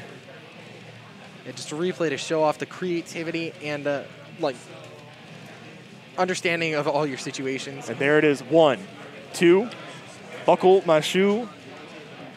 The bomb does hit. Oh, the presence of mind was so good. Right, it would make somebody like Nage proud too, you know?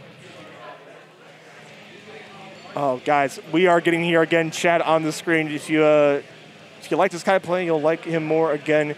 Element, also back. Pro Tag Battle coming up on deck.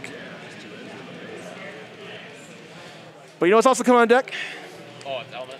So it was the finals. Pinnacle. Pinnacle is coming up in October. It's a premier P&W major. You're going to have Smash. You're going to have Street Fighter. You're going to have Guilty Gear. I said it to blue in my face. But, guys, go check it out. It is one of the best tournaments there. It usually happens at kind of like, it's not like a convention center, but it does happen at the casino as well. So depending on which year you go, you might get to experience some fun afterward, depending. But it'll definitely be a ride. Definitely go check it out, guys. Yeah, it's in Canada. Has a mix of Smash, Guilty Gear. They're even putting in Melty Blood type Lumina, which, as stated before, isn't out quite yet, with a 30K pop bonus. All these different games. Oh, it's so lovely to also see some Blaze. I got to give a special shout out to Grand Blue Versus 2, a game that unfortunately got kind of snubbed by COVID, but people out there still grinding that game, and I'm glad it does have a presence at Pinnacle itself. It's, yeah, a very footsie-based anime aesthetic is kind of perfect for Grand Blue. Its aesthetic is very knighthood, very honorable. Right. And so it's really lovely to see. Right. Guys, sole bad guy, Kai Kisk. What do you love? I think it's the matchup that we've seen all night. We have. The classic. Losers Files running up, going low already. Want to establish his pressure. Want to get the shock state on him.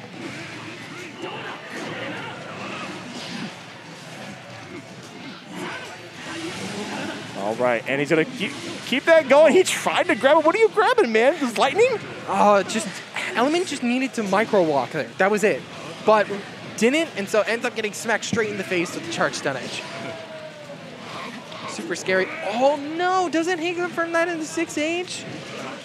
Maybe it was intentional, but... And the counter hit far slash going to go into the Bandit Bringer. Yeah, incredible knockdown. Oh, no. Counter. Ooh, right? And he tried to establish some plus frames with the 6K, and he bait out the DP in the process. Great stuff coming from Chad. Layers, right? This one's layered. Yeah. Soul has an extremely strong and simple, very, very easy game plan, but Kai has to really maneuver, has to use his noggin there. Really, wow. And he knew that, once he slowed down, a lot of people had to go up for the air throw, so he air backdash and landed with an anti-air 5P. Are you kidding me? Oh my, not even as an anti-air, but it's more of just a threat. Like the moment that you land, it either punishes or 99% of the people when they're going to jump and they're going to land, they're going to down back. You're not going to hold straight back because you're going to get clipped by a low right away because they're so quick and you can't react.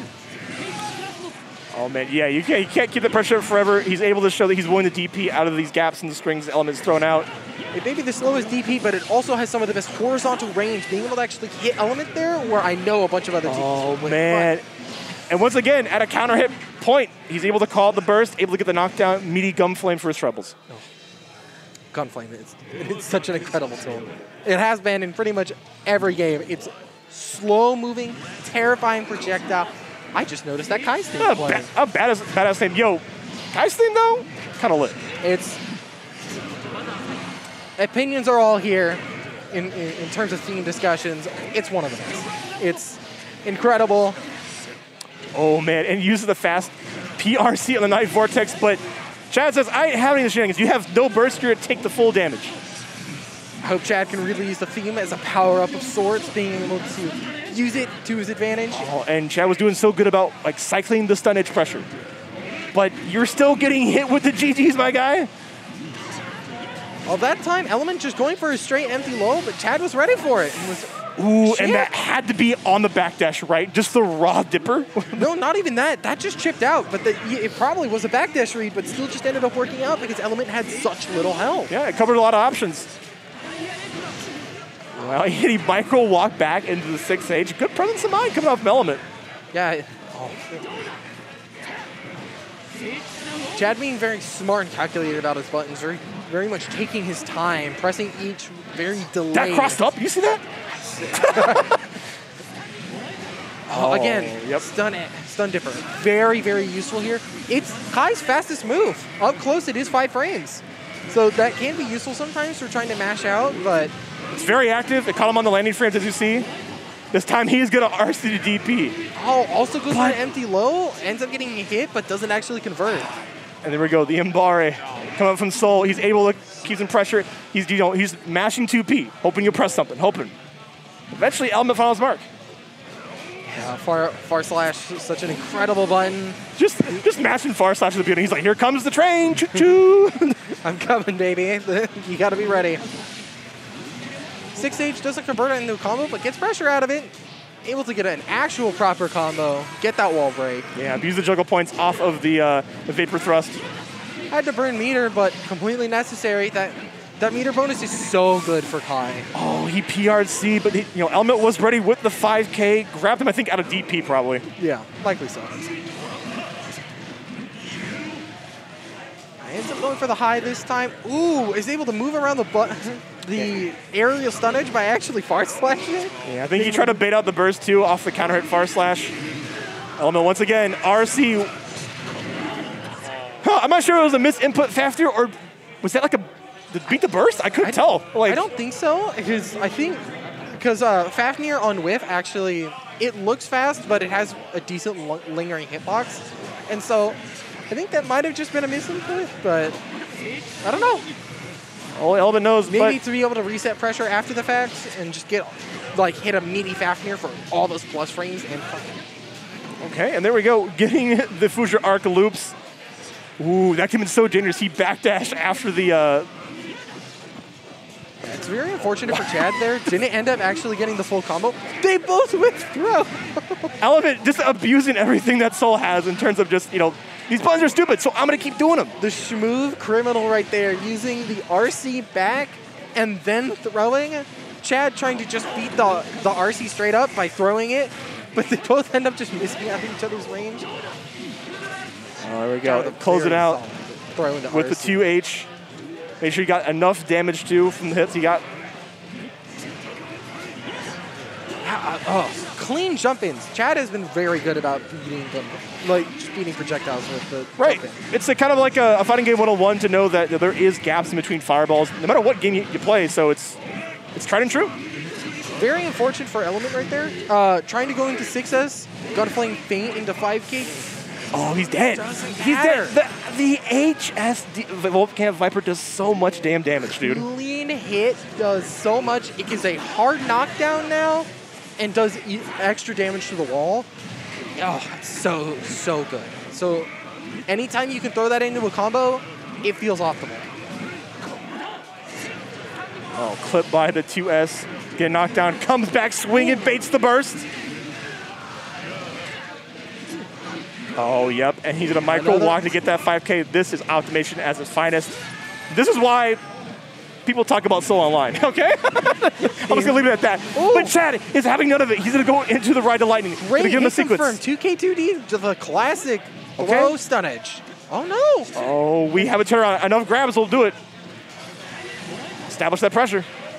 He ends up going for a high, but the jump bait just ends up whiffing, and that gives Element just enough room to wiggle to be able to almost end it, but doesn't actually finish it off. So right there with the par slash. And that is one of the banes of Kai, too. Sometimes the Dipper will not connect at certain ranges. And unfortunately, when the wire seat was in play, Chad wasn't one to respect it. If you get hit by it, you are plus if you land it. Yeah. It can be so rough.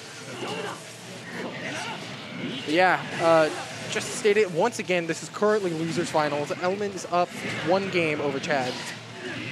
Kai versus Soul. A matchup that I will always appreciate. Something I'll always love to see. No mix there, just ends up going for the 5K. He baited him too with the faint Gunflame. He's definitely establishing kind of a more, nuanced rhythm this time.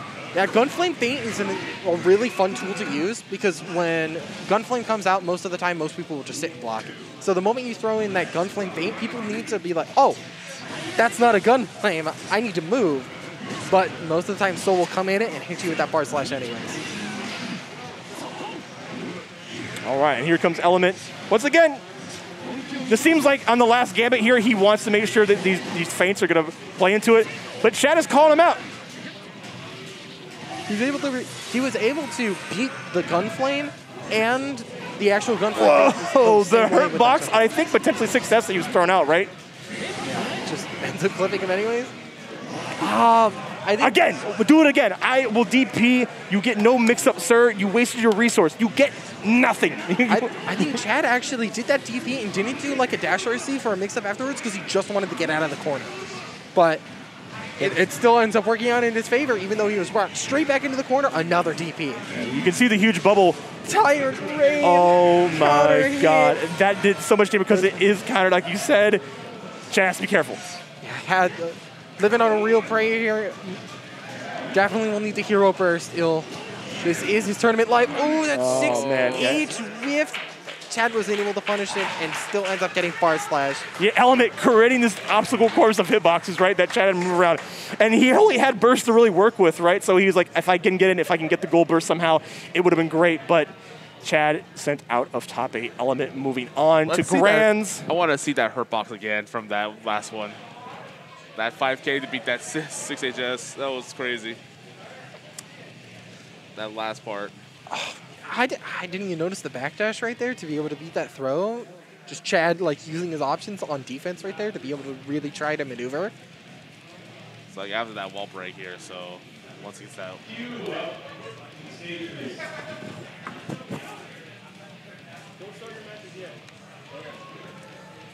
And Chad, had a lot of optimized scenarios, but it really just seemed like Element was able to just abuse a lot more in terms of just, I'm going to push out of these scenarios. You may have DP, which is a lot more committal, but I have these great hitboxes that will keep me safe. And that's really what kind of carried him here. And he will get to fight Q, who is on winner's side. He's streaming. He's got the POV cam on his chest. He's doing it for the fans. He's showing his full tournament run. You can see it right there. That camera is pointed straight at the monitor. So his chat ends up actually getting to watch his matches with him, which is kind of lovely to see.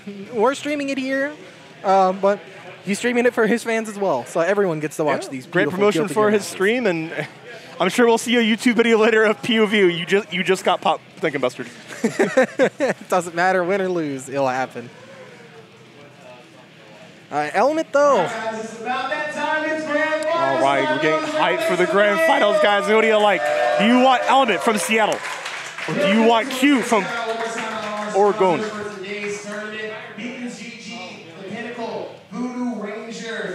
Thank you guys so much. It's been an incredible tournament. Let's get this grand finals. Go ahead and bonus round. Come on. All right, guys, we're getting to the meat of it. Like you mentioned earlier, Pinnacle did sponsor this, guys. So if you did like bonus round, if you want more Guilty Gear action, definitely go check them out later. Yeah, and if you only have a passing interest in Guilty Gear, they have so many other options. Platform fighters with Smash, both singles and doubles, and a bunch of other fighting games. Price pool may vary, but the competition won't. It'll be some of the best, probably from the PNW. I imagine we're going to a button check. I'm not going to get mixed up with a Giovanna again. Don't worry.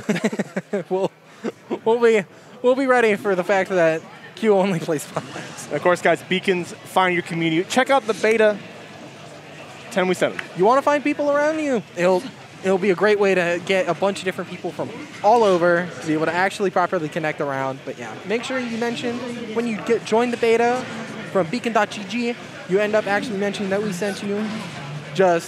It'll be helpful so we can all keep track of who's going to what, and so people can actually be able to properly meet each other. Keeps the community growing.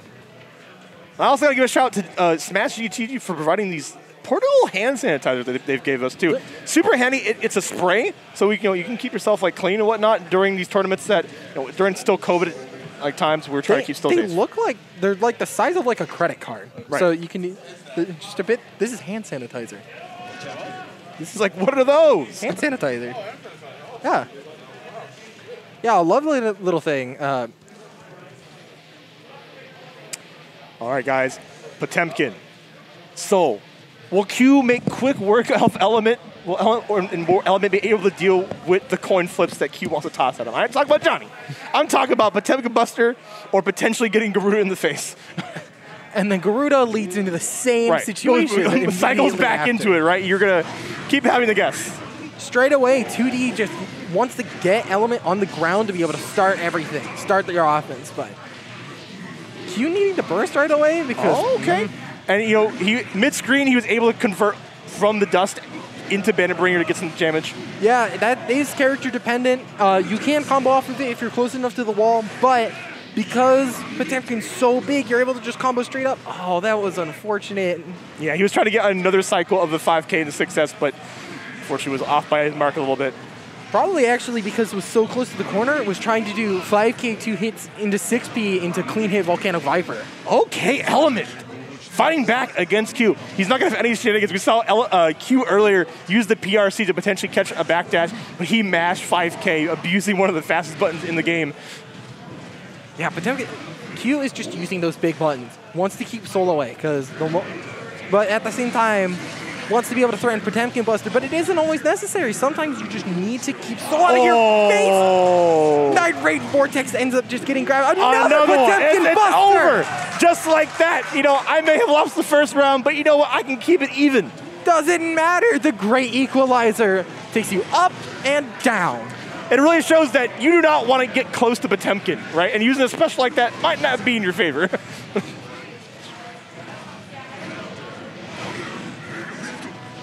Oh, I think that was a Car Mega Fist to actually move further forward to be able to just try to hit from ranges that wouldn't be possible regularly. I like the idea Q had. He tried to use the plus frames on the wires to get Potemkin Buster, but it wasn't enough, and Element was able to smack him out of it. Yeah, that was... I want to talk about some of the things that were happening there, but this quarter situation has been rough for both people involved. Element's moving back and forth, just trying to stay at a Q's range. And wow. The timing on it, too. He caught him right before the armor was active. Crazy. Yeah, the other way, excuse me. At the very end the armor of it. just faded in time to be able to punish with the 6H. And... great timing, right? That's super hard to do, I feel. Yeah, because Q had to stop it early. Because if Q let it keep rocking, Q could have been thrown. So it was trying to stay out of range, but 6H was just able to smack him anyways. Okay. There we go. Some of the corner stuff I was talking about earlier, where you're able to hit jump K, jump D, and you're able to bounce them off of the wall. Yeah, able to end the tire raid. Safe jump. I'm just going to mash throw. I don't care about any of this. Element didn't even safe jump. Element didn't press a button. But combos into Potemkin Buster, RC, and you end up getting hit anyways. Wow. You are not allowed. X out. Get out of my ring. This is my wall to break. Oh no, this is how it starts, man. Tick throws off of jumping to pressing a button, and immediately getting Potemkin Bustered. Wow, and the 6 P coming out that prey, you know, clipping him in the air, and he's looking for another counter hit Garuda. Resetting mid-combo into Garuda to bait pressing buttons? Because you can't get a knockdown after that situation. So Q was like, all right, here's a different mix. Here's a mix-up out of this.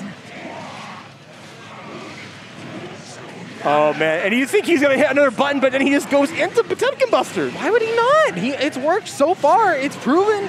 Bro, clipped the Night Vortex. Oh, yeah. So far. That was so far. Are you kidding me? Q. 1 billion golden letters. You're never not going to get Potemkin Buster. This man is so ready. It's a matter of when. He was doing it again. He kept it safe with the PRC this time, too. Yeah, has the meter be able to do so. It doesn't matter beforehand, but yeah, ends up whiffing it there, so it was fine. All right, Element is fighting his way back. Definitely, some of that explosive command grab stuff really needs to just get a damage off a strike.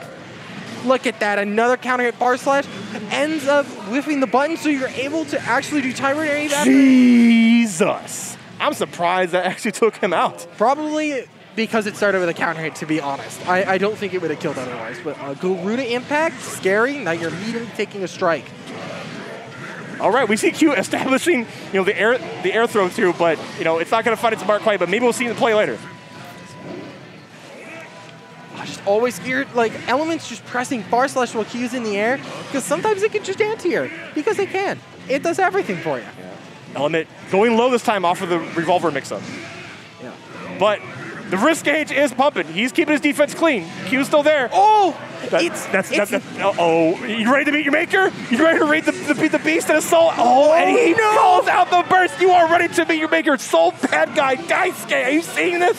Oh my gosh. That probably wasn't even Q pressing buttons.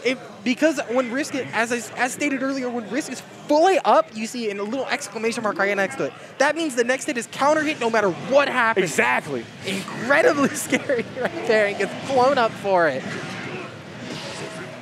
Element wasn't even holding up to get the full combo after the fact. It just hit, and they were probably pretty surprised about that. Right. Yep, into Potemkin Buster. He says it's so simple. It looks so simple, right? But to get there, you gotta you gotta get through these walls that Element's throwing out. Naturally on hit. So yeah, the moment that you get hit by Garuda, it's like, well, my life's gone.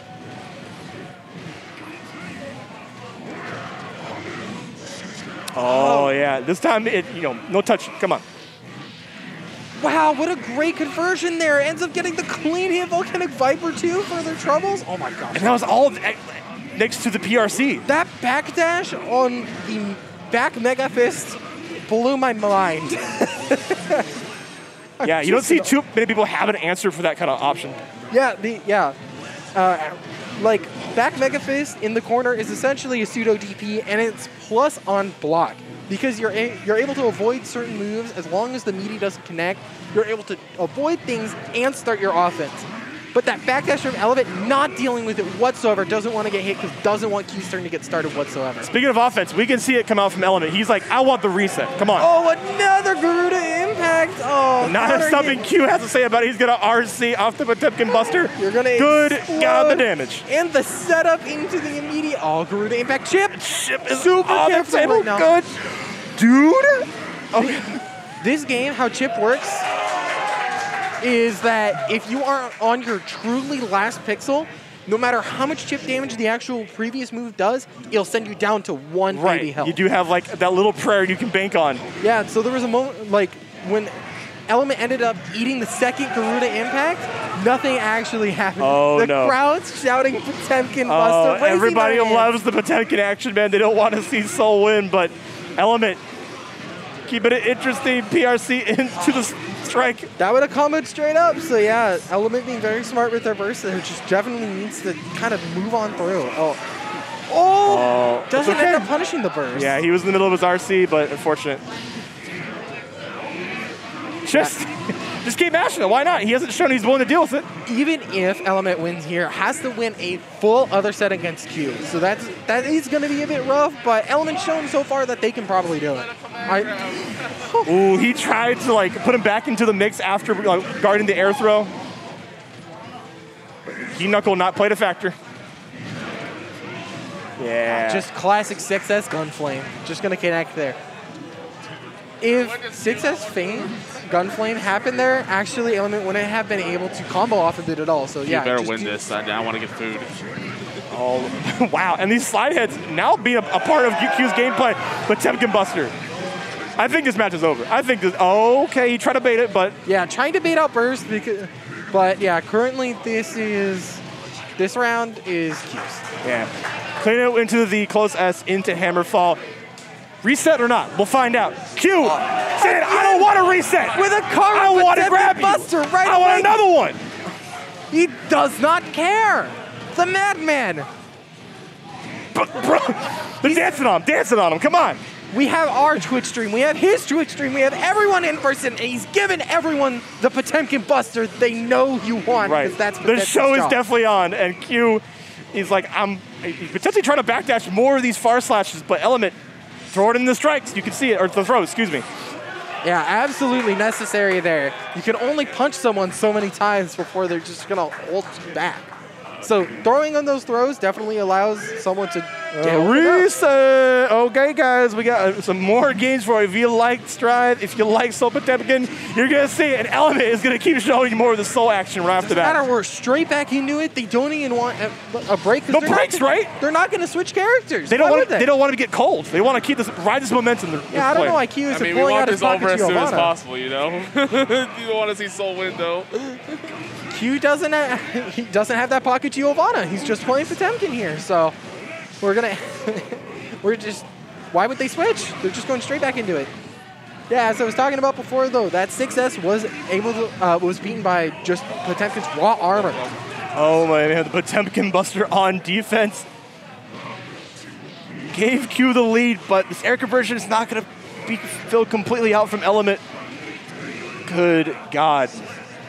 Just very clean. It's so simple, right? Between the mix-up of, am I going to do far slash into a heavy cancel, or am I just going to do far slash into weight, far slash into 5K, potentially something, right? Far slash, even in the far slash, is scary because you don't want to do anything. And then, just when you block 2 far slashes, that risk game's getting cranked over and over, and you're back in the same situation because you blocked one. Potemkin Buster. And that was off to everybody in the crowd chanted Potemkin Buster. And I love that coming from Q2, using the fast PRC. Yeah, gonna finish the job, use that little bit of damage from the RC cancel. Element, bring it back, man. Yeah, I definitely can see this being kind of rough in a mentality situation because everyone, in the crowd, very audibly is rooting for Potemkin. As a Soul player, this character is incredibly strong. Don't get me wrong. But it can't be helpful to, get yourself rooted against all the time. So I can definitely understand where Element's coming from right here. And I think as a player, Element has probably great mentality to deal with not only that, but also able to play as this many games against the stressful character that is Potemkin. Yeah, they're, as stated before, he's a seasoned veteran. There we go, a full dust combo coming out. One of the most damaging in the game, but doesn't get the ender. That would have killed. You gave Element a chance. Will he take it? No. Isn't able to.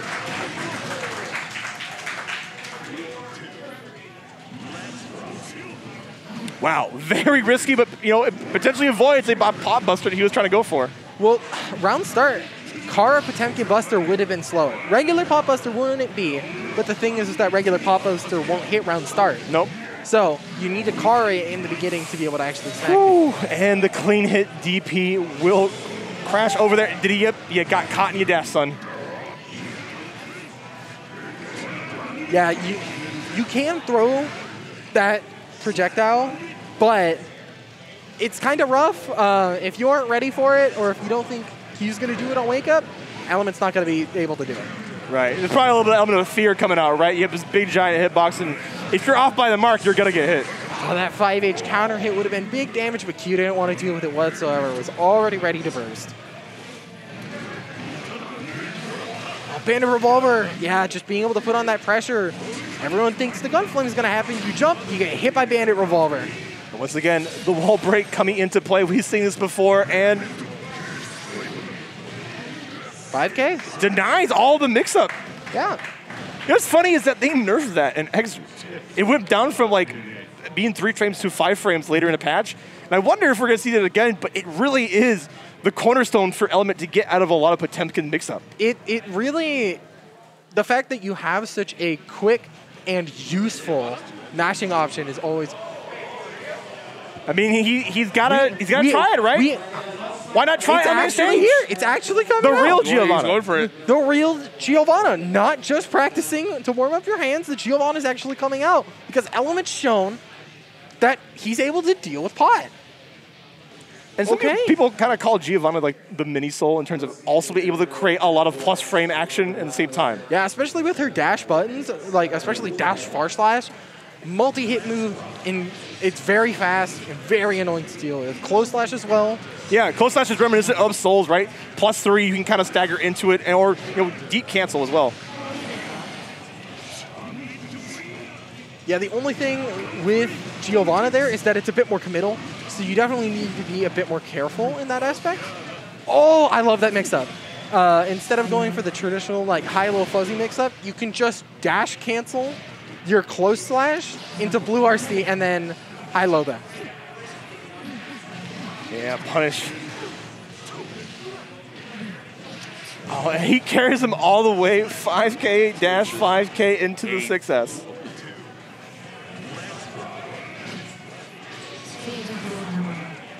And Element, he's got a lot of riding here. He's looking to pose a take this. Can Q make the adjustment? Is the Giovanna enough? We'll have to see because Q is now stuck into this character. I think we are. No, I think. What do you think? What do you think? That's it. Did Jesus Christ! So you saw it. Element all the way back from reset. Potemkin has the same defense modifier as Giovanna only if Giovanna is the Hulk mode, right? Is fully Hulk, but also doesn't have the guts to make up for it. So Giovanna is kind of squishy, especially compared to Potemkin. You get hit get way less chances to actually be able to live what's going on against you right now. Man, Element really brought that all the way back. Stop the tyrant that was Potemkin. Stop the show starter that was Q. Like that's a great showcase of a player. The mentality, the great player, I'm losing right. words. It's hard to deal with a lot of when the crowd wants the highest tier character not to win, but you got to give it to the player, man. The player is the one driving. You can't blame them for using the tools either, and he used the tools to full effect to take Q, who is no slouch either. They're in grand finals, right? Mm-hmm. Yeah, coming up from losers, right? You get knocked down, but not out. And Element proved it here. Like, even with Q going for the last second character switch, it proved to not be enough. Oh, that burst there was unfortunate. Just scared of getting hit once more. But doesn't matter. That defense value is not high enough because that Tyrant Rave will make you just die. I've had a lovely time here today. I have as well. Bonus round, thank you. Trinity Venue, thank you. Guys, we'll be back eventually. Not sure when, but you're definitely going to see more bonus rounds, and you're definitely going to see more of us probably. I'm for Shaw. I am Lava Revolution. Thank you for Lava Revolution. It has been fantastic. I can't wait to play more local in-person Strive. Right. And we'll catch you guys next time. So, we have your winners for bonus round Guilty Gear Strive. In our top 3 here, 3rd place going to Chad Drawstings, everybody. Congratulations, Chad. In 2nd place, All right. Time to make the. It was really lit today, man. It was very lit. Time to make the huge closeout. Congratulations to Chad Drawstings, 3rd place. Congratulations to Q, who got sponsored by Faustings, 2nd place from Portland. And one of our PNW regions elements claiming bonus round Guilty Gear Strive 1st place. Congratulations to him. All right. So give it up for yourselves, please. All right. Thank you guys so much. We'll see you next time. Yeah. So time to us to close it out. Stay tuned on socials for more information. Hey, what's up, guys? NW Super here. I'm going to close it out today. So before we do, let me run the ads one more time. Pinnacle, October 8th and 10th to 10th, 2021. Vancouver Convention Center. You can register for Smash GG. It's still open and available. We got a lot of good games going on, so we have a high pop bonus here. We got like Street Fighter 5, Marvel 3, Blaze Blue, Dragon Ball Fighters, Smash Melee, both singles and doubles, and Ultimate 2, singles and doubles. We have Grand Blue Versus, Uni Clear. We got Melty Blow Lumina, that's coming pretty soon. And we got Soul Calibur 6 and Tekken 7. And of course Strive for $4,000 too. Amazing $30,000 prize bonus. So anyway, I'm gonna close it out right now. You know, all the ad. Thank you, Pinnacle and Beacons, and also Voodoo Ranger, as well as Sound Network, Trinity Club, Faustings, and the rest of the sponsors here. Thank you for having us. This is Serpent. I'm signing out, and I'll see you around. Later.